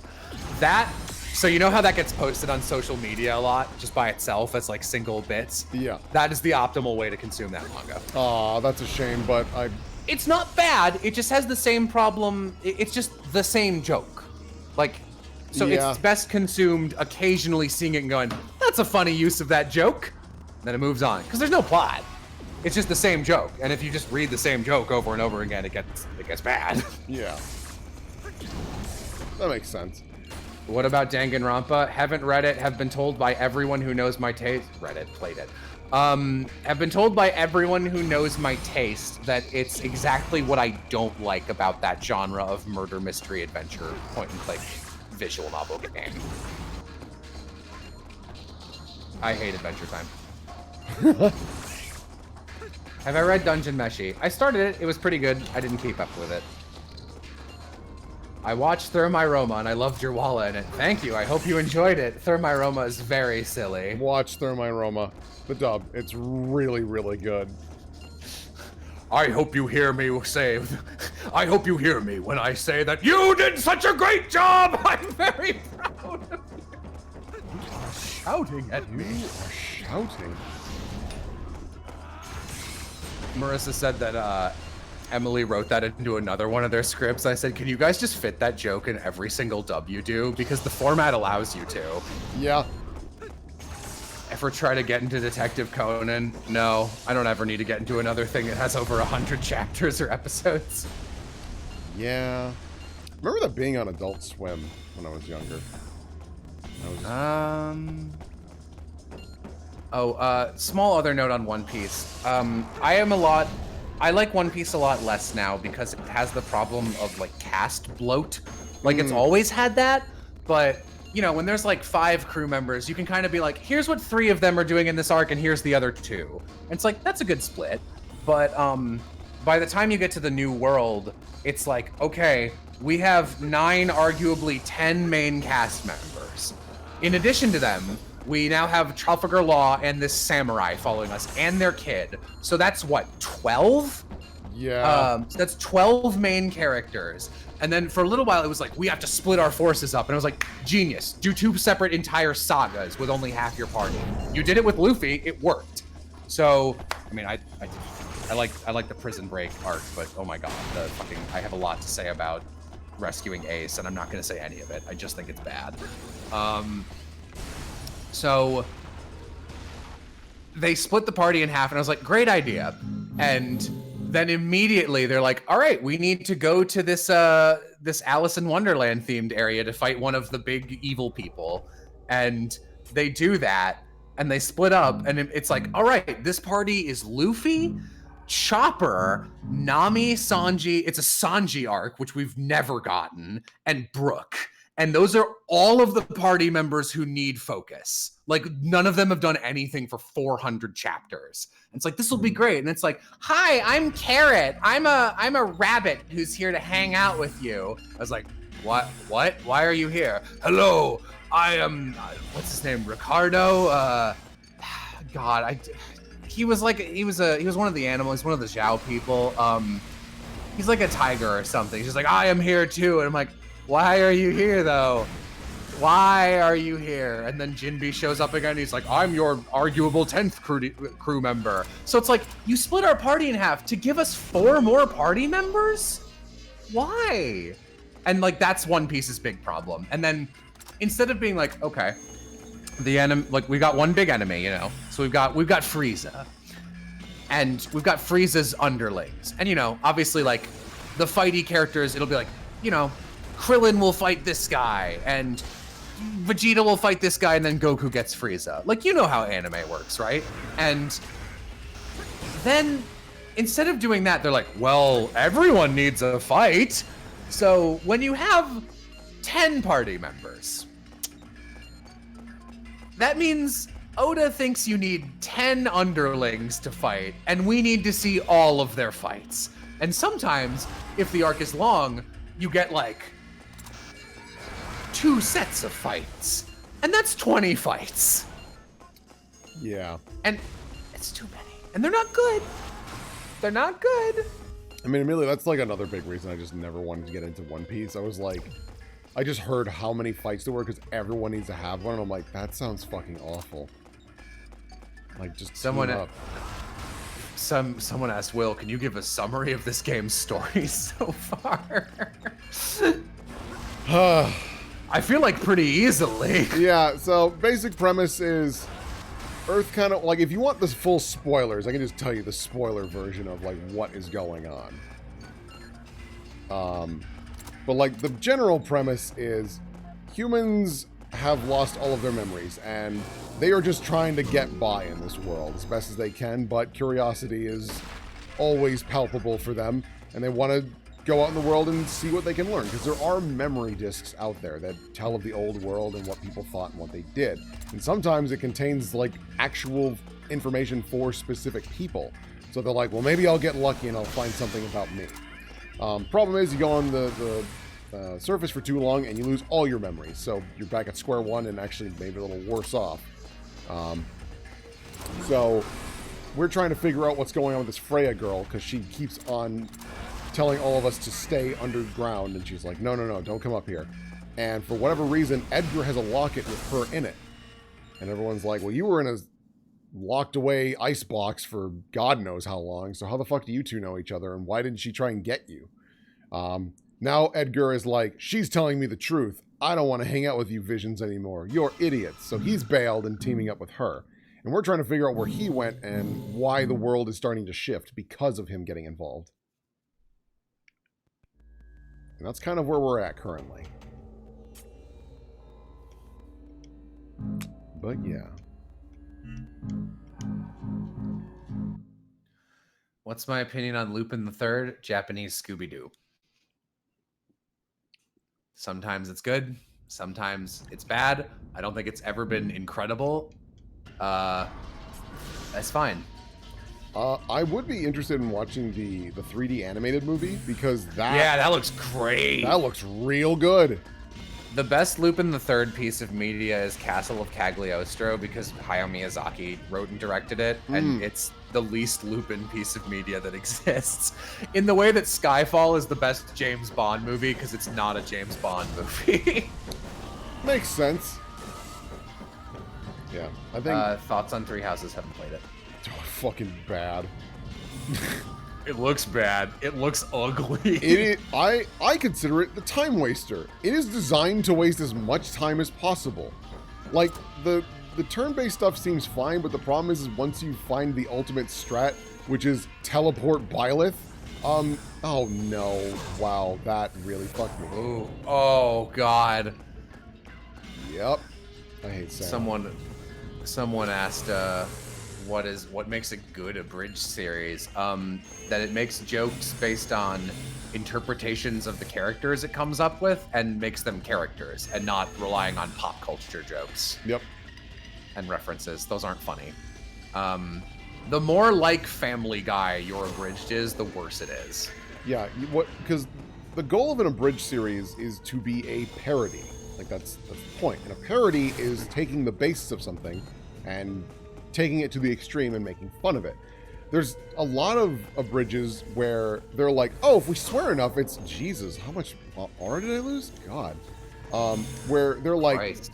Yeah, they're like, oh, well, you know, we've got like racist jokes and things. It's like, okay, like, does that happen? I love racism. Well, like, I've fucking seen it. There's definitely been days where I'm like, I'm just gonna look up. You're right. I'm like, I'm just gonna look up random, you know, abridged series. See if there's something good out there. Answer no. But a lot of the time, you can pick up any of them and not have to worry if you've seen the show or not, because it has nothing to do with the show. It's someone doing their best at stand-up comedy, and boy, if I got some news for you, a lot of people are pretty bad at it.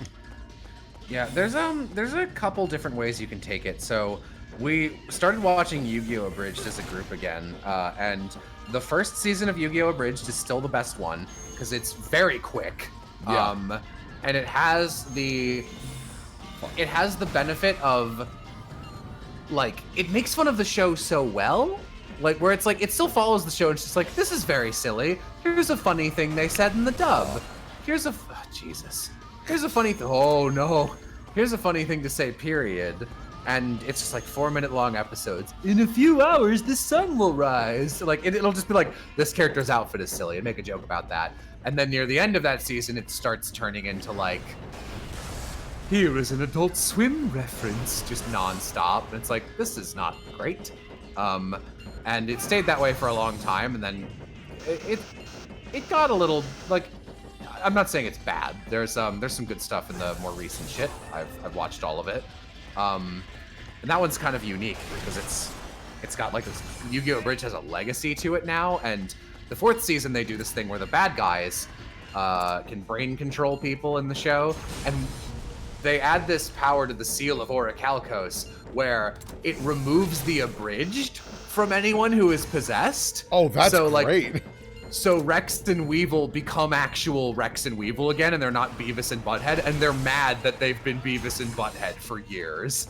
And, like, Mai becomes voiced by a woman, and she's just like, I don't want to be defined by the fact I have tits. It's annoying. So, like, in a weird way, it like, went so far. Jesus. It went so far that, it kind of looped back around to having its own canon. Nice job, Sama. God. You want Sama this? I mean, it's working. It's killing me. I think, mainstream opinion, Dragon Ball Z Abridged is the best an abridged will ever be. It starts pretty bad because it's referential, but then they they figure things out, and they do what they do is they want to take all the best parts of Dragon Ball and streamline it, and they'll do things like, hey, canonically, androids 18 and 17 have names and lore that pretty much never gets brought up, and it's stupid. God, that guy looks so much like someone. He really is like Vash the Stampede combined with that fucking goofy movie guy. So they're like, let's add that back in. Like, okay, here's personality we can give Perfect Cell because he was boring before. So here's something we can do here, and it by the 3rd season, which is all of, I think it's kind of soft season 3 and season 3.5, but when they get to androids and when they get to Cell, it's fixing so many problems that the show had. It's faster, the fights are still cool, the characters are fun, and the voice acting's great. You know, the girl who voices 18 in that is the lady who owns Sound Cadence. Oh, really? Yeah, it's Amber. Oh, that's so cool. She's great. Yeah, no, Dragon Ball Z Abridged and Yu-Gi-Oh! Abridged are really the only super. I will say I personally really enjoy Codement and Nun Peace. I will not defend them if someone's like, those suck. I totally get it. I wish I liked those. Yeah. A lot of people in chat right now and in general say that Sword Art Online Abridged is really good and better than the original. I hear that so much that I'd believe it. I've never seen it. I've seen a couple episodes and it's given me quite a few hearty chuckles. So yeah, mission accomplished. You say, and now DBZA is dead. Oops. Like I know those guys. I've worked with Scott, who's the main editor. They needed to end it there. And like I watched it again pretty recently. It's a good fucking ending. Yeah. Like if they didn't stop there, they had to finish the show. And then people would be like, "Are you gonna do Super?" So like it would have been like another 9 years of them dealing with a product that makes them no money. Yeah. So them with going, how much work goes into it too. Like that is so not much. a simple process. They do such a good job. I think that's the other big thing too, is that like DBZA and Yu-Gi-Oh! Abridged both really raised the bar in like what an abridged show should be. So whenever you see an abridged show and they aren't doing lip flaps, which is understandable, people will go, "Oh, well, I don't want to watch this. It's distracting." I am. I like, not to toot my own horn here, especially because you can't see the first episode anymore. I think Hamtaro Abridged is fucking hysterical. Yes. Non-ironically, I think it's one of the best things I've ever made. It's so funny. It's really good. I remember just my mom loved it too. She thought it was. She's like, my favorite part when when the hamsters say fuck. That's also the first time I ever worked with. It's how I met Wyatt Baker, who he played Stan in that. And he played Car Crash in Epithet Erased. And that's how I met Danny Chambers, who played Sandy in that, and she plays Molly in Epithet Erased. Hellsing Abridged, I won't, like, I think it had good production value, and it knew what it wanted to be, and it was that, and I hated it. Yeah. I won't call it bad, I hated it. Yeah, I appreciated like the amount of effort that went into it and like excellent voice acting, and it did give me a couple chuckles, but like it's not one that I rewatch ever. It also doesn't help that now that I've seen original Hellsing Abridged or regular Hellsing, fuck that show, garbage fire. Hate that show. I remember I was once, I think it might have just been me and you, and Savvy was spectating, and then Savvy was like, "I want to defend Hellsing," and came in, and you flat out fully convinced him that Hellsing sucked. It was so funny. I feel bad because I don't like doing that, but I was like, nope, I'm going to stand my ground. I think Hellsing is a terrible show. And it sucks because it should be the most me show ever, and it's just not. The only saving grace of that show is Alexander. That guy is great. The rest of the show is mad poo-poo. Let me think. I also think Codement does this, and all Purple Eyes stuff, because he's a lunatic. They all, like, I've heard people who work with him are just like, yeah, he is like bonkers to work with. Oh, I bet. And like, they don't say that out of like in a malicious way. It's just like, yeah, he is just unpredictable. Pokemon Bridged. Pokemon Bridged is good. Is that dead? Let me look actually. Probably. Fuck, I'm in that. I genuinely forgot. I'm just a bit part, but let's see. Have they updated that in a while? I doubt it. I don't think so. Let me find out. Updated in 2018. That's okay. That's not as long ago as I thought it was. But yeah. Most abridgers don't do that anymore because they got popular enough to get noticed as actual voice actors, and now they work on real things. Fair. Which I don't blame them for. Pokemon Bridged has some really amazing episodes. That's that. I think their most popular GIF that has made it out of that episode is it's like Brock and Ash near a riverside washing their Pokemon, and they're washing a Staryu, and Brock takes like a ladle of water and pours it on the Staryu, and it cuts to both of their faces just going, duh, duh, like smiling at it. It's pretty funny. That one's good. Starts rough, but has some great specials. What else? There's a group called the Straw Hat No, I think, and they did. This is why I found. Actually, no. Amazingly, it isn't why I found them.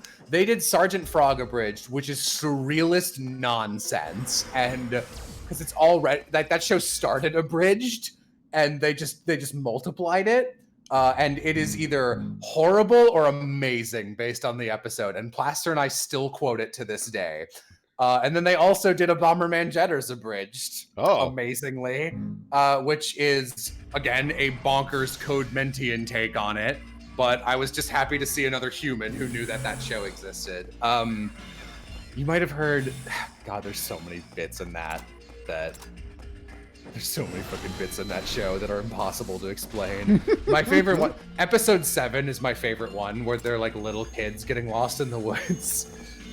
And at one point, okay, the only 2 bits I can remember offhand are there's a clip where they're like trying to find food to survive in the woods as kids, and they're talking, and one goes, what are you doing? And the camera cuts over to the green one, and they're looping 3 frames of him like massaging a mushroom, but it's like over his crotch the way the camera is angled, and he just goes, "I'm a big kid now."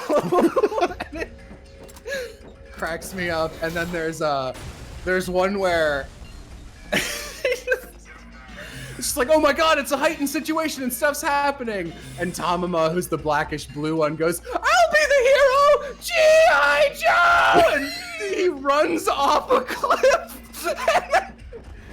And it just cuts away. What about Final Fantasy VII Machine Abridged? I watched the first season of that. I don't think I'd call it funny, but it was neat to watch because I'd never interacted with Final Fantasy. It was also fun to see Team 4-Star use some VAs that they didn't often use. Edwin Tiong is in that, so that was a treat. Also, Cloud is voiced by Justin Briner. Oh, hey. So if you want to hear people being mean to Deku, then you can watch that. Anyone remember JoJo Abridged? Yep, that one's not bad. I enjoyed it, yeah. They also, Digimon, the Team 4-Star Digimon Abridged came out on the same day as Hamtaro Abridged. I think mine is better, he said, smugly. Yeah, Deku did fan dubs of Homestuck. Real quick, Savvy says, Deku did fan dubs of Homestuck, fun fact. Yeah, funner fact. Justin Briner was originally the voice of, I want to say Edgeworth in the Phoenix Wright musical, which Aram was in. Oh, really? Yeah, they didn't know each other because he I think ended up leaving the project pretty soon after Aram got brought on as Von Karma, but it is true. Yeah, he was the OG Edgeworth, says Aram. That's neat. There was an abridged series, I can't remember who was making it. I really want to check it out again now that I've been watching a little more Fate as of recently, because I just think it's a neat series. I don't think it's amazing, but I enjoyed Fate Zero, and I was enjoying Unlimited Blade Works when we were watching it. There was this group who were doing, in a very heavy quotation marks, abridged version, where the episodes are 24 minutes long, and it's basically telling the same exact story, but throwing in more jokes and pointing out the absurdities of it. And I was like, okay, I can jive with this, because the lip flap work and the voice acting was actually pretty on point. It was very impressive. But I can't remember what the hell it was called. Okay, Gungnir is really bad. So what's it? Savvy says, God, Fairy Tale bored me to death. It is very bad. Yeah. Someone just said something else. I wanted to react to it. Oh no, it was you actually. I'm like halfway through Fate Zero. I genuinely don't know if I like it or not. Yeah, I just like it because Kusuragi is, I can't remember, I think it's his name. He is my favorite kind of character, where he's like, I will do whatever it takes to win, and I'm just gonna fucking kill you. End of discussion. It's the best. Any anime you wish hadn't abridged? Not really. I think abridging kind of passed its peak, actually. I think people should stop. Well, I mostly want them to not do it anymore because, like, the copyright strike will just annihilate them, so all that hard work disappears. It's a lot of effort. It's like people making a Pokemon fan game where most of them are terrible ideas. And if you have a good idea, you're fucked because you're making a Pokemon fan game. Yeah. So, like, even if it becomes successful, that's bad for you because you're gonna get DMCA'd. Yeah. So yeah, it's weird. I don't fully understand Pokemon fan games just because, like, don't get me wrong, they're cool, and I'm glad that people are making them to have fun, but, like, you're just gonna get annihilated. People are knocking Fairy Tail, which is good because it's bad. I believe I am in one episode of Fairy Tail. As I like to tell this story to explain my impression of Kyle Phillips, who I like, who is a director. He voices Kaminari in Hero Aka, and he directs a bunch of shows. He directed Dragon Maid, I think. Oh, cool. And he's the Fire Force director too. And there is it was like maybe the first thing I ever did in an actual booth, actually. We did some Walla, which is just like the rabble, rabble, rabble in the background. And then we came in individually for bits, and I did a bit where he's like, all right, in this part, they're all being hit by a magic thing that's like healing them, but it's bad. So like it feels good, but it's bad, and you know it's bad, and you don't want it. So it's like it's like everyone's jizzing, but it's a bad jizz. And the dude I was voicing was just a generic ass man in a wizard outfit. So it's just like, oh, wizard! You're a jizzard! Thoughts on the Ghost Story stuff? Again, I thought I already said that. It was good. That's it. I've seen it before. It's funny. Yeah, I think that's one of the reasons I really like the Thermo. What is it called? You Are Shutting show. Thermorai? I'm what? The show where Thermiroma. Thermiroma, thank you.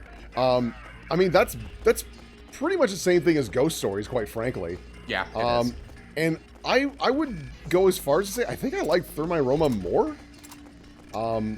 Just because, like, it's a better length. It's a better length, and I had more consistent chuckles out of it, and when it's done, you're good. And you're like, yeah, that's fine.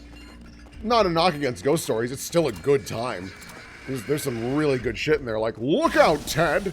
That I still fucking quote. But, yeah. Just move the board mover. Yeah, jackass. What are you kids still doing here? Go home, you sillies!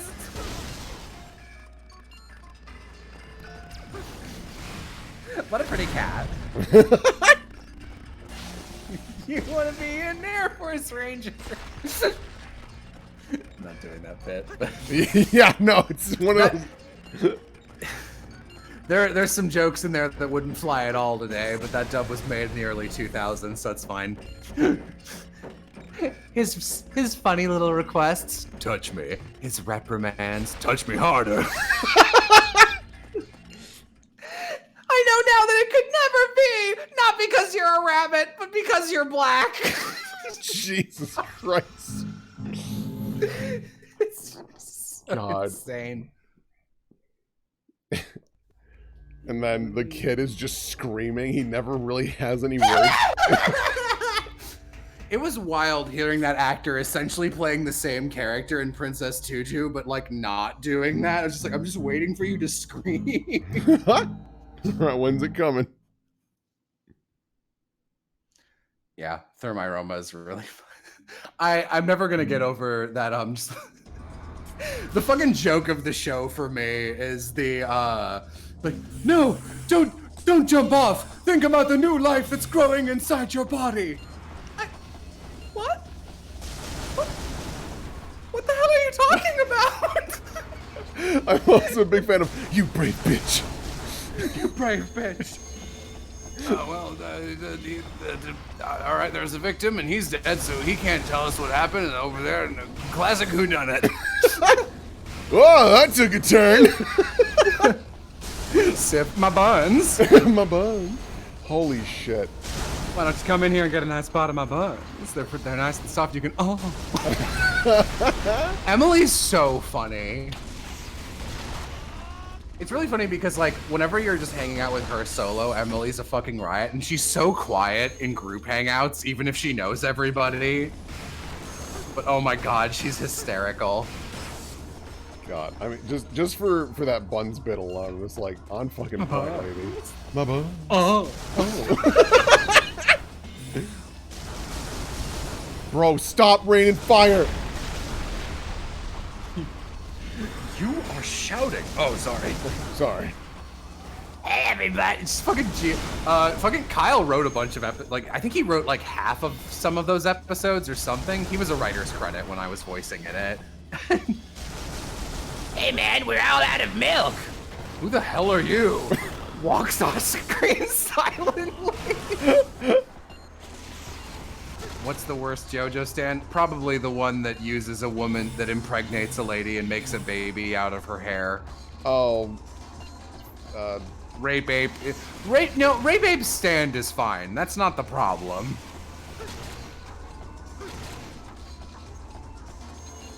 Yeah. Boy. I wonder if I'd still like the first two parts of JoJo. I liked part 1 and 2 when we watched them. I think part 2 would hold up better if I had to guess. Oh yeah. I think part 1 is fine if you start with it. I can't imagine watching any other JoJo and going back to part 1. I've never seen part 1. I wouldn't. Yeah. I jumped on just when you guys were doing part 2. Yeah, part 2 is very silly. I think part 3 is all bad. I will defend the Dio fight. I think the Dio fight is very good. Stream watcher of Vine Sauce, and I thought that Pregnant Chimera and our Nen Power was bad. Not sure exactly who you're talking about. Are you talking about the weird blonde rabbit girl who never did anything, but when she got her power, it was the ability to absorb Nen from other people, and the way that was visualized was her getting a big ass inflated belly, because I thought that was pretty sus. Huh. Ooh, Savvy, hard disagree. I'll say this about Hunter x Hunter. I enjoy the designs of a lot of their background secondary characters. Legit, why? No, seriously, I think the worst part of Hunter x Hunter is the character designs. They are phenomenally bad. Oh, yeah, Siv's with me. No, me too, stream watcher of Vine Sauce. My favorite, like, alright, that's just your weird fetish guy moment is in My Hero Academia when they introduce Sir Night-Eye. Oh. Decker just walks in, he's like, hello, Sir Night-Eye, I'm here to maybe talk to you and maybe apprenticeship something. And he is punishing / torturing his assistant, who is not a character after this moment, on a tickle machine, which is not seen after this moment and has nothing to do with his character and is very strange. And she is just being violently tickled. Which it is really just out of nowhere, and it's never brought up again. Yeah, I don't know what that was about.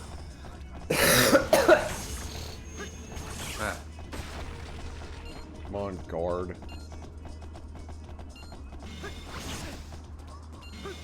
I can't describe it better than tickle machine. I mean, that's what it was. It's a big slab that has like mechanical arms with big cartoon feathers on them. And it tickles you. That's the bit. I think the Night-Eye assistant thing was a fan request to blame the fandom. That character design was designed by a fan. I don't know if the fan was like, hey, can you put her on a tickle machine? Maybe he was down for that. I don't know, but either way, it just like it's really out of nowhere, and it's just weird.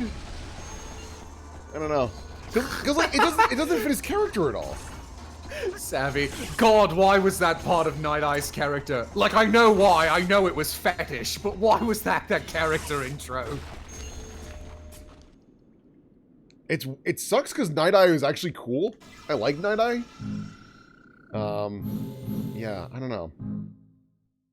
My Hero is kind of all over the place. There's long portions where I really, really enjoy it, and other times where I'm just kind of watching it because I feel like I've already put this much time.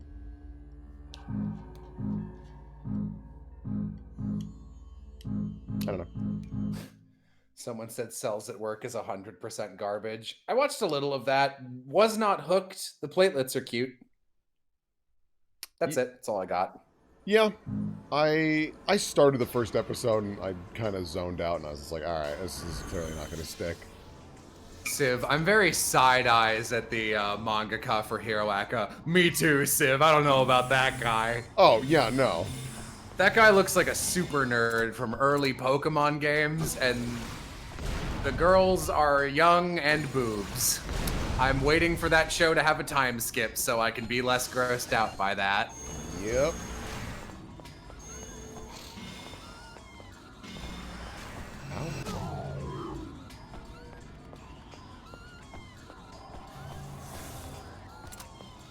I am super bothered by the invisible girl. But Savvy, she has to be naked. There's no way to synthesize her outfit. Don't ignore the fact that Mirio, who's been a student for longer than her, they used an outfit synthesized from his hair so that he can go through walls and shit and use his power with it and it doesn't pop off. Yeah. I think there's another character that similar shit happens with, where they have basically Momoko's power, and like, he's just like, yeah, no, I don't have to show any of my skin, it just happens. Like, wait. No, hold on.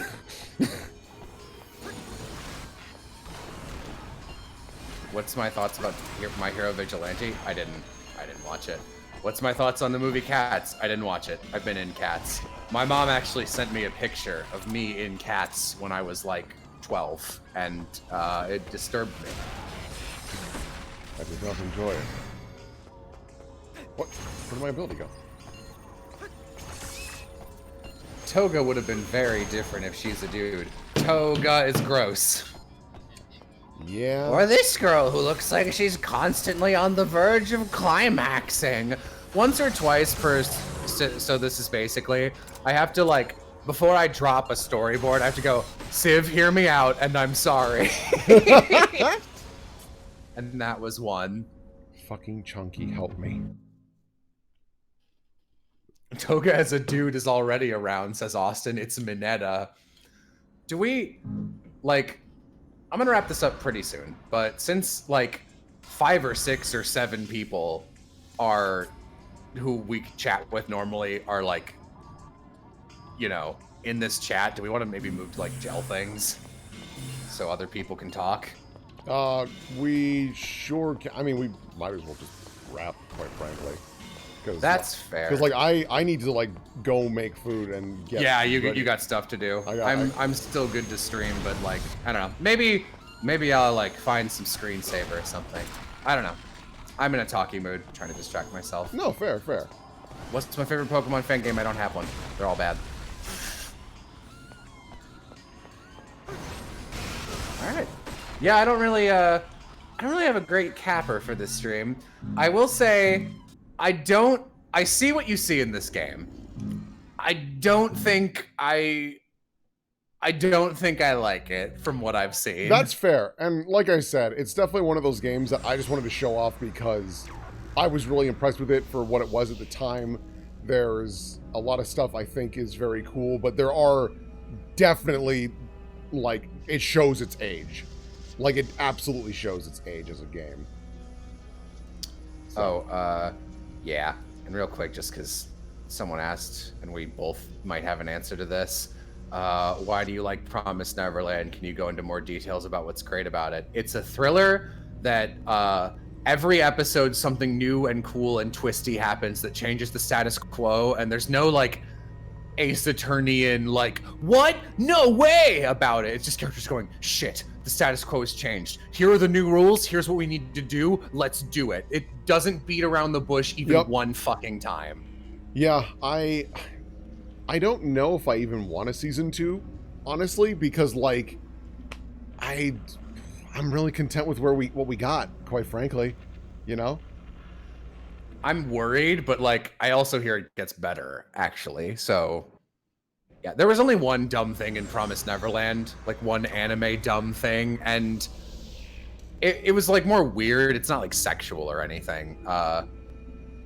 It's just like this one's dumb, but you can ignore it, and it's very small. It's only brought up twice. Yeah. So yeah. Oh, yeah. All right. Cool beans. Yeah, thanks so much for being on the stream. Tomorrow, I believe there are 2 people playing things, and they are scrolling up. Please, oh my god. Oh, Discord, you and your blocking everything when I have a window playing stuff. So hard to get back to chat. Okay, so tomorrow on Sunday at 1 p.m. Eastern, noon this time, Savvy, who is Eternal Savvy in the chat, will be playing Oddworld, Abe's Exodus, a game I know nothing about. And then that same day, Sunday, at 5 p.m. Eastern, 4 p.m. my time, Chula will be playing Hamtaro Ham Ham Heartbreak, which is very different from the last couple games that have been. Yeah. Hope to see you guys later. If enough friends want to just hang out and gel things, I'm still in the mood to talk at a chat before Indigo starts. So I might make dinner for a couple minutes and then start up. We'll see. Cool beans. Thanks. Toodles.